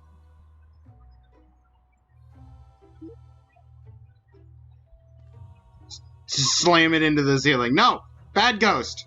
Bad!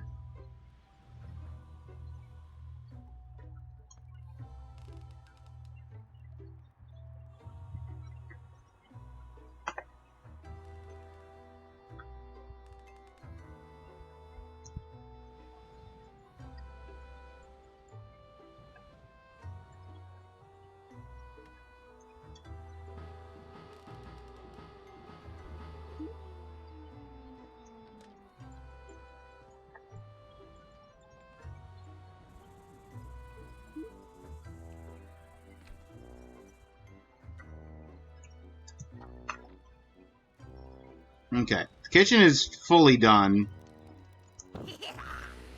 You just teleported to that. I saw you running off. You're doing well. Time for something more advanced. I left an urn for you. Don't ask me whose ashes are inside. Okay. I won't ask. Hello, random fire monster.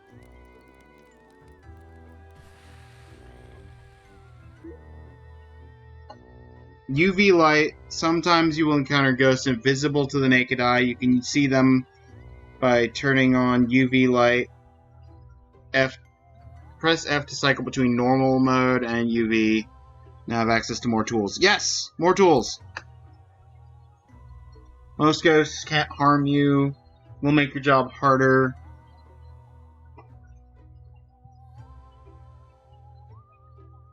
Catch it or it will make a huge mess.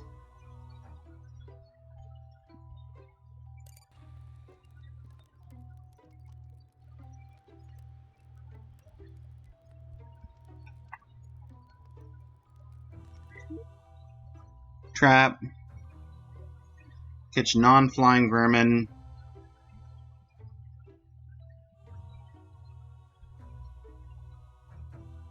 And you can dispose of traps the same way you would garbage.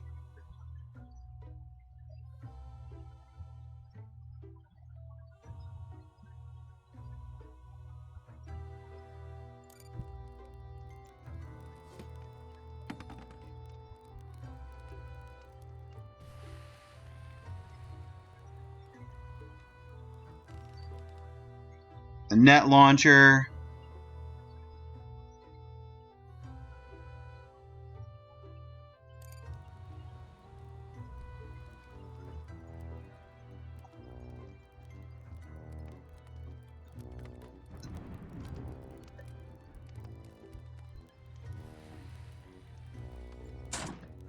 Yep, let's collect that. Collect that.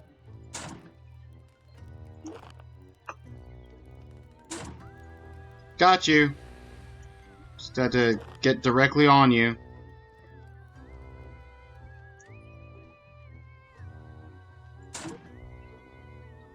Got you.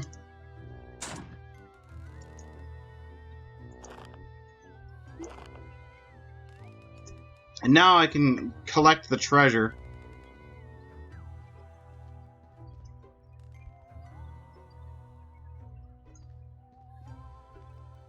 Do I have a water grenade?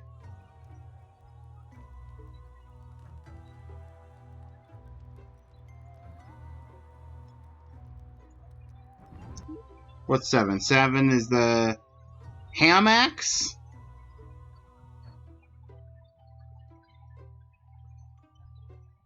Ham axe equipped, point at large, hold briefly. Oh.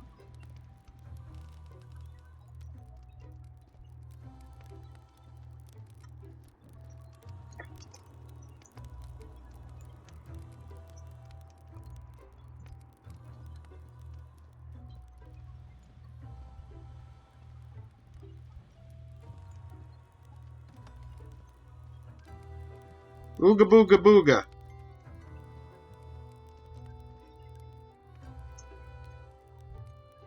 Well, the trap did nothing.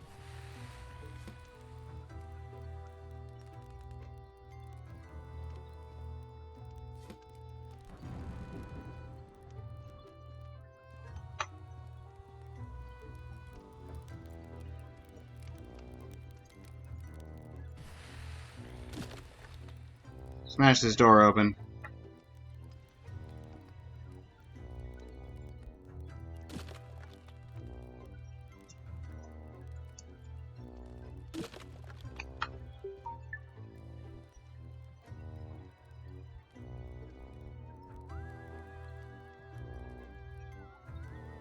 Stop the invisible ghost? You know what? I'd love to.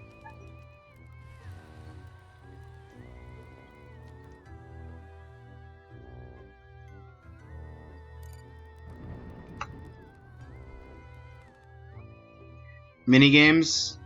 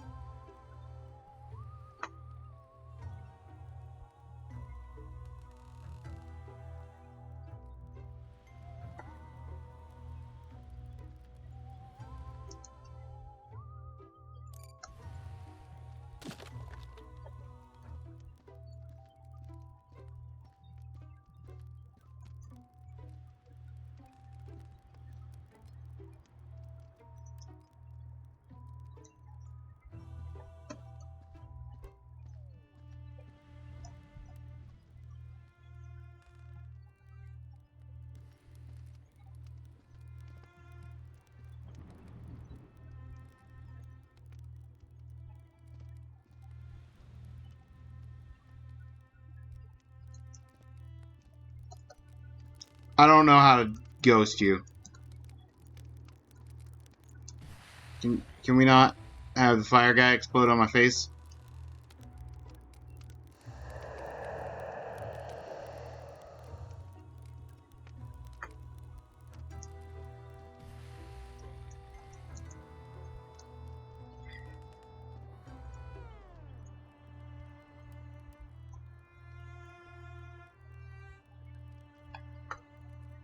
Solve the mirror's riddle?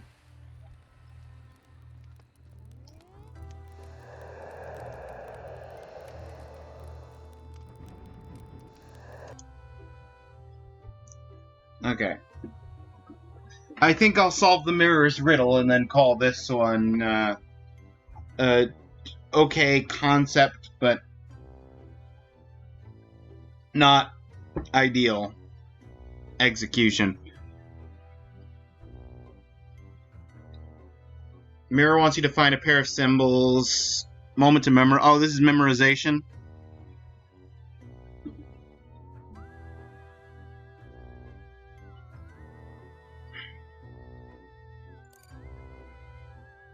Limited number of chances to find all pairs. Make sure you memorize before it vanishes.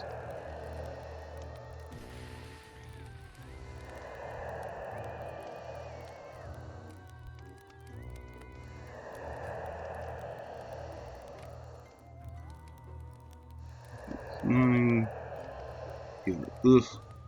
Let's get the oof. It's not the same line. There, that's the same line. Done. Riddle achieved. Solved. I have solved your riddle. Good mirror.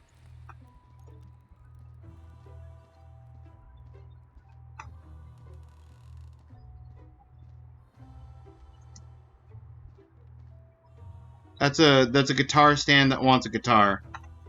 Was there a guitar on the ground somewhere?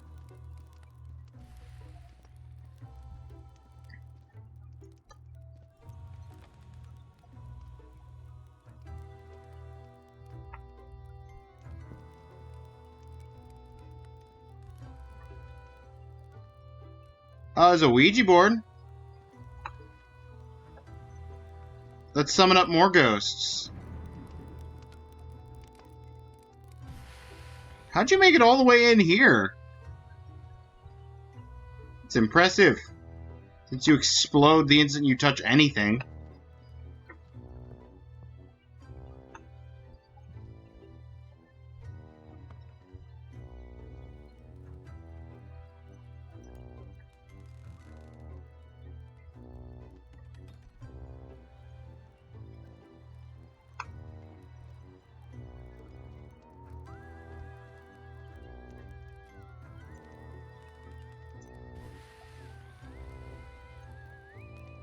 He clearly goes over this trap and just, it doesn't care.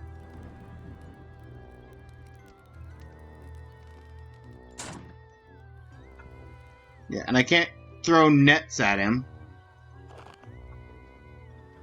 I'm missing some mechanic involving...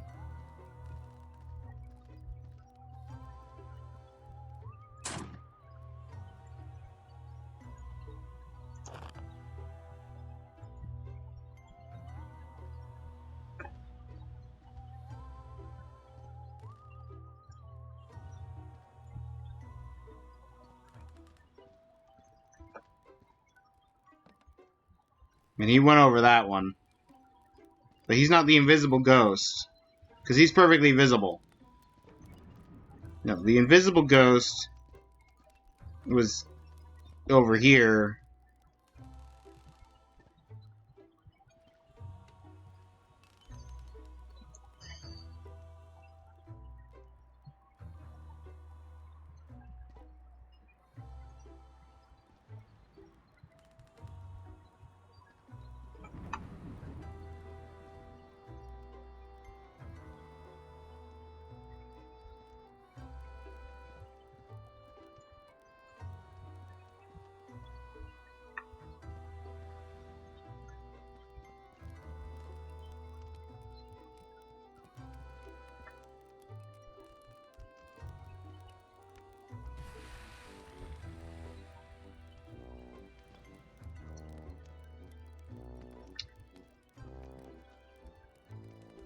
I mean, I liked the minigame with the mirror. That was something. Okay, let's call it.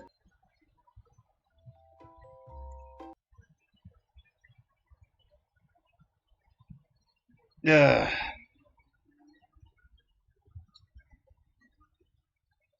That one is not getting a wish listing.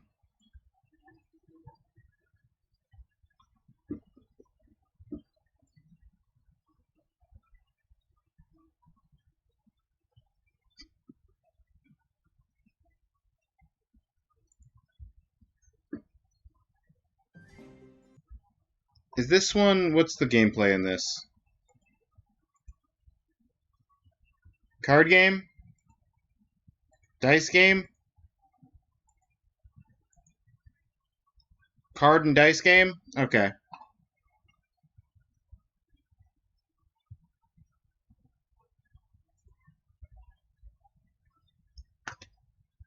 I wanted to make that the last demo.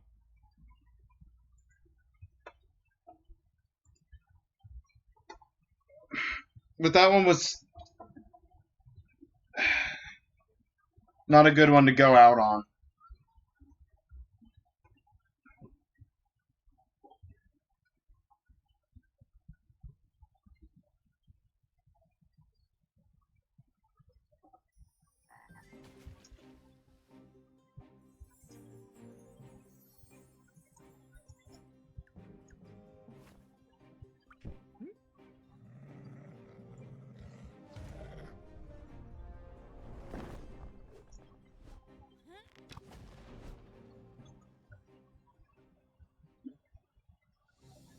Size back down.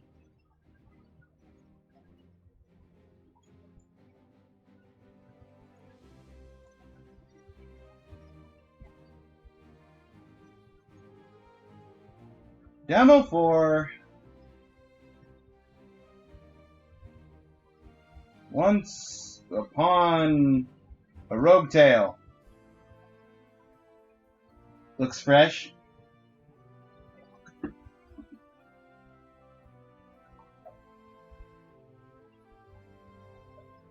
Yeah, I want to go out on a high note. I don't want to go out on whatever that last one was.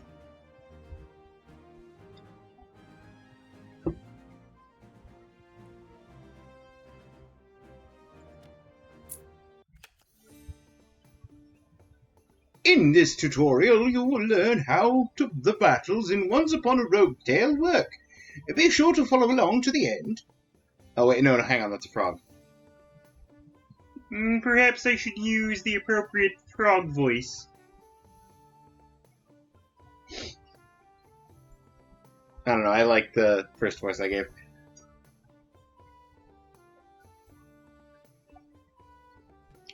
Turns always follow the same pattern.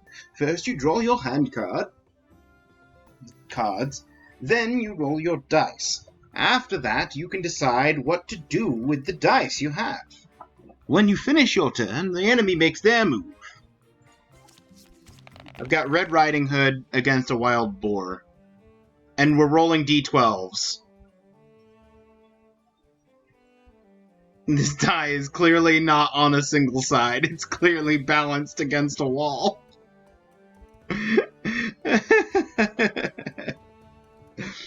You need dice for every action you want to play in battle. Use them to play your cards and activate character abilities.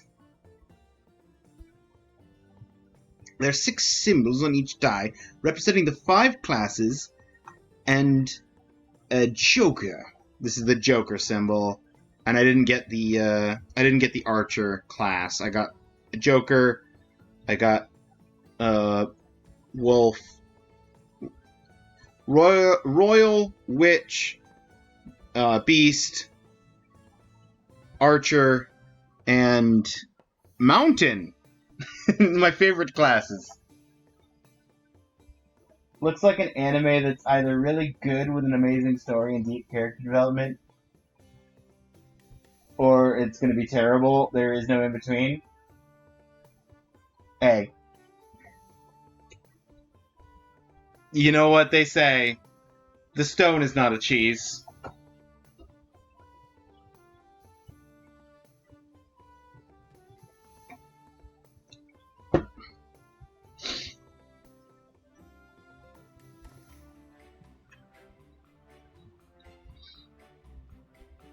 While many actions can be played with any die, some actions require rolling a specific icon.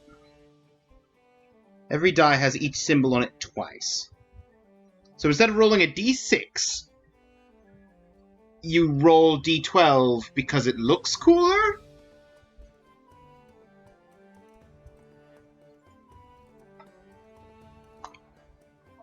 Like, if there was some variance... I mean, maybe you can create variants as you progress in the game. That would give validity to doing a d6 or d12 with 2 copies of each symbol rather than a d6 with 1 copy of each symbol.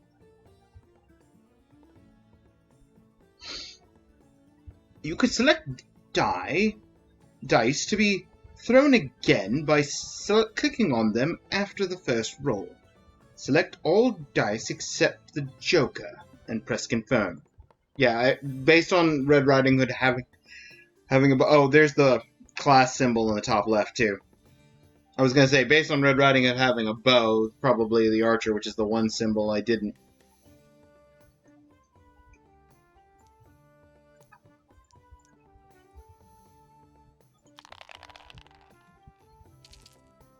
Yep.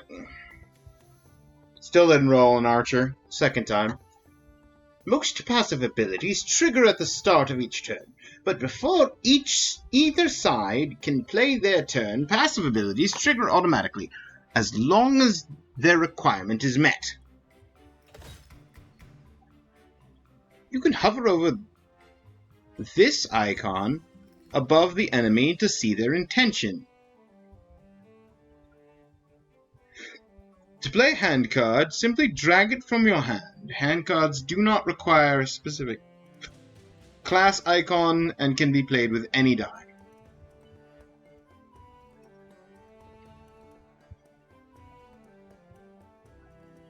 Okay, so he's planning on hitting me for 3. I will defend myself for 3. Plus the 2 defense that I got for character ability, I presume. Hover over your character to see their passives. At the start of turn, Red Riding Hood receives 2 block. Okay.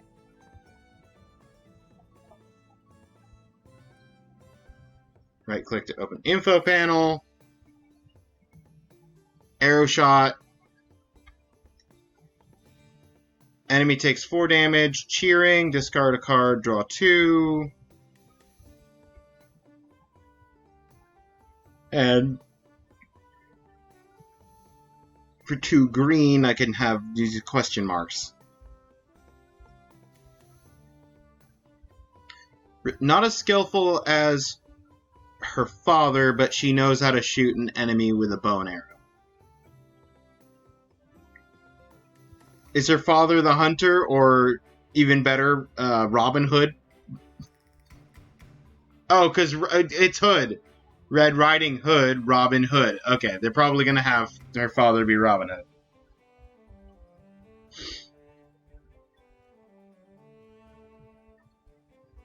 Once upon a time, there was a little girl. Everyone who saw her liked her. Isn't she cute? Who would want to harm this girl?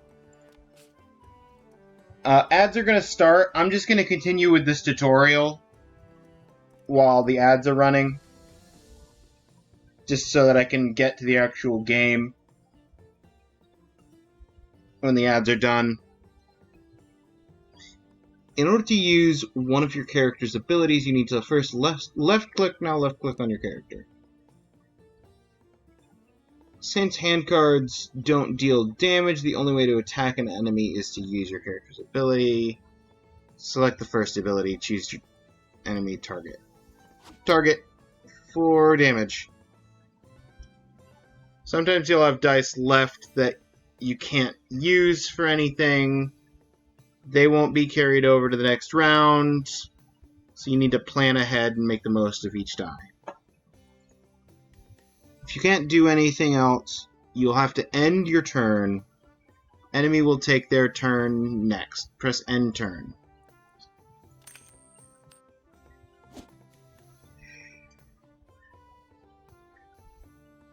Enemy will play out their selected ability. Boar will attack you now. But you had enough block, didn't take any damage. Rest of your block will disappear once your turn starts again. After each ability is played, enemy's turn automatically ends. New round begins.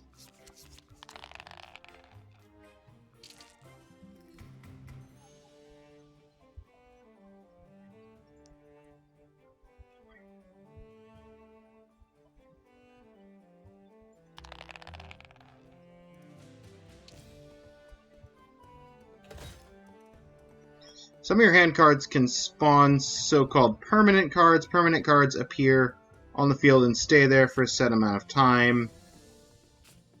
Spawn a permanent card by playing your leftmost hand card. Spawn a companion, help for one turn, banish this card.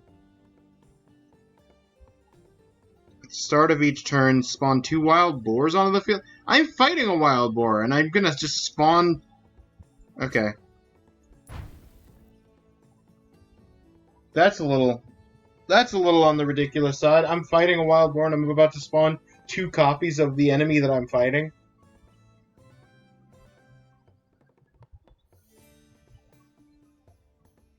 Hover over a permanent card. Yeah. No dice left. What do you mean I have no dice left? Oh, that 8-5 dice.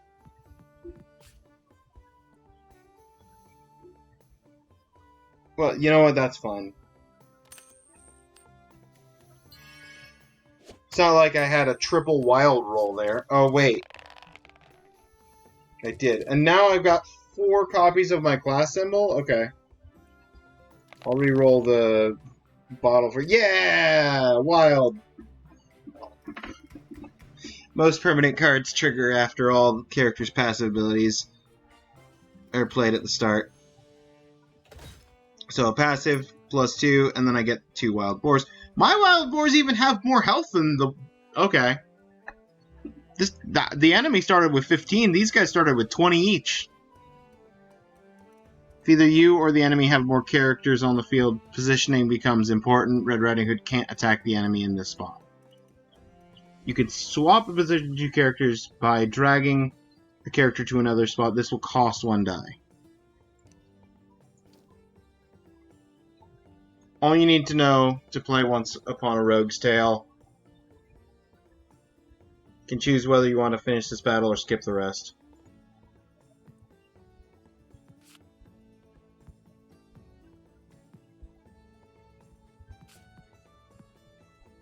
Well, I've got 4 dice. Let me gather strength on Red Riding Hood, and we'll use arrow target,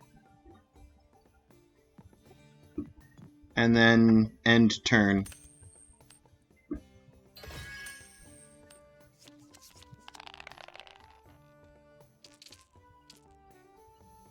Reroll the one that does me nothing. Get another wild. Very nice.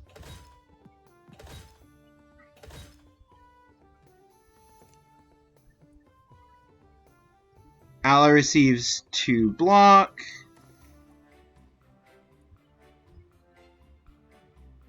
Swaps wild boar with random neighbor. At the start of each turn, random ally receives 2 block. It's just, I got lucky and they both chose Red Riding Hood.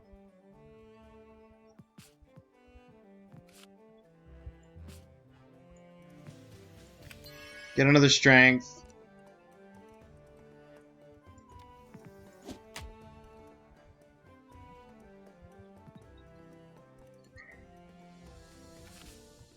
Probably could have actually finished the truffle pig.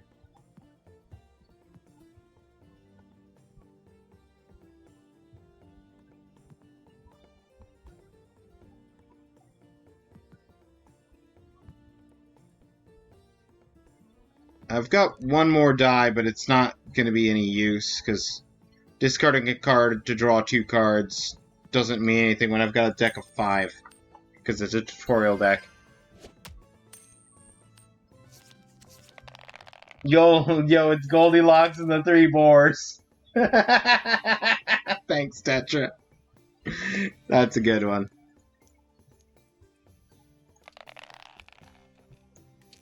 Two wilds. I'll take it.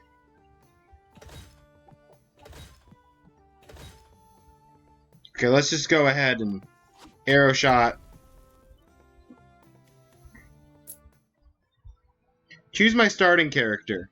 I can start as neither the prince nor the pauper. Sorry, no, that's Jack. That's Jack and the Beanstalk. Those are the magic beans. I don't know what this princely character is.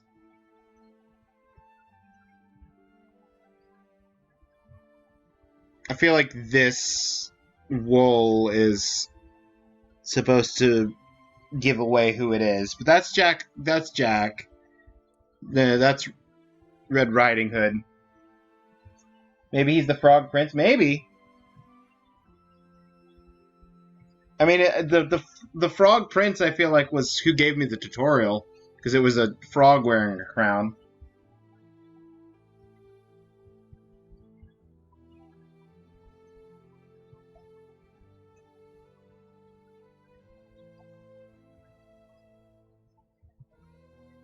How have I been enjoying Next Fest?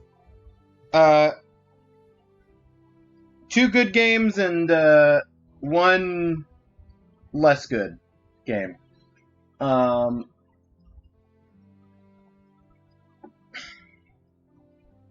This is game 4. And so far, it looks interesting.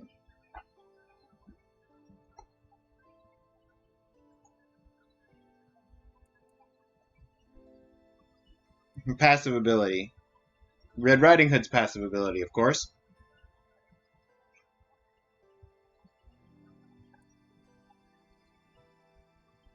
I love a good deck builder. I know you do.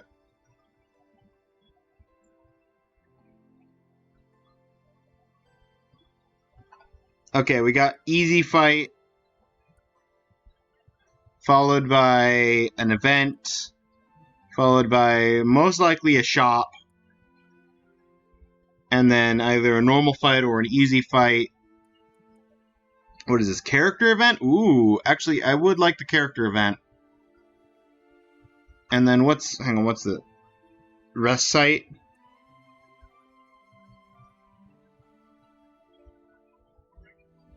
And then that's tough fights up here.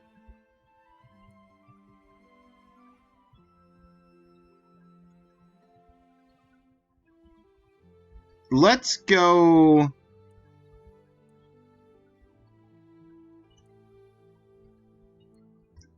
it doesn't really matter. Let's go this left side. Oh wait, hang on, I've got to do whatever this is first. Unmarked icon. Chapter 1, A Visit to the Forest.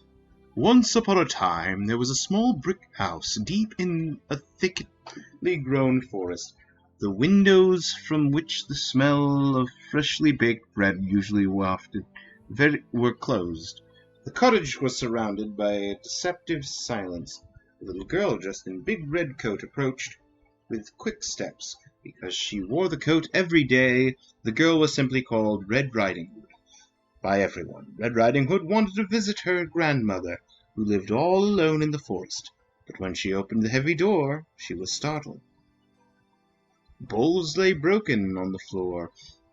The curtains were torn and the walls were covered in strange scratches. Red Riding Hood ran off in fear. She ran and ran until she reached her home, completely out of breath. Her father, the hunter, could certainly help. But the hut at the edge of the forest where they lived together, was empty. However, the worry about her grandmother was too great to wait for her father, so Red Riding Hood plucked up all her courage, grabbed one of her father's bows. Thus equipped, She returned to the forest and went hunting all by herself. Okay, now I can choose this path.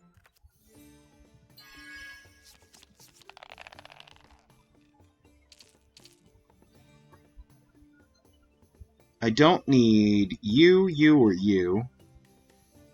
So I will re-roll those. Okay, I've got 3 class icons that I can use. Quick idea is to draw... Oh, I actually have cards. Okay, get a Joker die, banish this card.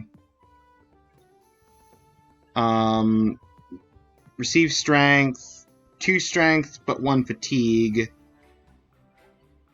-1 die per fatigue next die phase, and then reduce by 1. Okay, so I could get 1 less die next turn. Draw 2 cards, banish this card. Okay, let's give you... What are your planned actions? 2 damage, swap position, 2 damage. Well, you don't have anybody to swap position with. I don't know if you'll actually...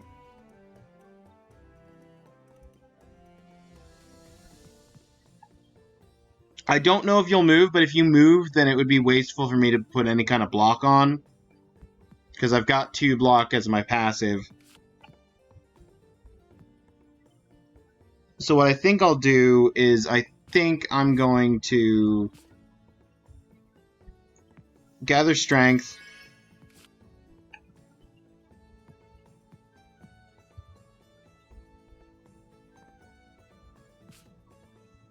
Take aim.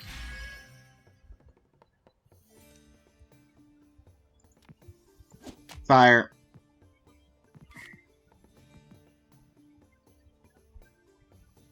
The Joker die by itself won't do anything for me, and drawing 2 cards won't do anything because I'm out of dice. End turn.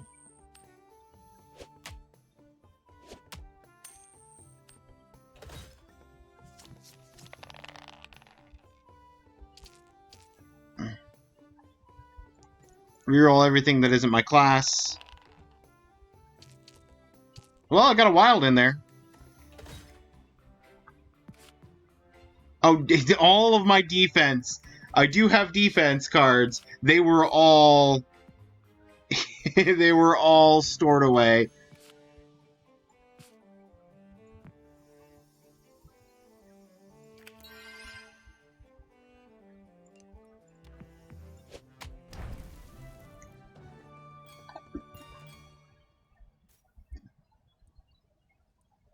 Is this an or situation? Do I get either 90 or a card?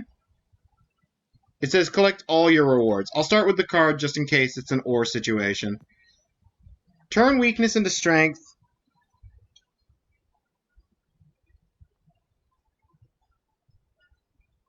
Increases damage. Okay. Target receives 1 strength. Banish this card.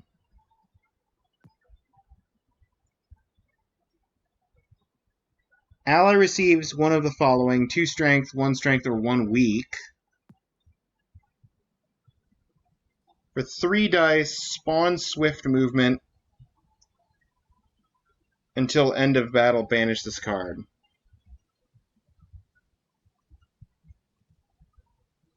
Well, I don't have any ally cards. I can't summon an ally.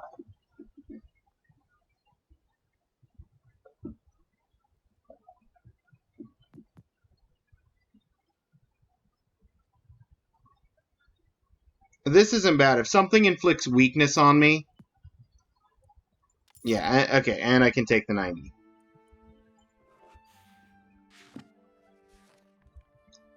The sun was shining and made Red Riding Hood forget her worries for a while. She even sang a traveling song. Hey, girl with the red coat.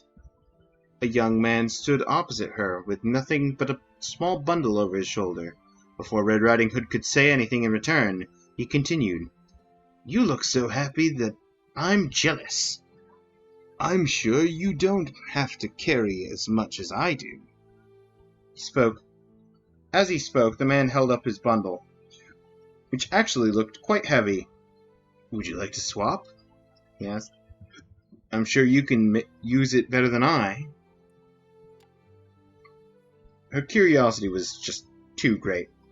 All right, Red Riding Hood replied to the man and pulled her small bag out from under her coat. The man beamed and took the bag. In return, he handed her his bundle and moved on, humming happily. Red Riding Hood looked after him thoughtfully.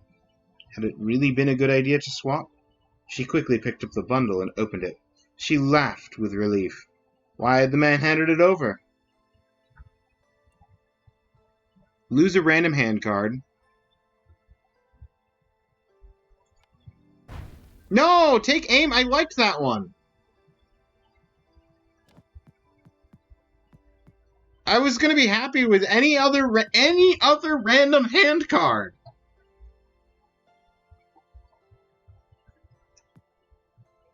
Target loses 2 strength, or target loses 2 ironclad. Ally receives 1 energy.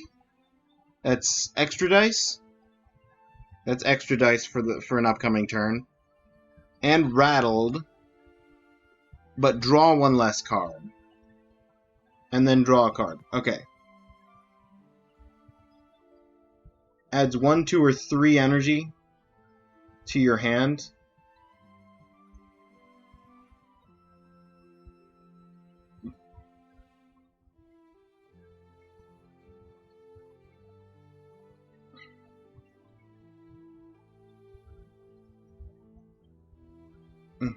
One energy. Get 1 random die, banish this card.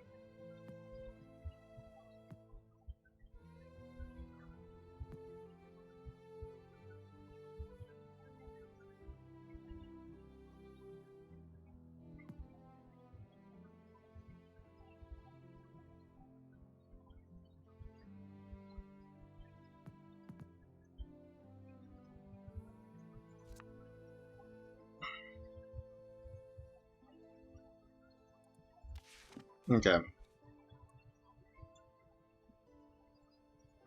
I've got 590. Let's check out the shop. No, I can't. I picked the wrong way. I'm going to have to do 2 easy fights to do the character event. Because I want to do the character event. We'll have to wait till after the character event for the shop.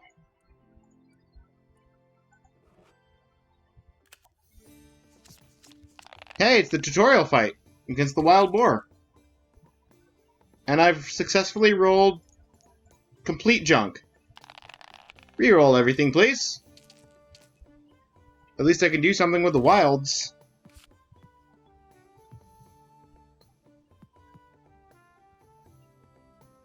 What are you doing?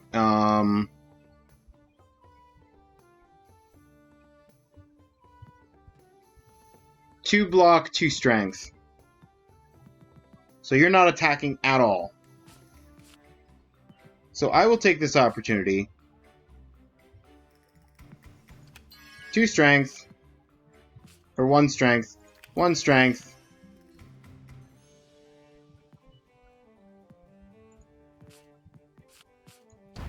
Give me a joker.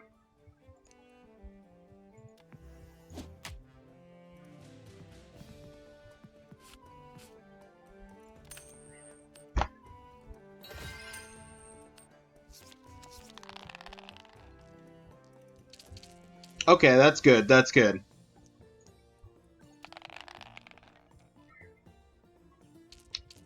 Perfect. Almost exclusively my class. Okay, what are you going to do? Attack for 5? Shield myself from the attack. And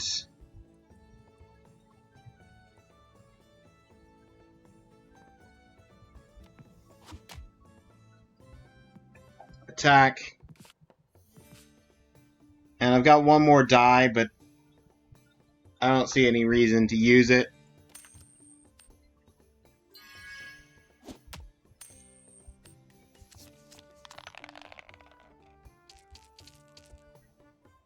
Well, at least I got the wild.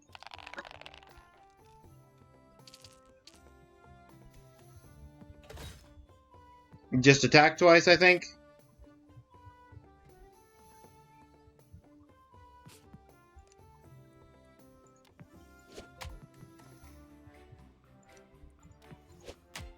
Yeah. There we go.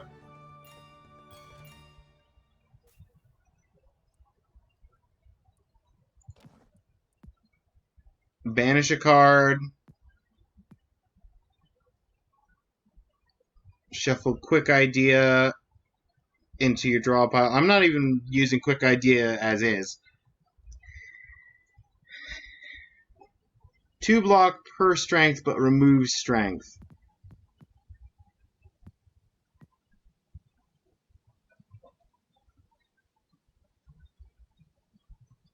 I don't like any of these.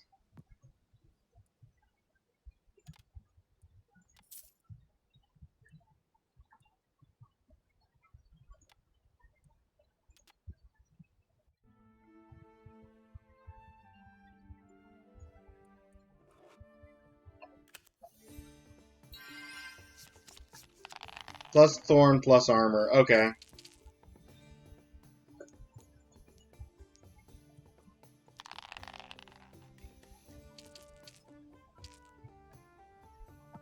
Yeah, we can live with that plenty.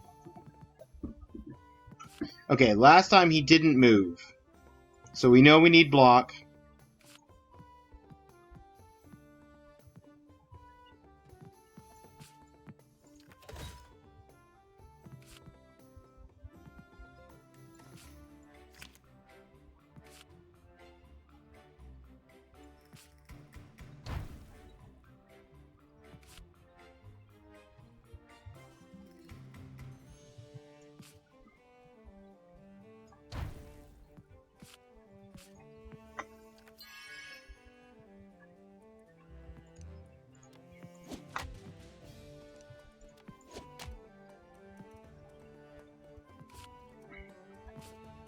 Okay. End turn. Next turn, I should be able to finish him.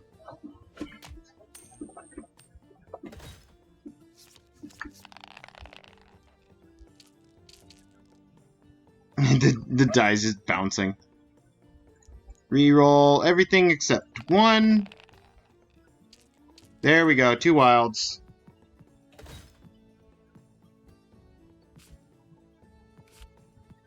Alas, everything I've gotten the deck costs an even number.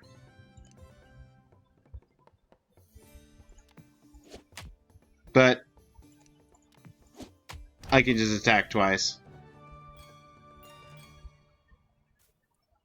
Give me my money. Give me better card options. I still don't want you. I still don't want... This is the same hand of options that I got last time. That I said no to.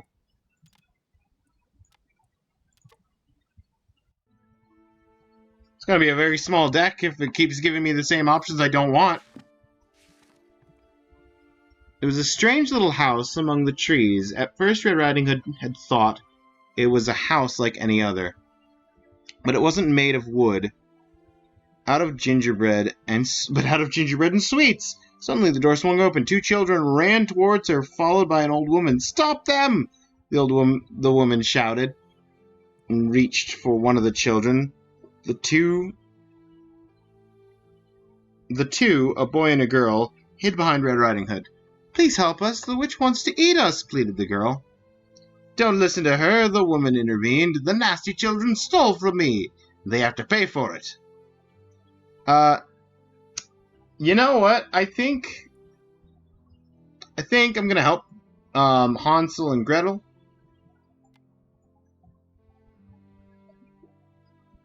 Red Riding Hood blocked the woman's path. A few gingerbread biscuits are no reason. Okay, yeah.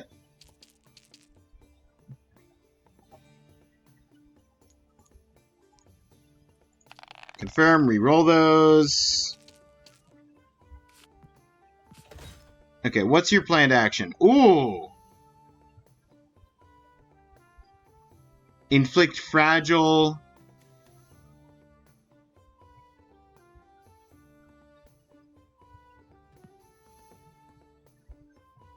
6 damage, fragile to 2 damage. So let's... Weakness into strength doesn't... That's not the same as fragile.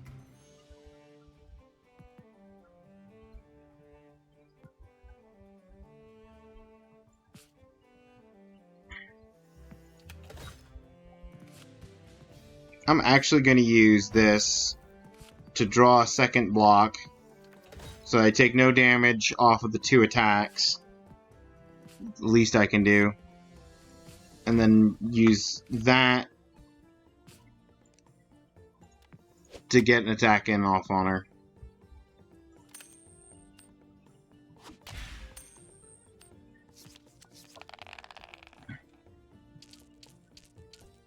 Oh well, if I was only the crown class, that'd be great.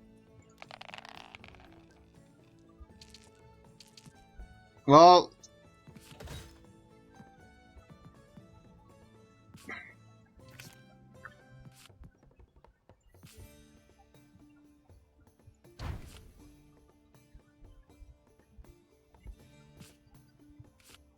What are you doing? 4, 5, or 6 block, 2 ironclad, 1 endurance. That is not something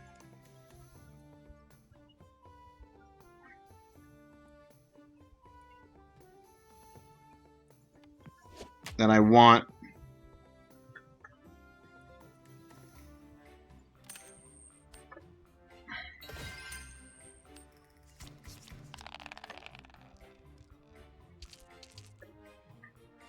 Reroll these. That's all good stuff. Okay, what's your actions? 5 damage and 2 more weakness. Okay, well...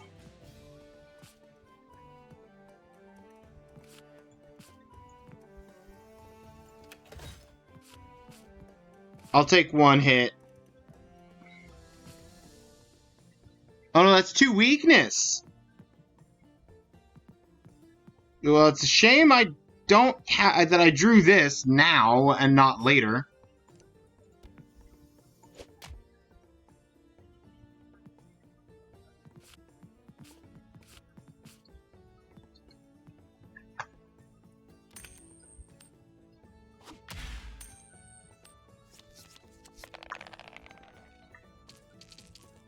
That's a good roll.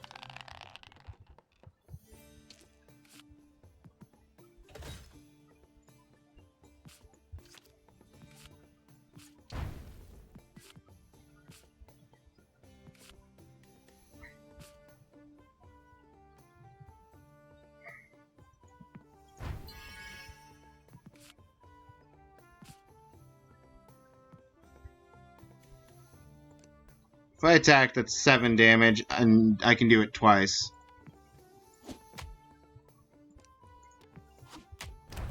Done. Take out the witch.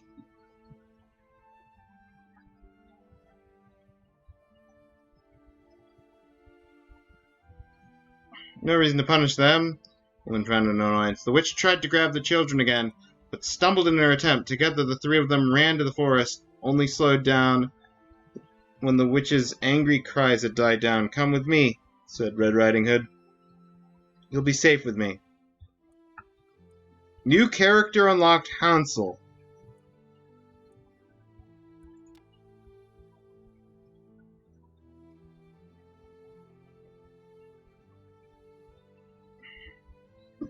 Joined the team.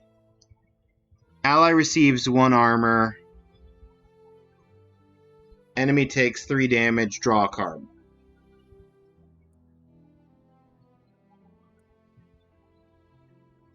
When he changes position, changes to Gretel, and draw a card.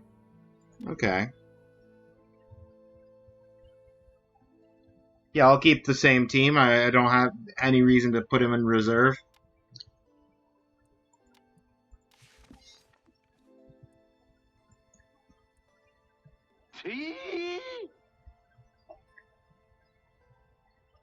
Dashi! Well, come on in. I've got some dragon oolong at the moment. Sorry that you popped in right as ad break started. Hopefully you didn't get grabbed by the ads.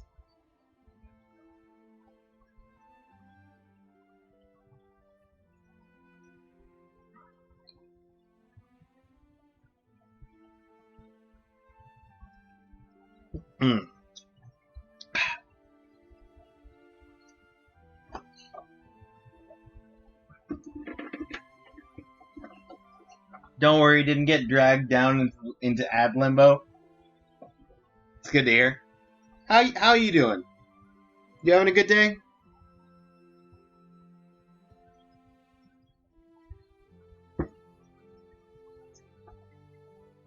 Just made an English tea with cream and sugar. Mmm. Mmm.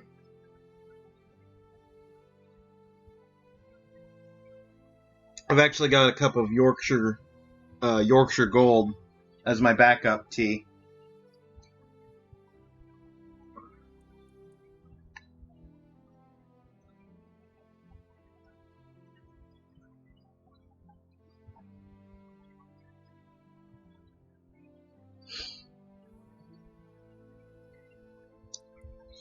Alright. Welcome back from ads, everybody. Let's go check out the shop. We could just straight up buy a wild boar to add to the party. An extra die? Just permanently have an extra die? Feeding the goat allows you to remove one card from your deck. Oh. Okay. So that's the card removal, is feeding the cards to the goat. This is a companion. This is just straight up an extra die.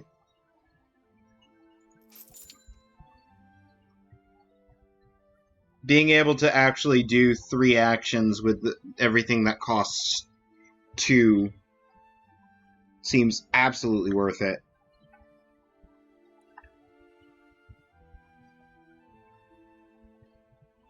Two strength, 1 strength or 1 weak, swaps enemy with a random neighbor, turn weakness into strength. I've already got a strong will, I don't need another copy. Activate at random, target loses 2 strength, or target loses 2 ironclad. If I had 30 more, I would love to take the wild boar.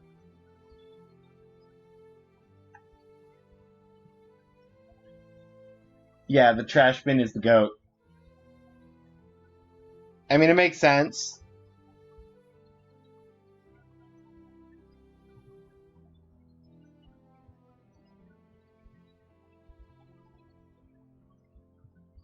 It was meh, trying to get some stuff ready for work. As I work in the restaurant industry. Gonna be busy tomorrow. Makes sense. I think I'll save my money. I spent most of it on the... and I don't really feel the need to feed anything to the goat. Because I've been good about just ignoring most of the card gains. I could do another story event, but I think I'll do... I think I'm going to give this normal fight a try. See how a normal fight pairs up. A unicorn and a boar. Fortunately for me, both of my characters are the same class, so I don't have to worry about any other symbol besides the archer and the joker.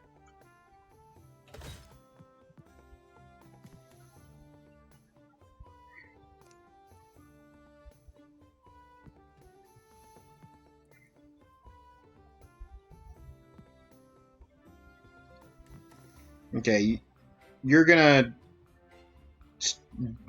buff and block. You're going to give block and parry. Parries all damage from the next attack, reduced by 1 when being attacked. Okay. So, no reason...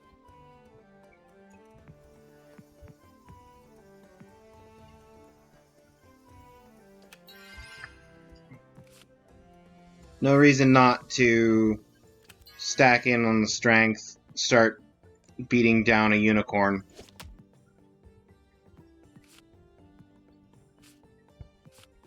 Why would I bother drawing a card? It's not like I'm going to get anything I can do anything with. I have no dice left. I mean, theoretically, I could have drawn the gemstones.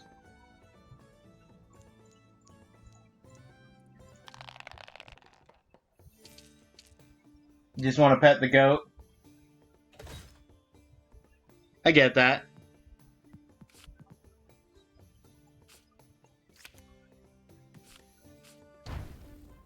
Two energy. Nobody has weakness, so we'll just gather strength.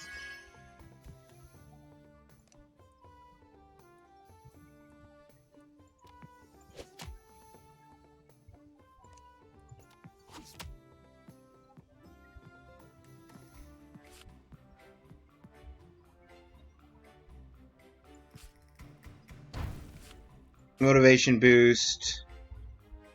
Defend. Make sure Hansel doesn't take too much damage.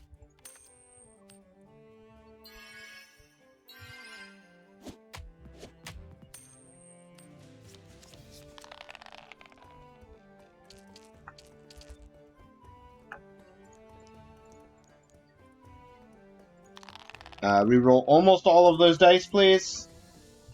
Okay, I can at least do something.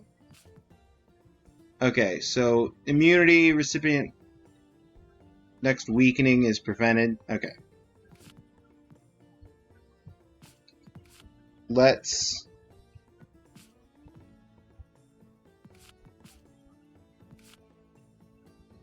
two strengths.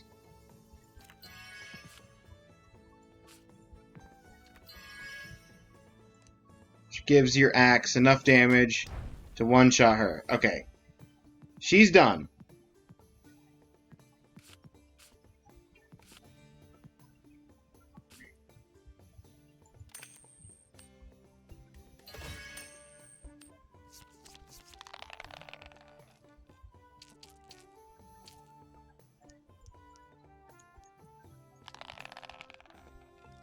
Well, there's a wild at least. 6 attack. I have no idea who that attack is directed towards. Let's just...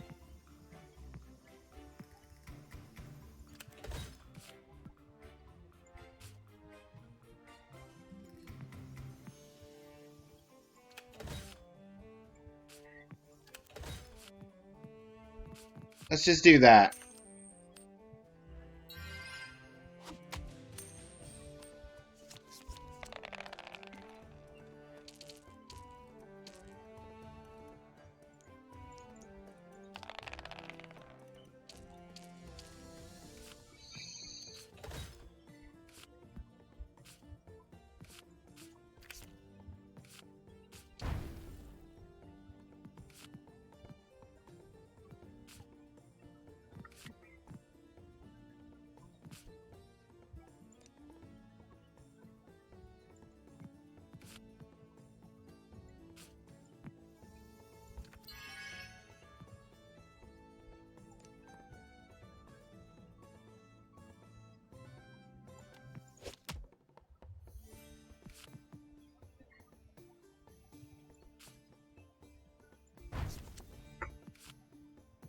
Ah.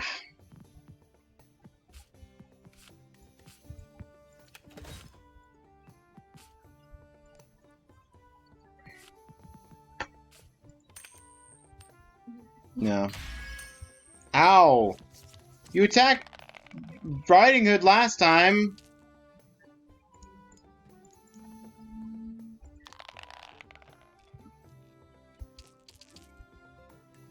Okay, well, you're dead.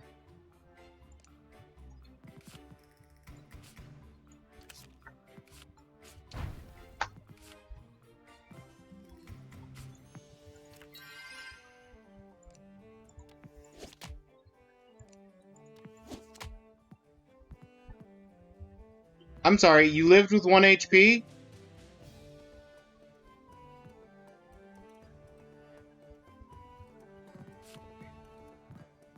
I guess you're not dead and I'm taking more damage.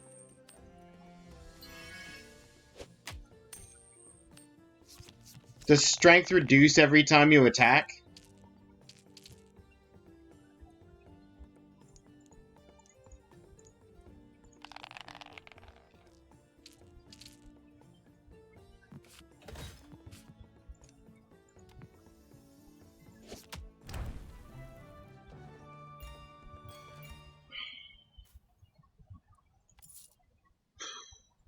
Okay.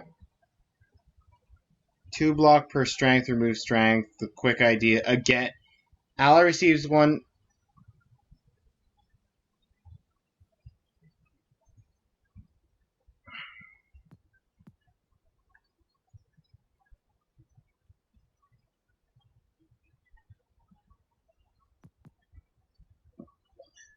I'm sorry, I don't think I actually like any of your card options.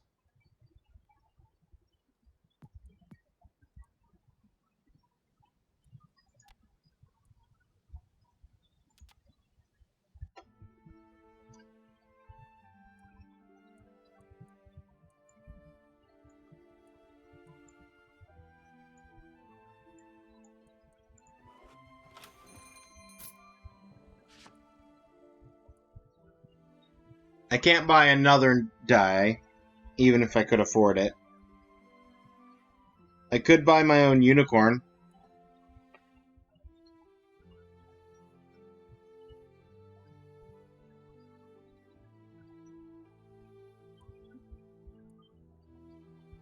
I could rebuy my take aim that the game took from me.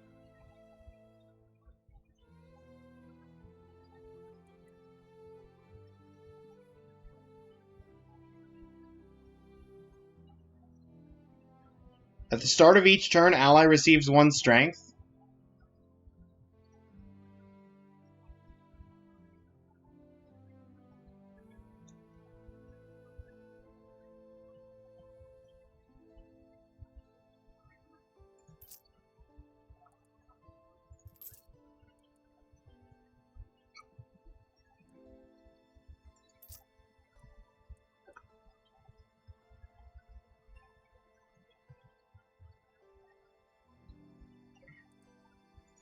I don't think I need to shrink my deck.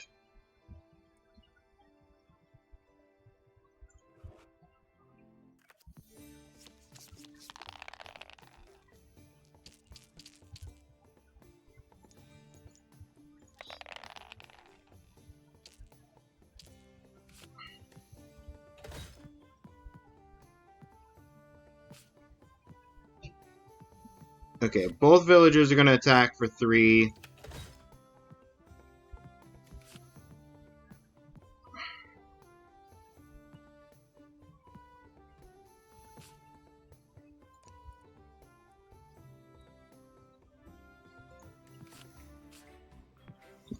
Let's just... You know what? Let's protect... Get an attack in, but still, like, defend ourselves. Oh, 1 weakness and 1 fragile. Okay. That's fine.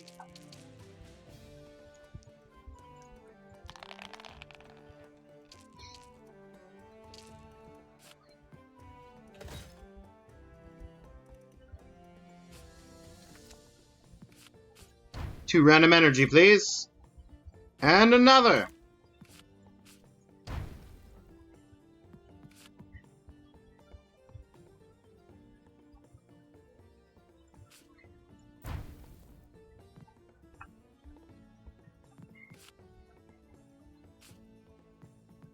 What are you doing? Weakness, giving weakness or fragile, and throwing manure. No, never mind, hang on. Poison stack and endurance.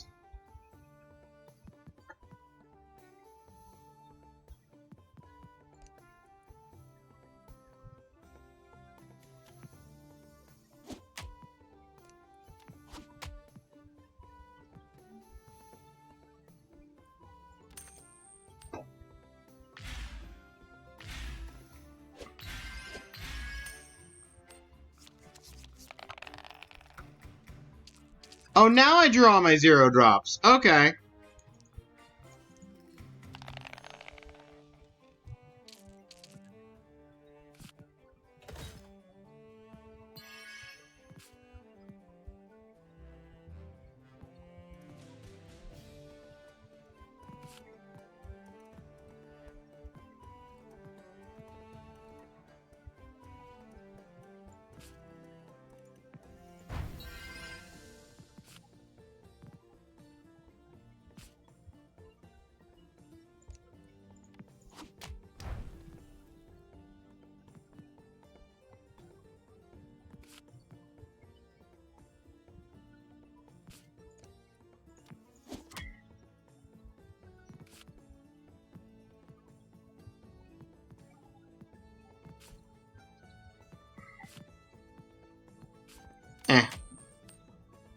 That's fine.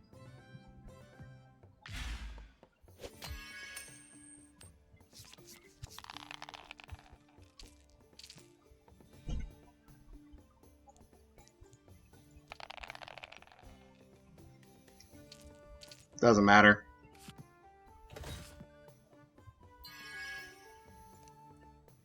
As is, we're dealing 5 damage per hit. And I can easily get at least 2 hits in.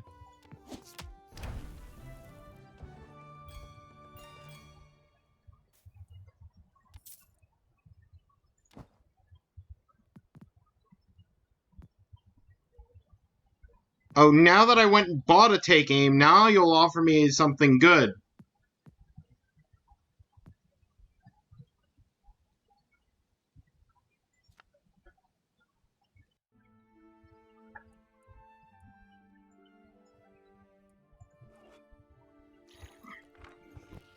Take a rest. Unlock ability, not in demo. Heal team. Heals every character for 10 HP. Can only be used once per rest site. Character selection, exchange. Team members.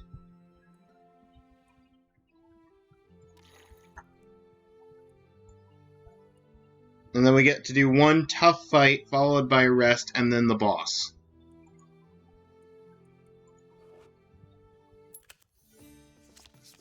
Tough fight has 3 enemies. I see.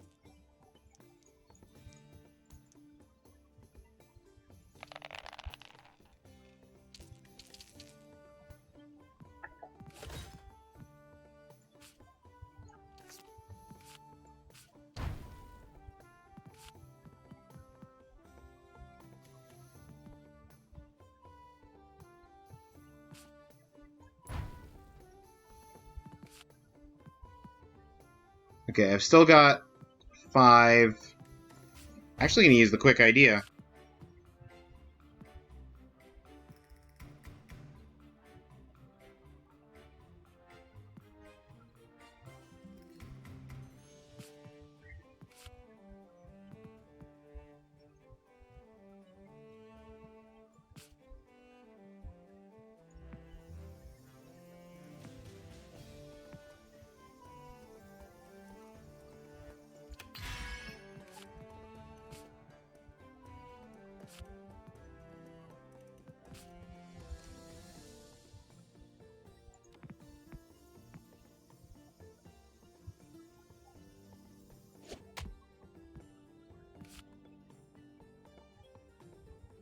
The one attack that's coming in has to target Riding Hood.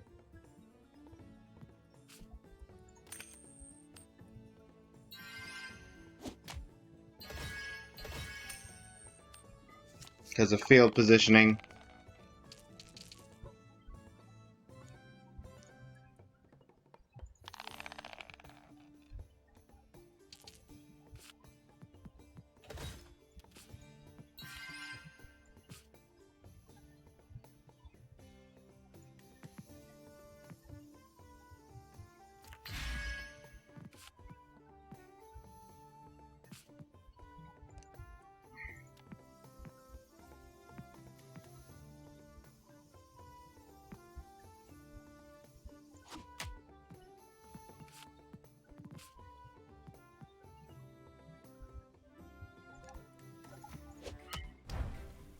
Okay, we've taken out one of them. You're gonna heal an ally, but the ally is already at full health. Red Riding Hood's gonna take 3 damage, but it's fine.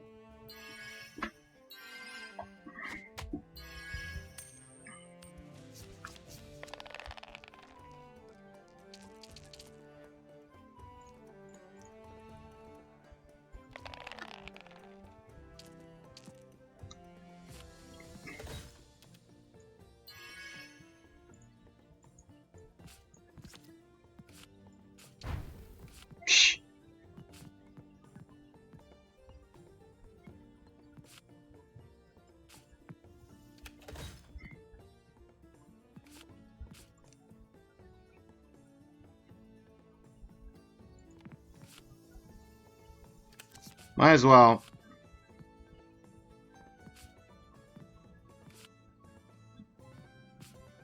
Wouldn't make a difference.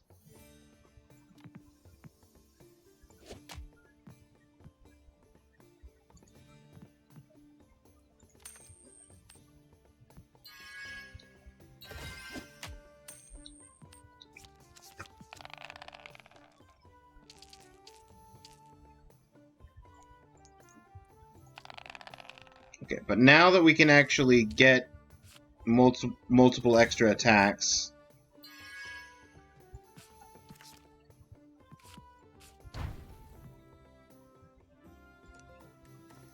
your attacks would do 5 per attack.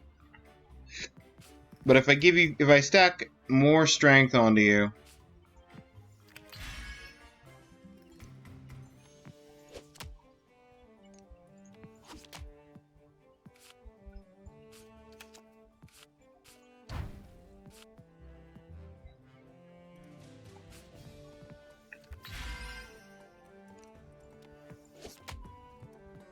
one HP. Oh.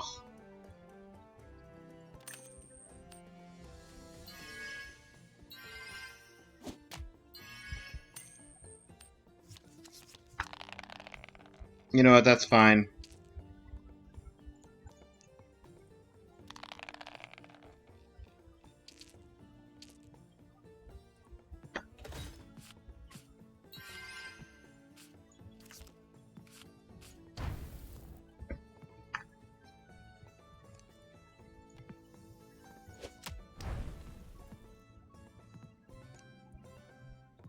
Five damage versus 6 damage.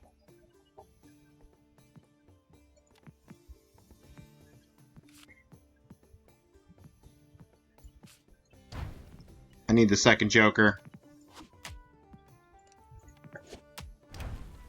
There we go.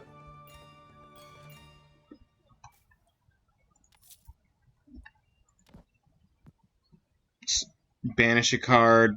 Spawn swift movement.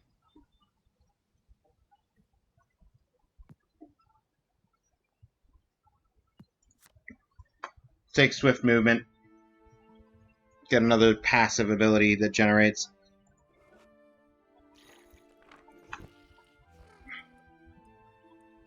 Heal up. That's everybody to full except for Red Riding Hood's one off. And the boss. The tracks led even deeper into the forest. Deeper than Red Riding Hood had ever been before. At last she caught sight of a familiar figure. She was wearing a blue skirt with an apron and red scarf, but the figure was very hairy, and when it moved, Red Riding Hood recognized a bushy tail and large paws with sharp claws. A wolf! Before Red Riding Hood could do anything, the wolf became aware of her. She hurriedly raised her bow to defend herself, and the wolf recoiled. But a moment later, he jumped towards her, with his claws extended. Fight against the wolf! Red Riding Hood fights against the wolf. At the start of... Oh, hold up, guys. I wanted to read what this ability was.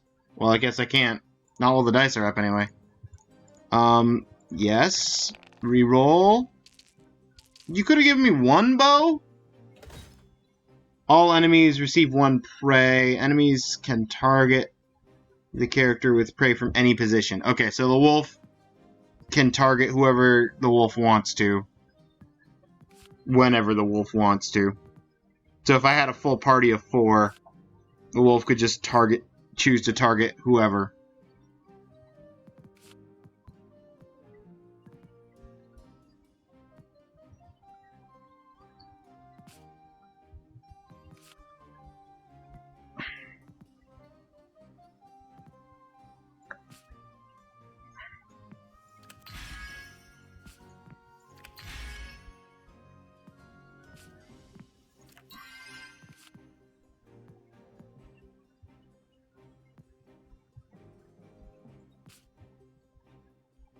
Do I want to? I don't think I do. I'll just take the 6 damage.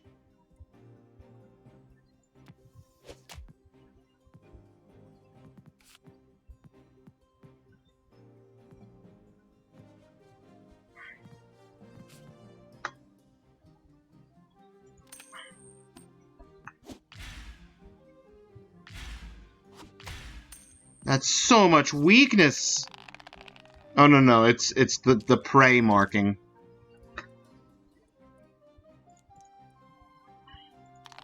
I might as well reroll, see if I get... Nah, it didn't matter, really. Okay. Let's get the 2 gemstone chests in.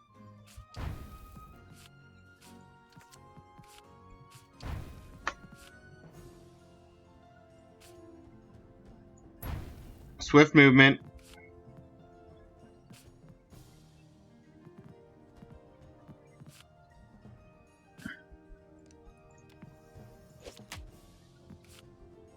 Ah, laying in wait. That's fine.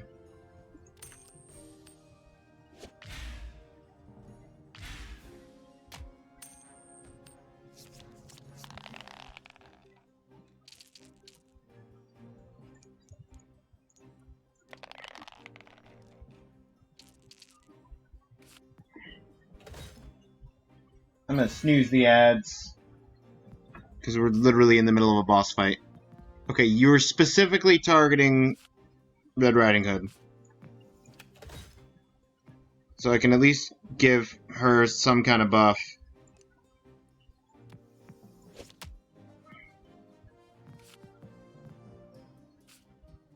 And I've just got an extra die, because everything costs 2.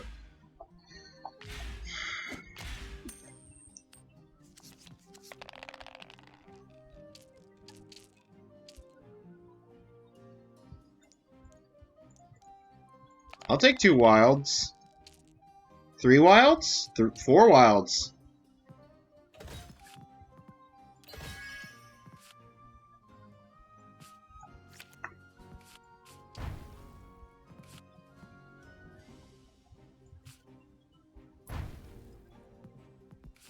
Some free strength access.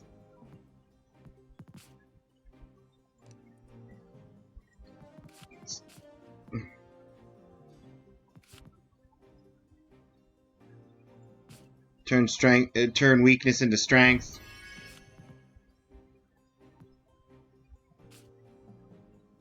Get a motivational boost. Take aim. Fire. 9 damage.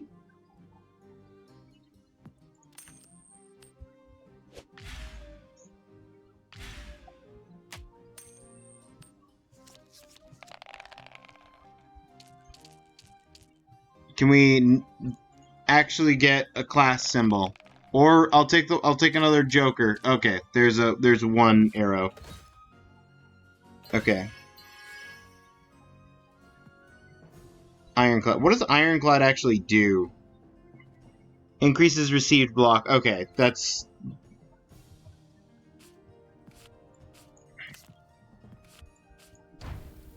Three energy.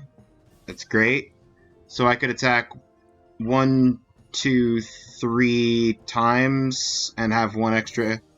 So I might as well boost strength and then get in the 3 attacks. Don't even need 3 attacks. 2 attacks did it. Chapter reward. Money. A die. New character unlocked. The wolf joins the team. Let's go. We got the wolf.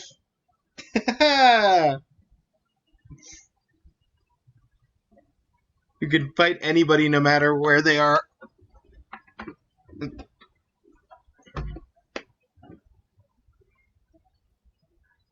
As long as they have prey.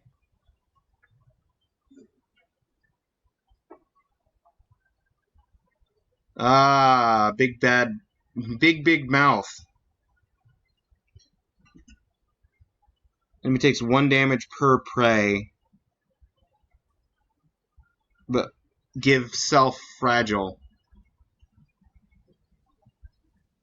3 damage and receives 1 prey. Self receives fragile. Okay, so the wolf was inflicting fragile upon itself the whole time, assuming it's the same.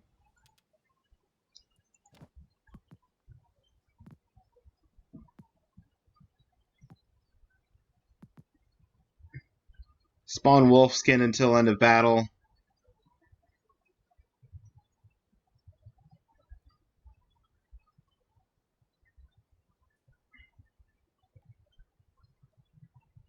And random enemy receives weakness.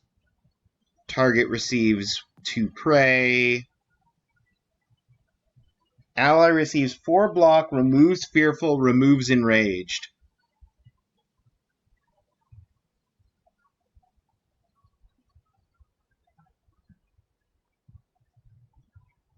Unexpected gentleness. Breathing heavily, Red Riding Hood stood over the furry beast lying beaten on the ground. "And now tell me, what have you done to my grandmother?" she cried. The wolf raised his head cautiously. "Grandmother?" he asked in a surprisingly soft voice. "I don't know your grandmother." The answer seemed so honest that Red Riding Hood was almost inclined to believe him. "Then where did you get those clothes?" she asked uncertainly. "I made them myself," replied the wolf, pointing to a small basket with balls of wool just a few meters away. "But then why did you attack me?" she asked in dismay. The wolf sat up carefully, and this time pointed at her bow. "I thought you were attacking me, and wanted to defend me. Wolves have many enemies. Wolves have many enemies." Red Riding Hood could not believe that she had so misunderstood the innocent wolf. Pity stirred within her. She reached out, took one of the soft paws in her hand, and asked gently, "Won't you come with me? Together we'll show people that not every wolf is bad." So the two of them set off to look for Red Riding Hood's grandmother together. To be continued.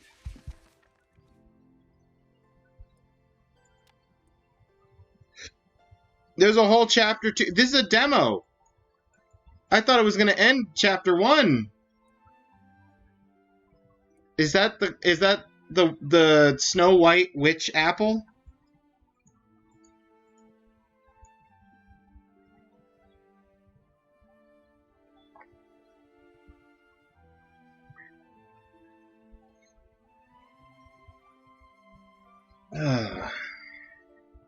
I don't know if I want to keep going.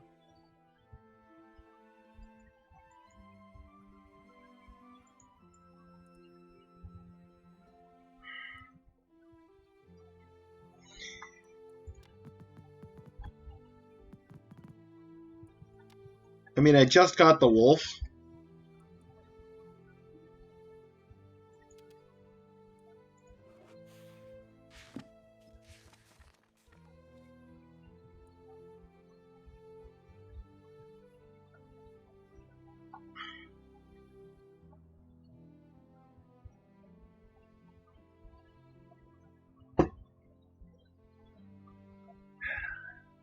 But I've also been live for about 6 hours.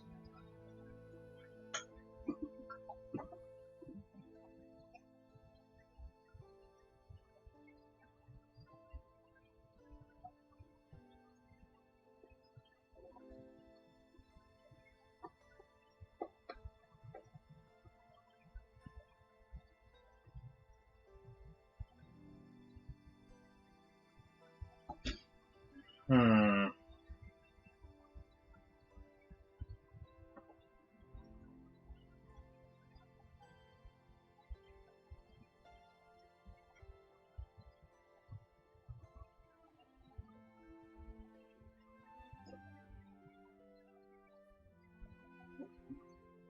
Let's go...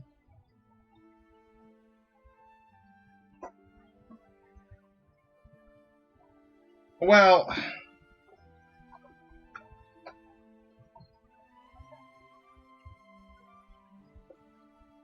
We'll read chapter 2. Welcome back from ads, everybody. We'll read chapter 2. But I don't know if I'm gonna play anymore of the card game. Thanks to the wolf, who knew his way around the deep forest, it wasn't long before Little Red Riding Hood could see the town through the last of the trees. She had often been there with her grandmother or her father, rarely alone and never with a wolf, even if it wasn't a typical wolf. He adjusted his apron and tried to smooth his fur. "I've never been to the city before," he said quietly to Little Red Riding Hood. What's it like there?" Red Riding Hood thought about the question for a moment before answering. "It's noisy and chaotic, but also exciting and cozy. The people there are often very friendly. They will definitely help us to find my grandmother." The wolf seemed a little calmer about her words, and walked with her along the cobbled street that led to the town.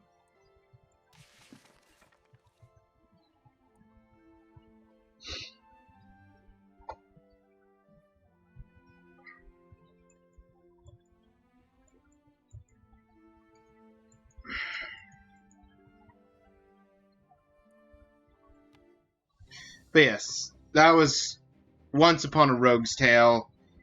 If you like deck building, I'm not sure that there is a good variance of cards yet, but there's definitely some interesting foundation.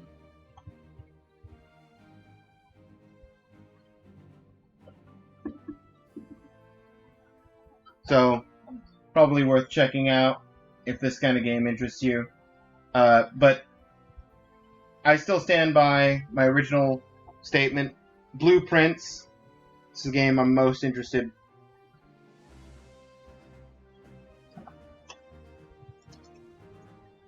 Blueprints and Spill the Beans is a neat idea for a visual novel. But thank you so much for everyone for being here.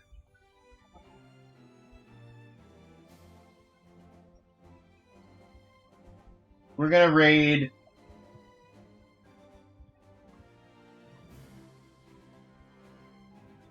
now, where is he? There he is. We're gonna raid Clipless because I very nearly went to stream Yeast today, and that's what Clipless is playing right now, so